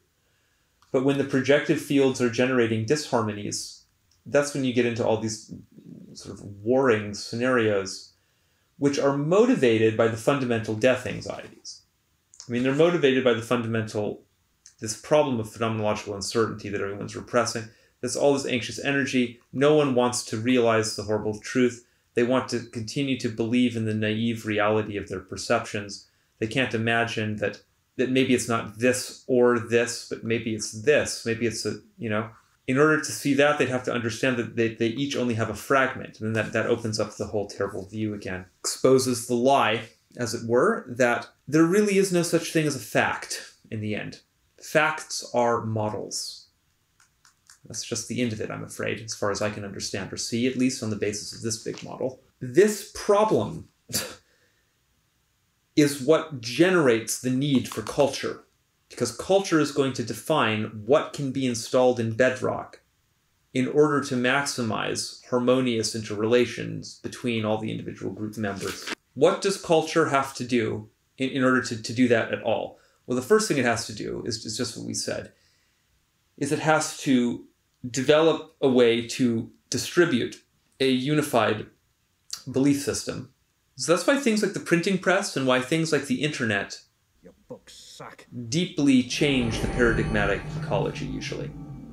So it's new distribution systems that allow culture to do this in a different way. The internet is very powerful because it potentially allows individual noids to launch something that could then get installed in bedrock. So you see, in that sense, it really is like a Christ engine. In order to understand that, you need to understand the individuation stuff. I think some folks on Arschflash-Jung probably would already understand what I mean by that, right? I think we're actually going to get to it in this video. I think we're going to get to this big picture of how the the whole Christ story and the sort of the higher order formulation of it that Jung provides. It just, again, it's a consequence of this basic picture still. We just have to get through this thinking about the group level now to see how that starts to fade in on the horizon there. This one's almost painful. I'll be happy to get this idea through in the end. Let's get it out. Someone else can sort of bang out the details on it. I'm exhausted thinking about belief systems over the last several years, but really over the entire course of my life. I've been through so many of them now. Which is just to the point. Something happens when you go through successive paradigm transitions. It does gradually reveal this entire picture. I guess that's just it. Which is somehow already related to the individuation process, because it's all about the ultimate improvement of your models, your self-models, etc. Okay, individual noids, now they're in a group. There's the problem of this reality clash. Culture has to gain control of the situation in a very basic way, and it's going to do that by controlling the information channels in the society, basically. So that's what culture does. That's why there's a deep interrelationship between culture and media. It has to do that, and then it has to make some kind of decision, ultimately, about how it's going to try to optimize the problem of these warring projective fields. And we already touched on that a little bit with the ideas like it could be like a really unified thing. Let's get everyone with exactly the same thing. Or it might say, we'll allow some difference, some wiggle, but then there are going to be certain deeper, more fundamental things we expect everybody to agree with in the same way. Eventually there's going to be some kind of a solid wall, even if it's a very, very thin wall. Culture is going to put that into place. At least historically, this is all that culture has understood how to do, is to try to continue to sustain the lie, basically. culture is not going to try to explain to the individual that it's a modeler and it has a projective field. It has, it doesn't want to tell it any of that, because that would give it a big crisis, but also because it's against the survival instinct of the local paradigm, to the extent that the paradigm is I know it's weird to anthropomorphize it, but to the sense that the paradigm is itself fearful of the situation. It doesn't want to let any of the individual members know that it is a paradigm, because remember, that whole thing is sort of being repressed. If the individuals knew it was a paradigm, they might put some other paradigm in there, and then it might die, as we said. So, however it decides to do it, and the whole thing is, it just means that like all the individuals are just going to decide, basically unconsciously. They'll just throw it to the group hive mind level. I should say this is an area that's going to need further attention at some point. This idea that we can model these higher order structures with the same basic kind of like ecosystem biology competition ideas that we can model these like other ones. So, there's just going to be some stuff to think about there. I really do think there's like a game theoretic aspect to this that can be formulated pretty precisely, because everybody's trying to avoid this basic realization. And so there's just a big sort of bluff calling aspect to it or something. That whole thing is what leads to the whole arena of, it's basically what generates war throughout the historical sort of unfoldment of this problem of modelers modeling things. It leads to, look, it's not purely a matter of the baseline phenomenological anxiety. I think it's also a matter of certain practical realities to do with resource scarcity on planet Earth. That thing is, though, it's all kind of interrelated at this level, because it all flows out of the survival anxieties ultimately. And if the survival anxieties could be more deeply resolved through a different paradigm. This now speaks to synchronicity. It's a little premature to mention this here, but basically synchronicity is a miracle is a gap in the paradigmatic understanding that in some way traces the limits of the foundational linguistic formulations of the fundamental embodied models. Gosh, I like being able to be precise about these things now. That's just what it is. It cuts down straight through to the phenomenological uncertainty, because it suggests that our basic understanding of time and space is incorrect. But see, if our basic understanding of time and space is incorrect, then it introduces an uncertainty about the finality of death. That's quite interesting, which would then, in some impossibly strange paradoxical way, relieve a bit of the death anxiety, wouldn't it? I don't know. We'll have to return to that. I just think I'm experiencing that a little bit, though. At least yesterday, when Alan and I had the major conceptual breakthroughs here, I think I experienced that very strongly. So that's one reason why paradigms have a very strange and ambiguous relationship to miracles. Because the miracles are gaps in the paradigm, those are the areas that might lead you to journey to another paradigm. So the birth of new paradigms are always accompanied by a bunch of miracles. The miracles are kind of what form the tunnel, in a way, into the new paradigms. Strange, like, para-gap, like, link. Gosh. So it really is like, when a paradigm is being born, it needs miracles in order to compete with the group belief investment, which is the same as the group repression. Everyone's repressing this situation together in order to fracture that and create a liquid situation in which the new paradigm can emerge. It needs to expose some of those gaps, some of those areas of the paradigm that can't capture the real very well. If it can expose those gaps, then noids can journey through them into the new paradigm. So young paradigms are very hungry for miracles. Old paradigms really are afraid of miracles. And the more fragile the paradigm becomes as the real changes and the paradigm doesn't, because then the less solid the mapping between them, right? So the more that that's happening, the more frightened the culture as a whole is going to become of miracles. It's going to become very, very hostile towards anything that might expose the phenomenological uncertainty. Because in a sense, the potential void has now become so charged that as soon as it appears, this thing kind of already has the instincts that it's going to get the boot.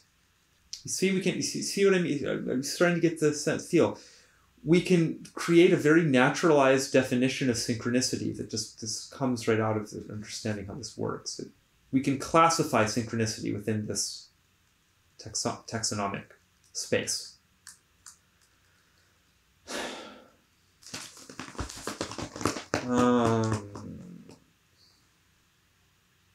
We've already really opened it up here because the next part of this is about how culture itself survives, lives, and is born. All this basic life cycle stuff to do with it. Oh man, this whole picture, I gotta say, it's a challenge. This is just one of the biggest ideas I've ever grappled with so far in my life, I think. It's really, I feel it. I feel the burn of it here.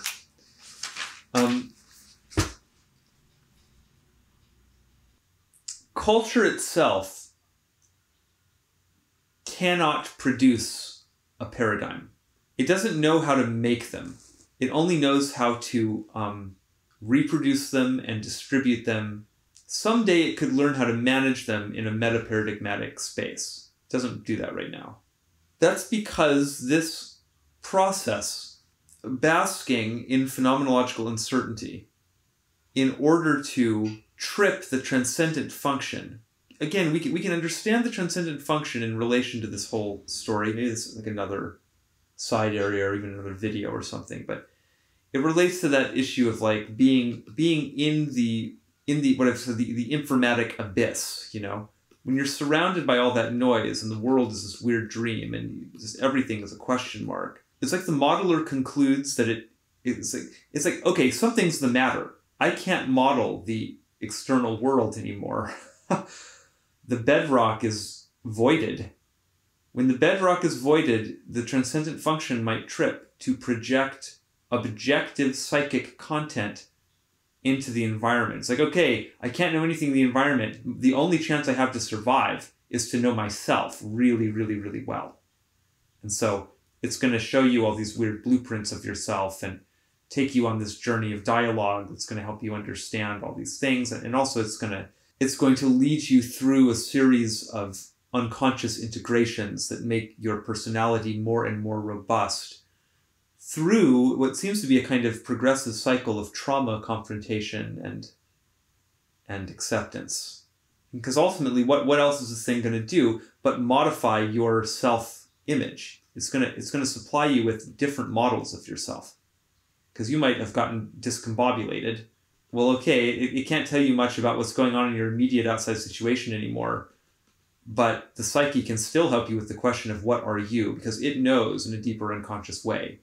It's inherited some kind of self-reflexive knowledge about itself through the aeons of evolution, probably. So that's just what the transcendent function is. It is kind of literally filling the experiential arena with a dream during a waking state in a projective way, and then sending through it these particular contents and guiding the ego, or excuse me, the ego. I always want to put the I at the top. It's just, guide the ego through a process of transformation, which is going to involve mainly a transformation in its understanding of itself. So, i.e., its self-models. It's bedrock self-models, let's say. I'm going to say, well, okay, let's at least shore up that area of the paradigm, and then we'll have something in there, and then hopefully in that process, maybe the external stuff will start to become clearer as well. Something like that. But so, because, anyway, I was in the middle of saying, only individual noids can create a new paradigm. Or, let's not say individual noids, maybe groups, but we still have to be kind of small groups, or else it would have to be individuals doing it in a more sort of acausal, weirdly distributed way. The collective as a whole can't make a new paradigm itself because it's far too invested in maintaining the existing paradigm. That's mostly what it's trying to do. It's very poor at doing that, but that's still its like primary job. It's just distributing it, making sure everybody's being indoctrinated with it, punishing disbelievers or kicking them out of the society, or just all these different aspects, you know. So, okay, look, let's cut this down. This is the basic picture that emerges here. These noids are modelers, you see, and they have all this weird fundamental anxiety as a consequence of that. The anxiety is there to motivate the ego to... It's just so funny to think about. The anxiety is there to motivate the ego to survive in the environment. But then it's like once that anxiety system exists, it ends up also being applied reflexively to its own understanding of itself, such that it can have an anxiety response about this kind of deep understanding of its own nature, and then that ends up becoming somehow a very fundamental anxiety that in some way the entire structure of the psyche ends up... What am I trying to say here? It's like the psyche itself this embodies a kind of a lie or an illusion in some way. It's just making a little fiction for you. It's the fiction that allows you to have any kind of relationship with the objective world, assuming it exists. So that gets to that non-dual of truth and illusion thing. It's just interesting that the ego doesn't begin with an understanding of all that. It begins in a state of absolute repression, it seems, about this whole business. And then in order to become aware of this, it has to go through its own encounter with phenomenological uncertainty, which will then produce an encounter with the unconscious via the projective games of the transcendent function then will play, which will cause it to gain... So it's like pathways are built into it that will allow it to gain this kind of understanding of itself. But they're paths that really only exist somehow in potential. It's strange. It's like... It is as if we're in a labyrinth, but the labyrinth we're trying to solve is ourselves. The labyrinth, it emerges as this accidental consequence of just, you're a modeler with structure. But because you're a modeler with structure, with self-awareness for important reasons, because you have to model yourself in order to control the situation more. See, that means there's an evolutionary pressure there. You'll be more likely to survive if you can control the situation better, but because of the way that this fundamental model theory thing works, in order to model the situation better, you have to model yourself. Then once you're modeling yourself, this whole thing becomes possible. You're a modeler with a structure modeling yourself. But then why not just give... I guess it's just part of the emerging, unfolding, flowering of the understanding of itself. See, I think something very significant might come together in this sort of understanding. You know, it's nature understanding itself in a different way. If it can start to relate to itself as a modeler. Well, Alan had remarked on the phone the other day that isn't this somehow consistent with the Masonic paradigm? The master builder and some builders, you know? It's models, all the way down, all the way up. The Masons somehow already know that. And have we therefore, as Alan put it, auto-initiated into the Illuminati by understanding this? So that all exists, but then we also have this anxiety response, which is also there for a good evolutionary reason. So it just kind of all accidentally comes together to produce this really strange situation. But because there's all this anxiety, it locks the group context immediately into this strange game to do with what the group tells itself in its bedrock paradigmatic level about reality. I don't have exactly the mental energy now to sketch it out, I guess, in full. But I would just say that because of this baseline phenomenological uncertainty, there are just all kinds of things that end up being unacknowledgeable in this scenario where everyone's trying to avoid ever seeing this thing. They want to pretend that that big scary noise cloud, both at the paradigmatic edge and at the edge of the body. The one is kind of the shadow or the reflection of the deeper horror of the other, or something. Maybe it's more that the embodied thing is the ultimate horror and the linguistic is just the ripple. You know, you see there that you're about to collapse into the embodied models, and so that's a big scary transition. And then at the edge of the embodied models, you see, oh, you're going to fall into phenomenological uncertainty.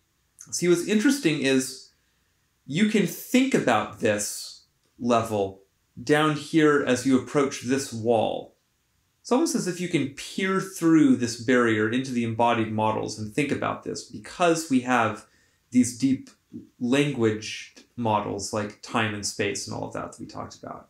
But in order to actually experience this, you have to create a paradigm void in yourself. And it's only experience. See, this confirms Jung's entire empirical approach. It's only experiencing this that will actually trip the transcendent function. Because actually, if the ego is actually experiencing this, then there's actually a survival problem. There's really the chance that it might die if there's a real void there, because it can't make sense of the world. And so only the real void, not the imagined void that can happen by just talking about it with words, but the actual basking in the thing, yeah, that can only occur during a paradigm transition, or just could be a paradigm collapse. You better hope it's a transition. If it's a collapse, it's the same thing as collapsing into madness. So that's an interesting thing to say here, that culture fears madness very intensely. I really think that madness or psychosis simply is the condition of being paradigmless. The thing that culture exists to manage, which is paradigm, is itself something that exists in a very particular relationship to reality, in a way that a whole big survival hierarchy depends on. The point of the paradigm is to map reality accurately and effectively so that the individual and the collective can understand it and therefore control it a bit and survive in it, and control itself in a way that will hopefully allow it to maintain good interactions with this thing called reality and have some persistence through time and so on, through the generations. Reality, of course, is not a static object. It is changing. And even if it isn't changing, which of course it is, but just its current state is too complex for any individual noid or group of noids to understand. So it just relates again to the fundamental, in a way, inadequacy of any individual paradigm. A paradigm is something that's relatively static because it's this big collection of models and definitions that then the culture has invested a lot of energy and time in reproducing and indoctrinating all the noids with. It's had to build a bunch of infrastructure probably to do that indoctrination. All those things would have to change probably in a paradigm change, in a paradigm transition. But the paradigm transitions have to occur because the situation is evolving and changing. The group is changing, reality itself is changing, therefore the needs and requirements and so on are changing, and the basic efficacy of the paradigm is changing. Eventually, I think that so many points in the mapping get cut because reality is kind of turning around and the paradigm's remaining mostly static, that the basic survivability of the individuals and of the group gets threatened again. It's funny that the group is threatened by madness from either side. Either it's going to allow some individual to go crazy, see and understand this picture again in some way, and take the big journey outside of the culture to create a new paradigm, to then bring back to the thing that will helpfully like improve its accuracy and maybe also hopefully level up its self-awareness a bit.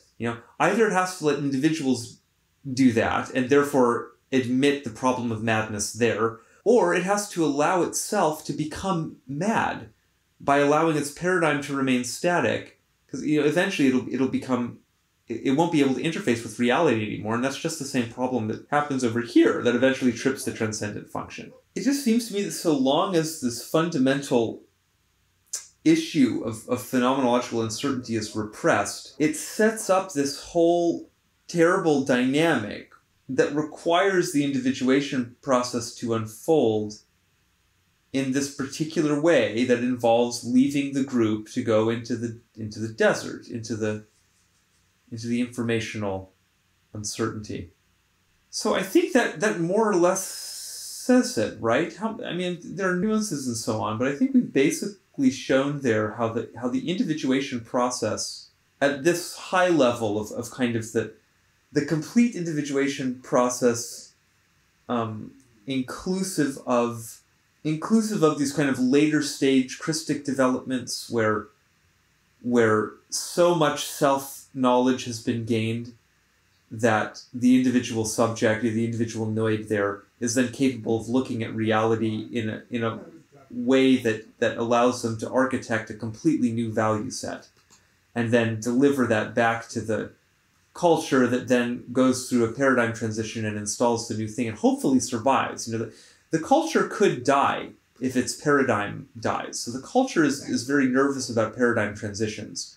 But in fact, cultures often do survive paradigm transitions, especially if they're handled well, obviously. I had said before that the best way to construct a paradigm is to make it in this kind of leveled way where higher levels of understanding are a little bit gated, but gated just by personal trial and experience somehow. I don't think it's good to instantiate this into like a lodge structure. I wouldn't be so into that probably.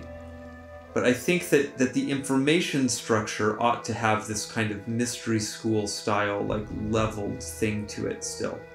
Because that's basically the idea of trying to provide a version of the paradigm that will work for people that aren't interested in going to these extreme levels that involve confronting the information abyss. I just think it's unrealistic to expect that every individual noid is going to do that to the limit. It's probably not possible. What they're going to need, though, is some little version of that will give them a basic understanding of the picture at a level they can accept and understand and deal with and benefit from. So you somehow need to communicate to everyone that they're a modeler. But kind of the detail of that statement and also the heaviness of the existential implications of those statements are going to need to be calibrated for various levels of understanding. Because that's just going to give you a paradigm that, in the end, will work for the greatest number of noids. And so if you're trying to converge on a kind of fundamental story that humanity as a whole could understand and believe in, I think this modeler notion is a pretty good candidate, because it actually is kind of a simple story in a certain way. Or it could be made relatively simple anyway, and then you have all these crazy weird complexities up here at the higher levels, etc. Let's talk about our beliefs. So anyway, I think it's just interesting how it does resemble that kind of mystery school, progressive stages of revelation idea, along with the notion of the modeler thing. I really wonder what it was the Masons were up to back when the mystery school aspect was a living, or let's say more living aspect of it. So what if we had a true meta-paradigm that told people that what human beings do is they confront a big informational wilderness and construct paradigms in order to try to understand themselves and the world and all this stuff better? What if that was just the basic story? If that was the basic story and we could get everybody together to acknowledge in some way the reality of this underlying anxiety and just kind of own the existence of that fundamental uncertainty our entire approach to paradigm should sort of shift, I would think, quite abruptly around that admission.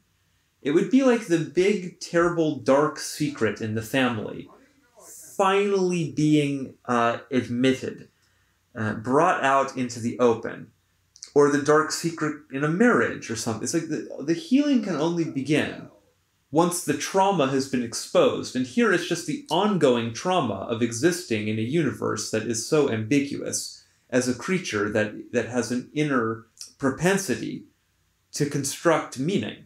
You know, that's just the situation we're in. I don't think that we have to despair around that.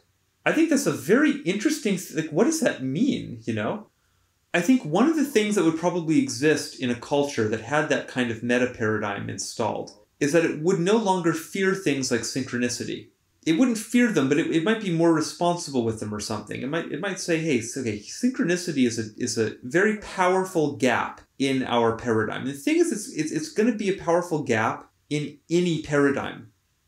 Because, or maybe not any paradigm, I'm not sure, I'd have to think about it a little bit. It's definitely going to be a gap in the vast majority of paradigms, because the vast majority of languages just have these words. Time, space, causality, blah, blah, blah. And they have those words because they're derived from the basic phenomenological scene, from the arena. And so I just think that pretty much all, like, practically useful paradigms that are actually living in the paradigmatic ecology are going to have the same gap there. It's like this is a whole that exists in the same position on every frame.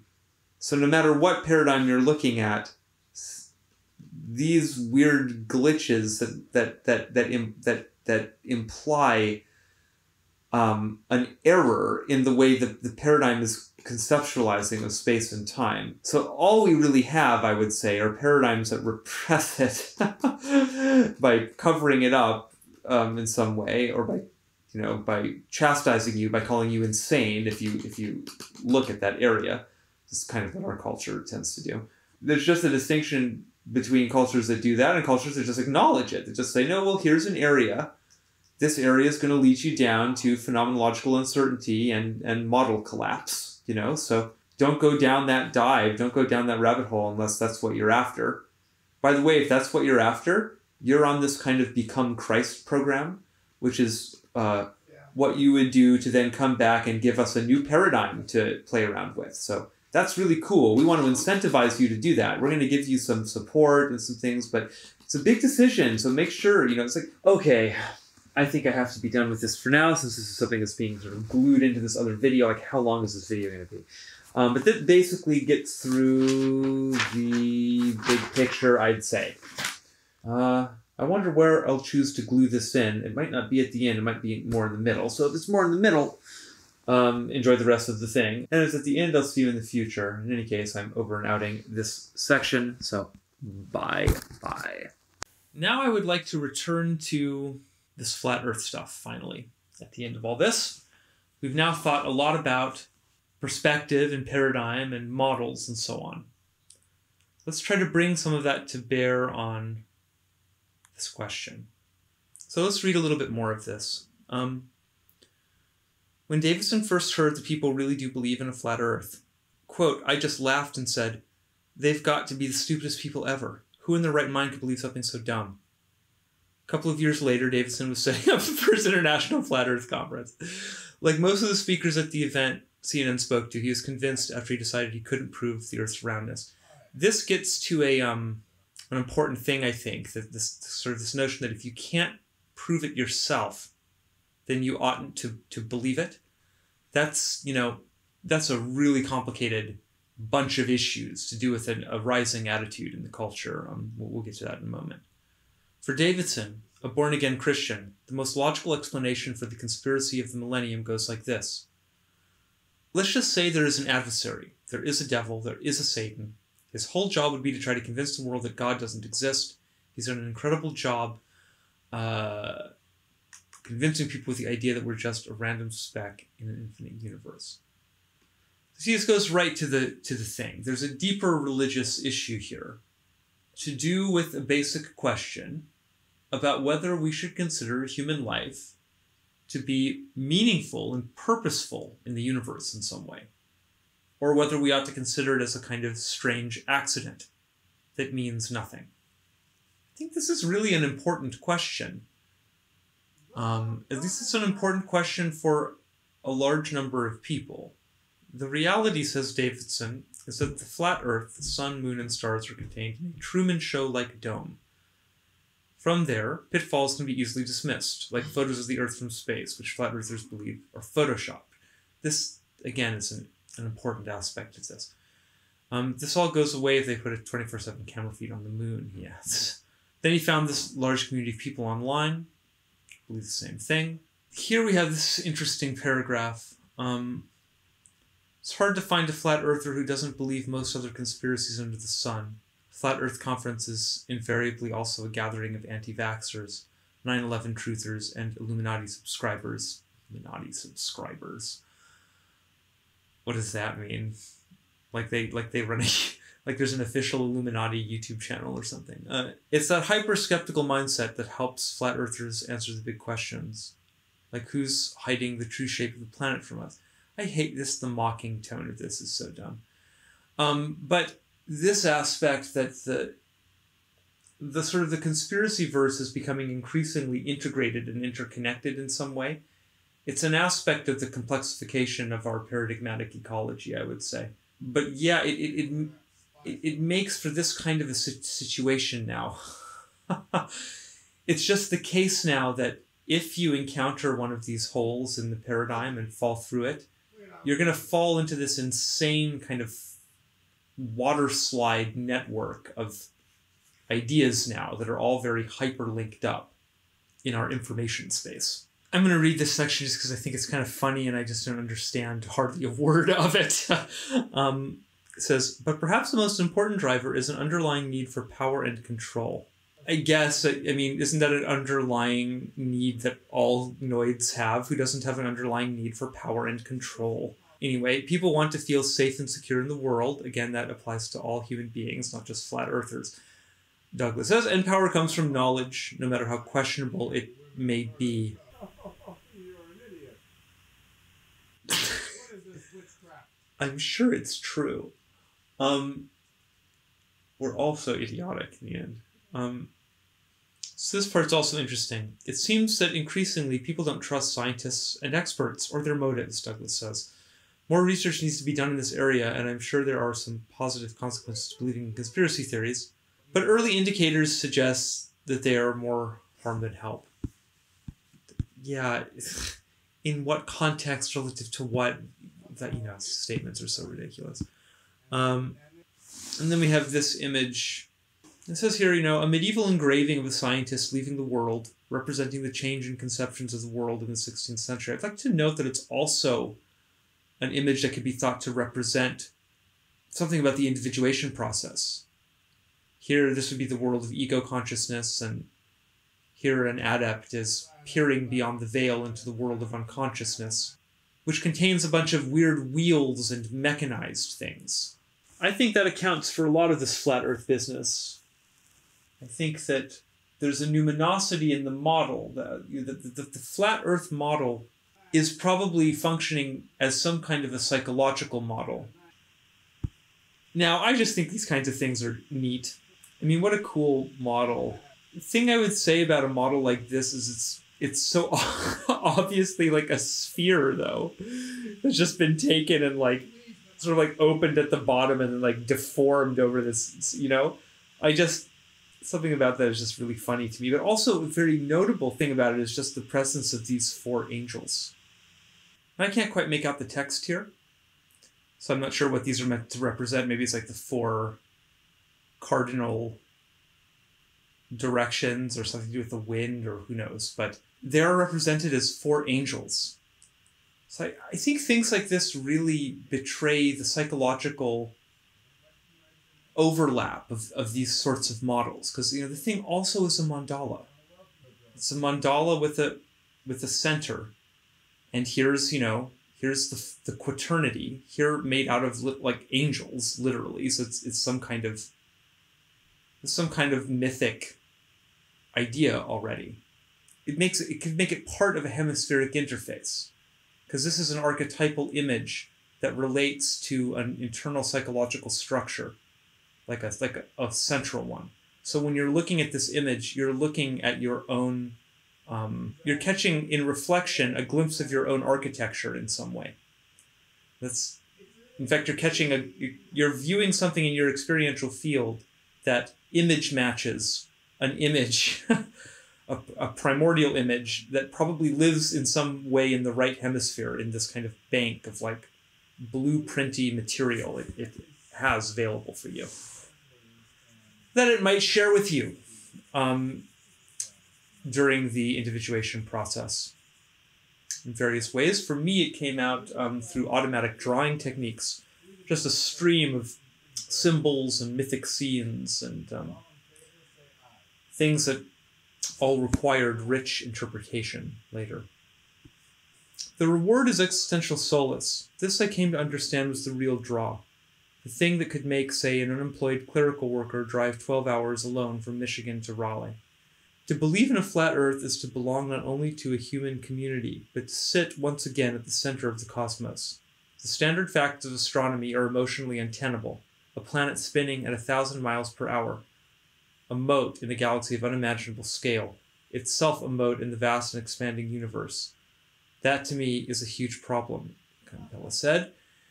You are a created individual. This is a created place. It's not an accident. It's not an explosion in space. It's not random molecules joining together. So, I don't know. I think there's a lot to think about there from a Jungian perspective, wouldn't you say? I think maybe it's the kind of thing that doesn't deserve a bunch of poop emojis at the bottom of it, but maybe some actual consideration. So let's think about it a little bit. Sorry, can you tell me I'm a bit salty? But it annoys me to see stuff like that. I would like us to hold ourselves to a slightly higher standard of discourse. That's all. I just wanted to say, I find it interesting that in the world, there's like a class of images that noids are a little bit hypnotized by. And when they encounter these images, you see, I kind of have a suspicion that the flat earth thing is at least partially about the fact that these old engravings and kind of like drawings of these models are very close to alchemical images often. And so they're resonating aspects of the objective psyche. In a way, it's a very hopeful sign, because these people are gravitating naturally in the direction of images that could help heal them, probably. If my thesis is correct, that we have this sort of hemispheric disbalance problem. People are searching for a hemispheric interface, and I think Flat Earth actually provides one. It provides one in a few different ways. It provides one by supplying some archetypal images that will excite the religious impulse a little bit. And then it provides a set of intellectual, kind of like thought experimenty things you can go through that will eventually suggest to you, hey, it's plausible that you're living on a thing that is in some way kind of obviously artificial and created. So then it becomes very plausible again to believe in God. I think that I want to be a little bit careful here, because I don't want to sort of suggest things to people about their own beliefs and what they mean. Because, look, I don't know that the Earth isn't actually flat. People who say they know that haven't thought through the precariousness of their situation epistemologically, you know. Like, I offered a story at the beginning about watching boats sink down over the edge of the horizon. And again, I don't know what the counter-arguments to that sort of thing are. To me, that's some kind of little experimental verification. But the thing is I can easily imagine many weird scenarios where that could somehow be the result of some other kind of perceptual trick or something, you know? And there are very many ways that you could imagine that something like this could somehow be true. So it's my belief that the Earth is round. That makes the most sense to me and seems the most consistent with the available information I have. I also want to offer, just in the spirit of kind of sympathy and extension, to say that my journey really resembled this basic shape. It really did. I encountered a bunch of... here, let's strike those. And now we'll replace them with some new images.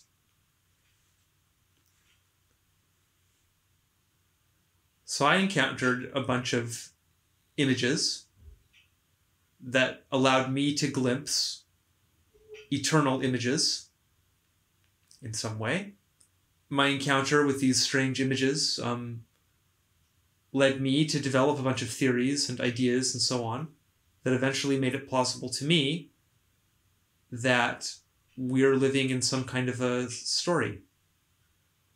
It's kind of my belief now. I think our reality is authored in some way. So I share this belief in God. And I went through a similar process to relaunch that belief. And I would say Jung went through exactly this process.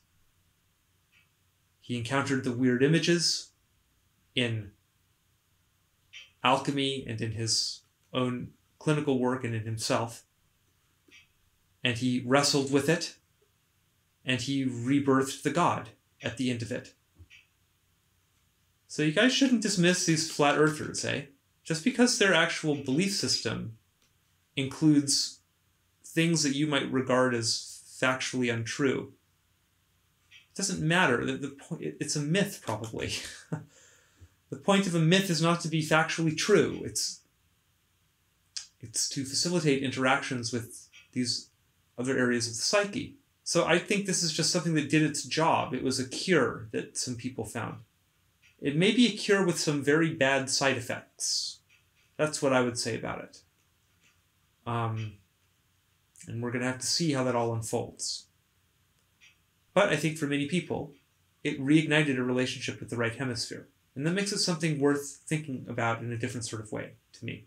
What I would say, though, to flat earth people is not to be overly attached to the truth or falsity of these sort of specific claims in your paradigm about the earth being flat and so on. You need that stuff about as much as I need the 9/11 precog story, you know? Now look, I believe in my story in just the same literal way that you guys believe in your story. I really think there's objective precognitive echoes of this event in a bunch of art that happened before the event. I think that's the thing that really happened. However, if it were to emerge that this really didn't happen, and that this thing that I've seen, that many other people have seen, is really just some kind of an optical illusion, or kind of conceptual illusion, you know, whatever, like a trick of some kind, or some other explanation emerges for the whole business, this would not disrupt my relationship to God.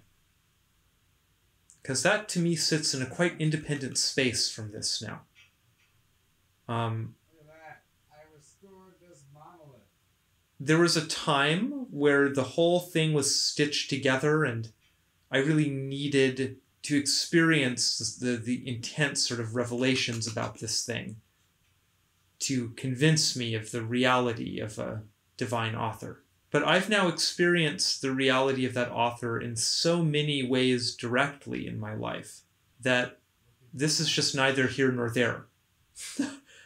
And I would say that if you can develop a direct relationship with God that isn't contingent on some bunch of specific weird theories and so on being true, that's probably going to be a more robust and workable thing for you in the long run. That's just my 2 cents about it. It's going to be less fragile. Because, you know, maybe you're really wrong about this flat earth business. And maybe I'm wrong about this weird 9/11 precog business.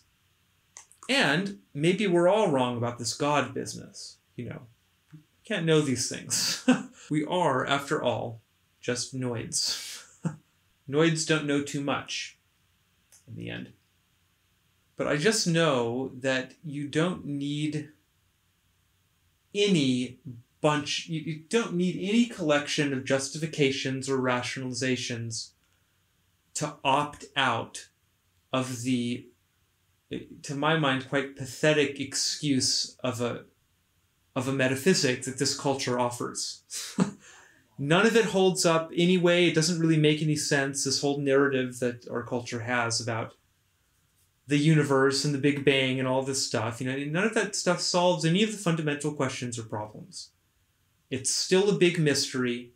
The fact that there's anything going on, period, is a giant mystery and a giant question. And it's up to every individual to decide how they're going to relate to that. Hello again, day 3. It's now Monday.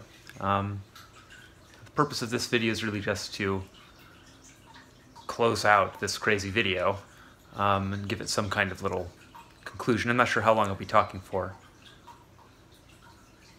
It's my custom here on Sync Century to use emotional energy as I have it and as it sort of emerges in my life to open up new levels of intimacy and relationship with my audience, real or imagined. So it was interesting yesterday, right after finishing that last section of video. In fact, at precisely 11:19 p.m., I got a text through on my phone that was moderately disruptive to my model. Not sure exactly where to position it in the hierarchy. It definitely wasn't a fundamental model this time. It was good. I've had a lot of experiences over the last several years that have constituted very fundamental challenges to my understanding of the world and time itself and things like this, as well as other basic sorts of assumptions about myself and about the world and the people in it and so on. I suppose really what I'd like to do is close with some comments about the self and how we ought to relate to it and maybe how that relates to paradigm. As my friend Scott reminded me earlier today, a very important piece of self-help book wisdom, sagely wisdom, is that forging a good relationship with yourself is the first and perhaps most important step in forging, and in a way, not merely the first, but also the final step. If you don't have a good relationship with yourself, you can't form a very good relationship with others, even under the best sorts of circumstances. And I think there's a very precise reason for that. The reason has to do with need and dependency. Cut. Now we're on the desktop. My phone glitched out there, but it's actually the perfect time to transition into the drawing environment. Here's the ego. Here's the self. Here's the ego-self axis. When I say you have to have a good relationship with yourself, I mean that in a few ways. I don't mean it just in this weird, particular Jungian model way. I also just mean it in a general way that you need to relate to yourself in various ways that are positive, but also realistic. So it's very important to have a realistic self-image. In order to have a realistic self-image, you need to have something like this model in there. Understanding the ego-self axis is just a part of having a realistic self-image, again, in my view. If you understand this about yourself, and you've done a lot of optimization here, let's say that you're so advanced with this that you're receiving daily communications from God through powerful synchronistic channels in your experiential field. This would make you, in a way, quite self-reliant, because you no longer answer to anything other than yourself. You're the one wielding the glasses, wielding and constructing the paradigms, determining your value system on the basis of your own lived interaction with the world and with your myth, in accordance with the divine laws that you will probably discover in some form along this journey of individuation itself, because you're going to elicit things from the unconscious that are going to tap into the Akashic records, where many images exist that describe very true things about yourself and about the universe. This is kind of the symbol, the eternal archetypal symbol library that exists somewhere maybe in the collective unconscious. Again, in my in my paradigm, or one of the paradigms that I use to try to make sense of this crazy reality we're all thrown into the middle of. You optimize this axis, you become self-reliant, and it means that you will no longer imagine that you are in a situation where you need things from other people. Let's say in fundamental existential ways.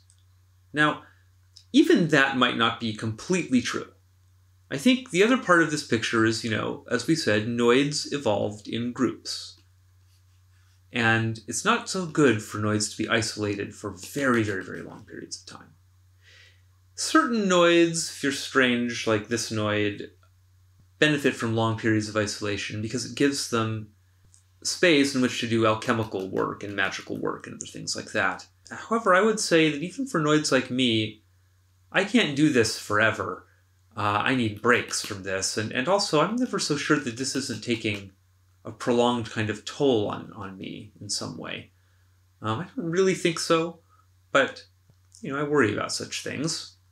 As a noid that spends a lot of time doing witchy business down in the mines.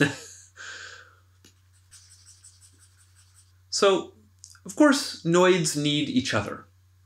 That's true. But I have less here in the idea that noids need each other and more the idea that noids imagine that they need very particular things from very particular people. For instance, it's hard living in New York City. It's especially hard living in New York City as a person with a lot of extra concerns that I feel like I have to make space and time for in my life. This synchronicity thing is really something I'm very powerfully committed to understanding better and helping to help others understand better. And because of that, I'm not doing certain things that noids my age probably would be doing, like focusing on trying to build a really lucrative career. I'm not interested in the moment in building a lucrative career. I'm 35, but my mental orientation at the moment is a little bit more like a 23-year-old. I'm just kind of like, can I barely get established in this city? Can I get enough money floating in so that I can just stay in this room for a while and make my art and think about these topics and continue to apply them in some kind of a life to see how it keeps working and also to have a life, etc. It's important to me as a noid, of course. So, here I am in this situation. Things are going very well, but I wouldn't be able to exist here if it weren't for some financial support coming from my family. I've been transitioning away from that support. I actually expect that quite soon here, maybe sometime in the next month or two, I might be able to really achieve true financial independence here. It would be great.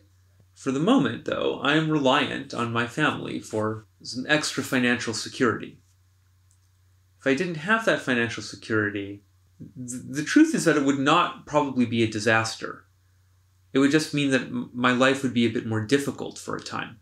That's not a legitimate need, really. And if you think of it as a need and approach it as a need, that places you into a position of dependency, obviously.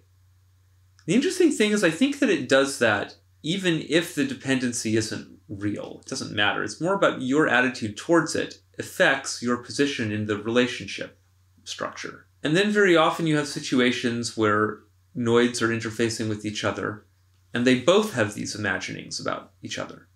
This noid believes it needs this specific noid doing these specific things. This noid has the same symmetrical belief about this noid. And so they're interlocked in a codependent situation. The problem with all of these situations, whether it's a linear dependency or a codependency, is that true consent isn't achievable in those relationships. I'm talking about the basic consent of why are we in a relationship, whatever the nature of the relationship. Business, friendship, romantic, sexual, artistic, familial, whatever it is. If I truly need something from you, or believe that I truly need something from you, that only you can supply and no one else can provide, it's not, I may want to be in the relationship. That may also be true. But that want isn't achieved freely. It's achieved within a context that doesn't allow for true equality. And I think that really the only way to avoid this kind of thing is to forge that powerful relationship with the self. I mean, that's just it. Then you eliminate this issue of need, and actual equitable interaction can begin. I would say that this thing, this basic notion, ought to probably be a little abstractable and implementable in the paradigmatic domain.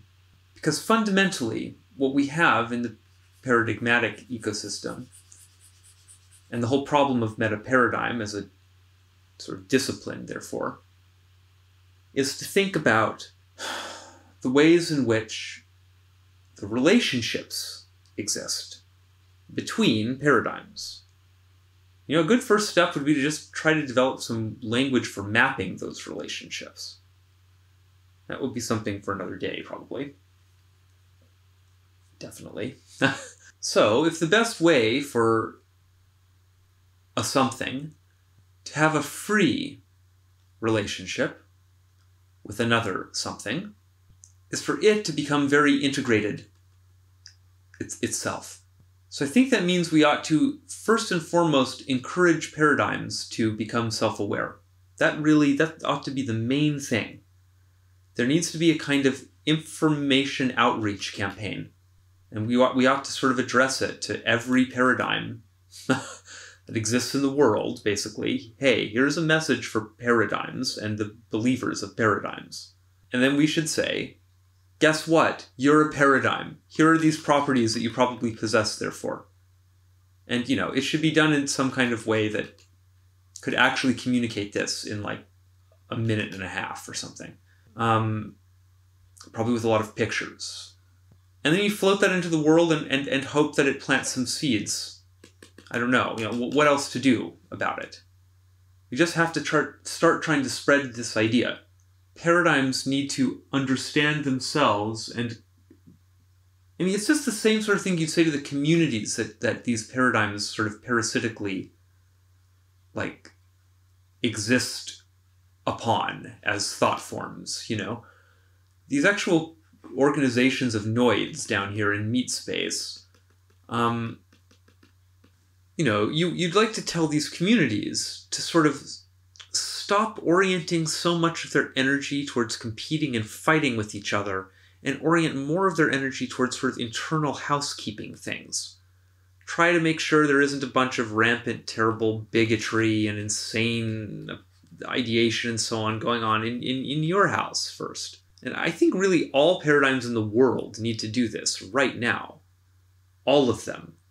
Even the big ones that are supposedly beyond criticism in the world, like democracy and feminism and so on. These are all systems that have tremendous shortcomings currently. And again, mostly at this level of sort of meta-paradigmatic concern. I'm not so interested in what these paradigms do or don't believe exactly, you know? It's not about that. It's about the way people who believe these things actually behave vis-a-vis their fellow human beings. That bothers me. And I think fundamentally it's just like a frustration of like, can we grow up already about this? We can believe different things about the nature of reality. That's good. One doesn't have to win. It doesn't even make sense. That would be a travesty You know? Why don't paradigms get, and sort of people in paradigms get that yet? Like we've said here, the paradigm is limited by its nature. And if it could just understand what it is a little bit better, it would know that. And would understand, gosh, I'm limited, so maybe I should network with these other ones. But maybe I can't network with these other ones until I stop being so pathological and deranged in the way I approach these basic issues. So, that's more or less what I say about all that. The biggest issue I see with most paradigms currently, or maybe not, I'm actually not sure there are just so many terrible issues with these things currently. They're all in such horrendous states of disrepair. Virtually all of them. I would say even the Jungian stuff is falling apart in various, no one's upkeeping this stuff because the actual task of kind of paradigm architecture and so it's like, that's a whole field that just doesn't exist. It doesn't exist. And not at the level of actual kind of like practical, like applied level that it really needs to. Good luck convincing anybody of any of these things. I was trying to say that a big problem with current paradigms is that they operate by encouraging individuals to be very, very dependent on them in this very negative need-based way. They achieve that through a lot of lying and gaslighting to the individual noids that again, it kind of sucks the life force out of to exist as an object in history. If there aren't any believers in Christianity, there really is no Christianity as a living organism in the paradigmatic ecology. There's just Christianity as an idea in a book. But for this to be an actual paradigm, as we've said, paradigms are things that are actually deployed, things that are actually lived through. So it needs these people to live through it. It's correct to believe that it needs believers, but it's not correct to believe that it needs to compel the absolute belief and sort of single-pointed belief or something of its adherents.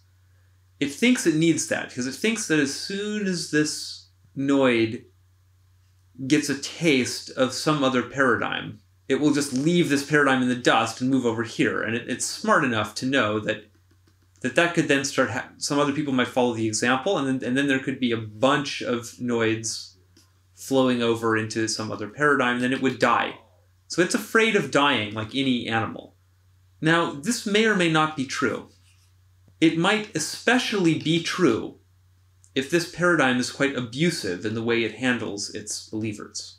They might go look at this other paradigm and they might see, oh gosh, over here in Judaism, they don't do any of this horrible stuff that they've been doing to me in Christianity.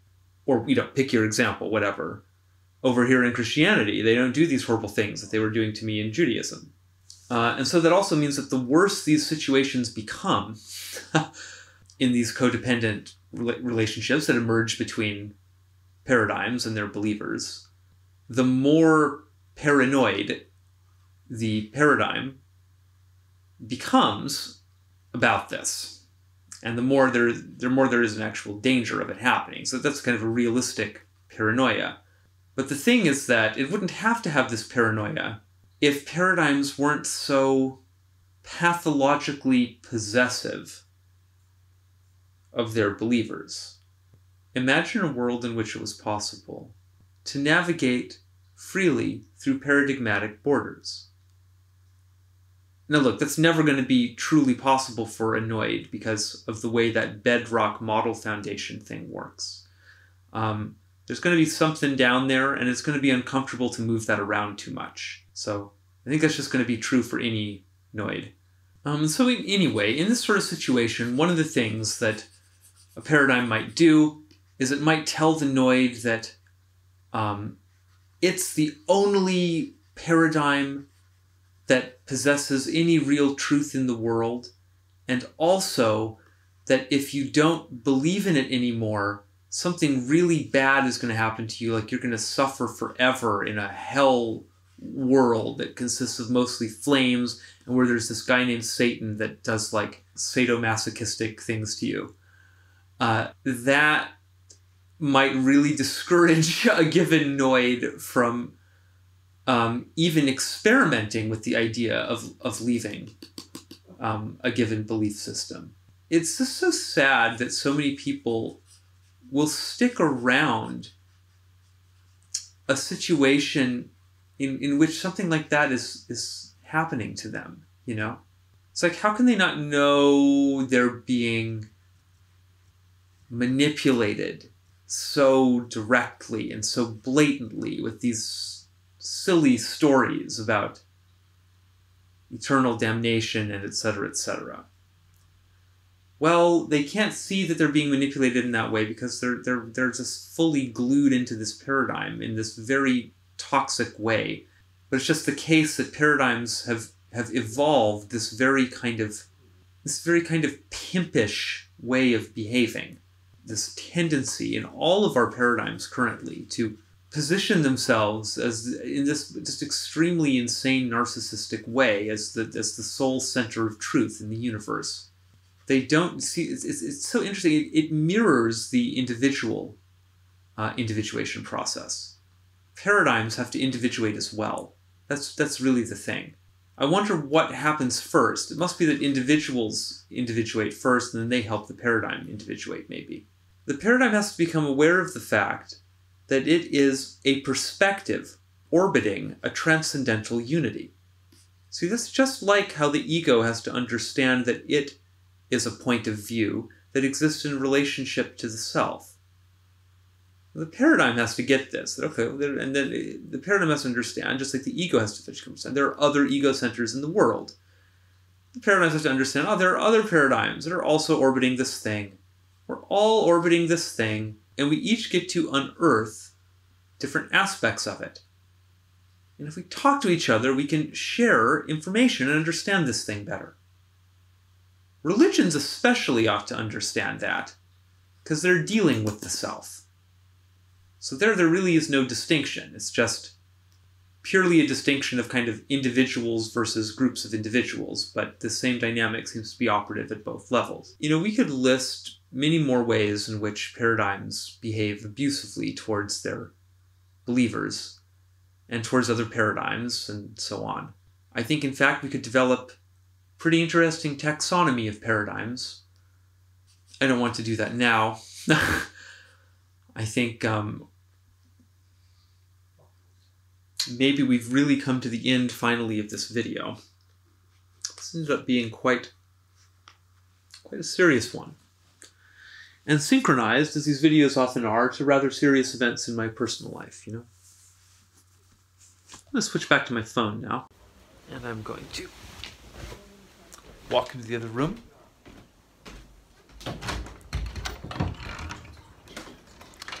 And I'm going to introduce you all to my housemates' turtles. Live here.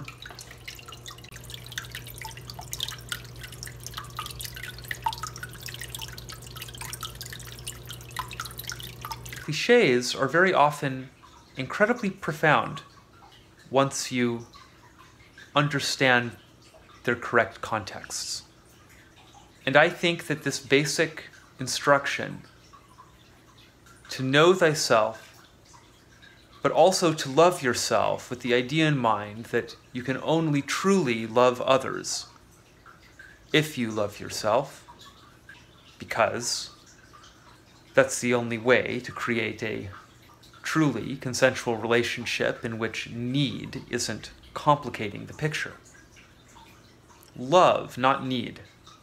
That's easy to say, and it sounds like some kind of new agey self-help wisdom, and it probably is. You probably read that kind of thing in those kinds of books. I haven't really read that kind of stuff so much in my life, so I don't actually know, but I think probably you would encounter statements like that.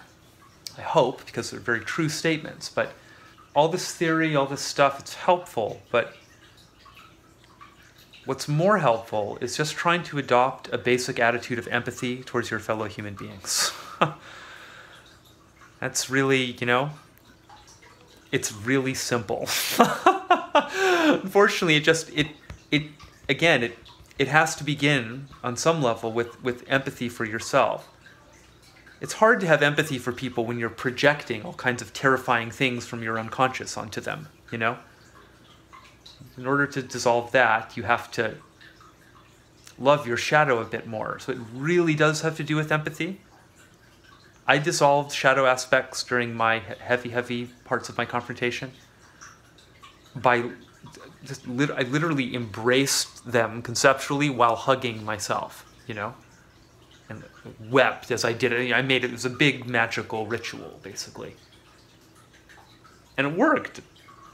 And it usually works. That's my opinion. If you can embrace yourself in your fullness, you will have gained the possibility, at least, of embracing, i.e. empathically relating to the whole of humanity, because you contain, in this crazy thing called your psyche, I believe, the whole story, the whole archetypal image set is in there and available to you.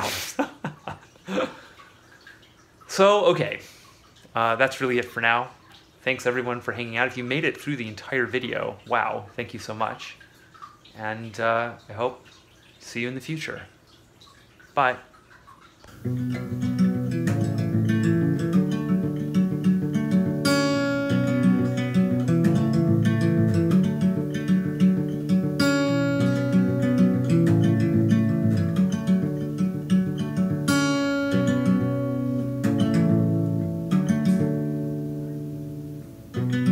Blind vision, blind belief. Black snow's coming, saw it on TV. No information, no harmony. Yeah, a wave of black snow. A wave of black snow.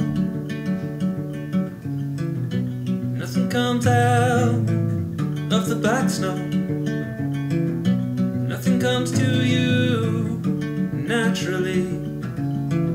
Among the ruins, yeah, magnetic shadows. A wave of black snow. Yeah, a wave of black snow.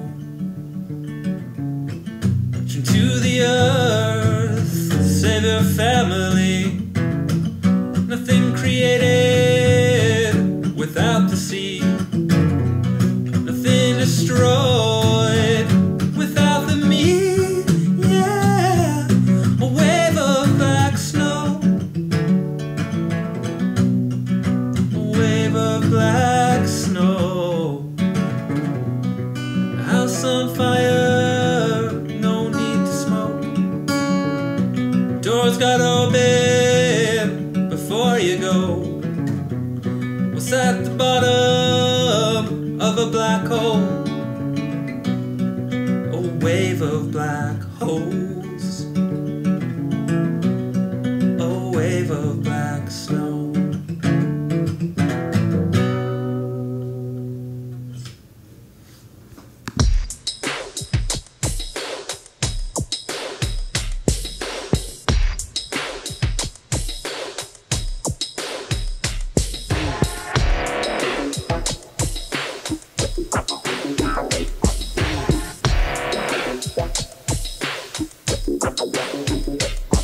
Open up your eyes, take a look at me.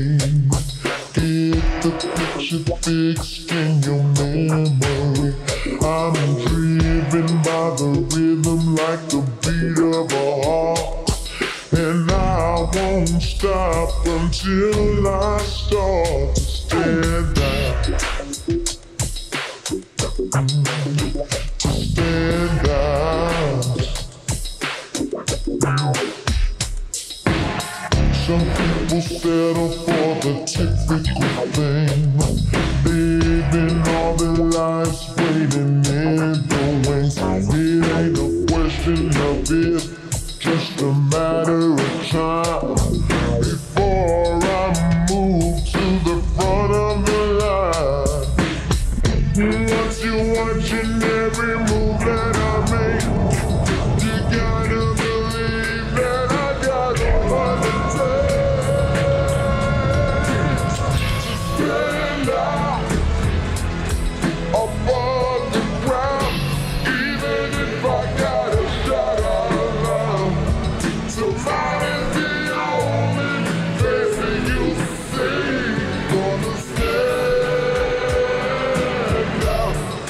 you notice me.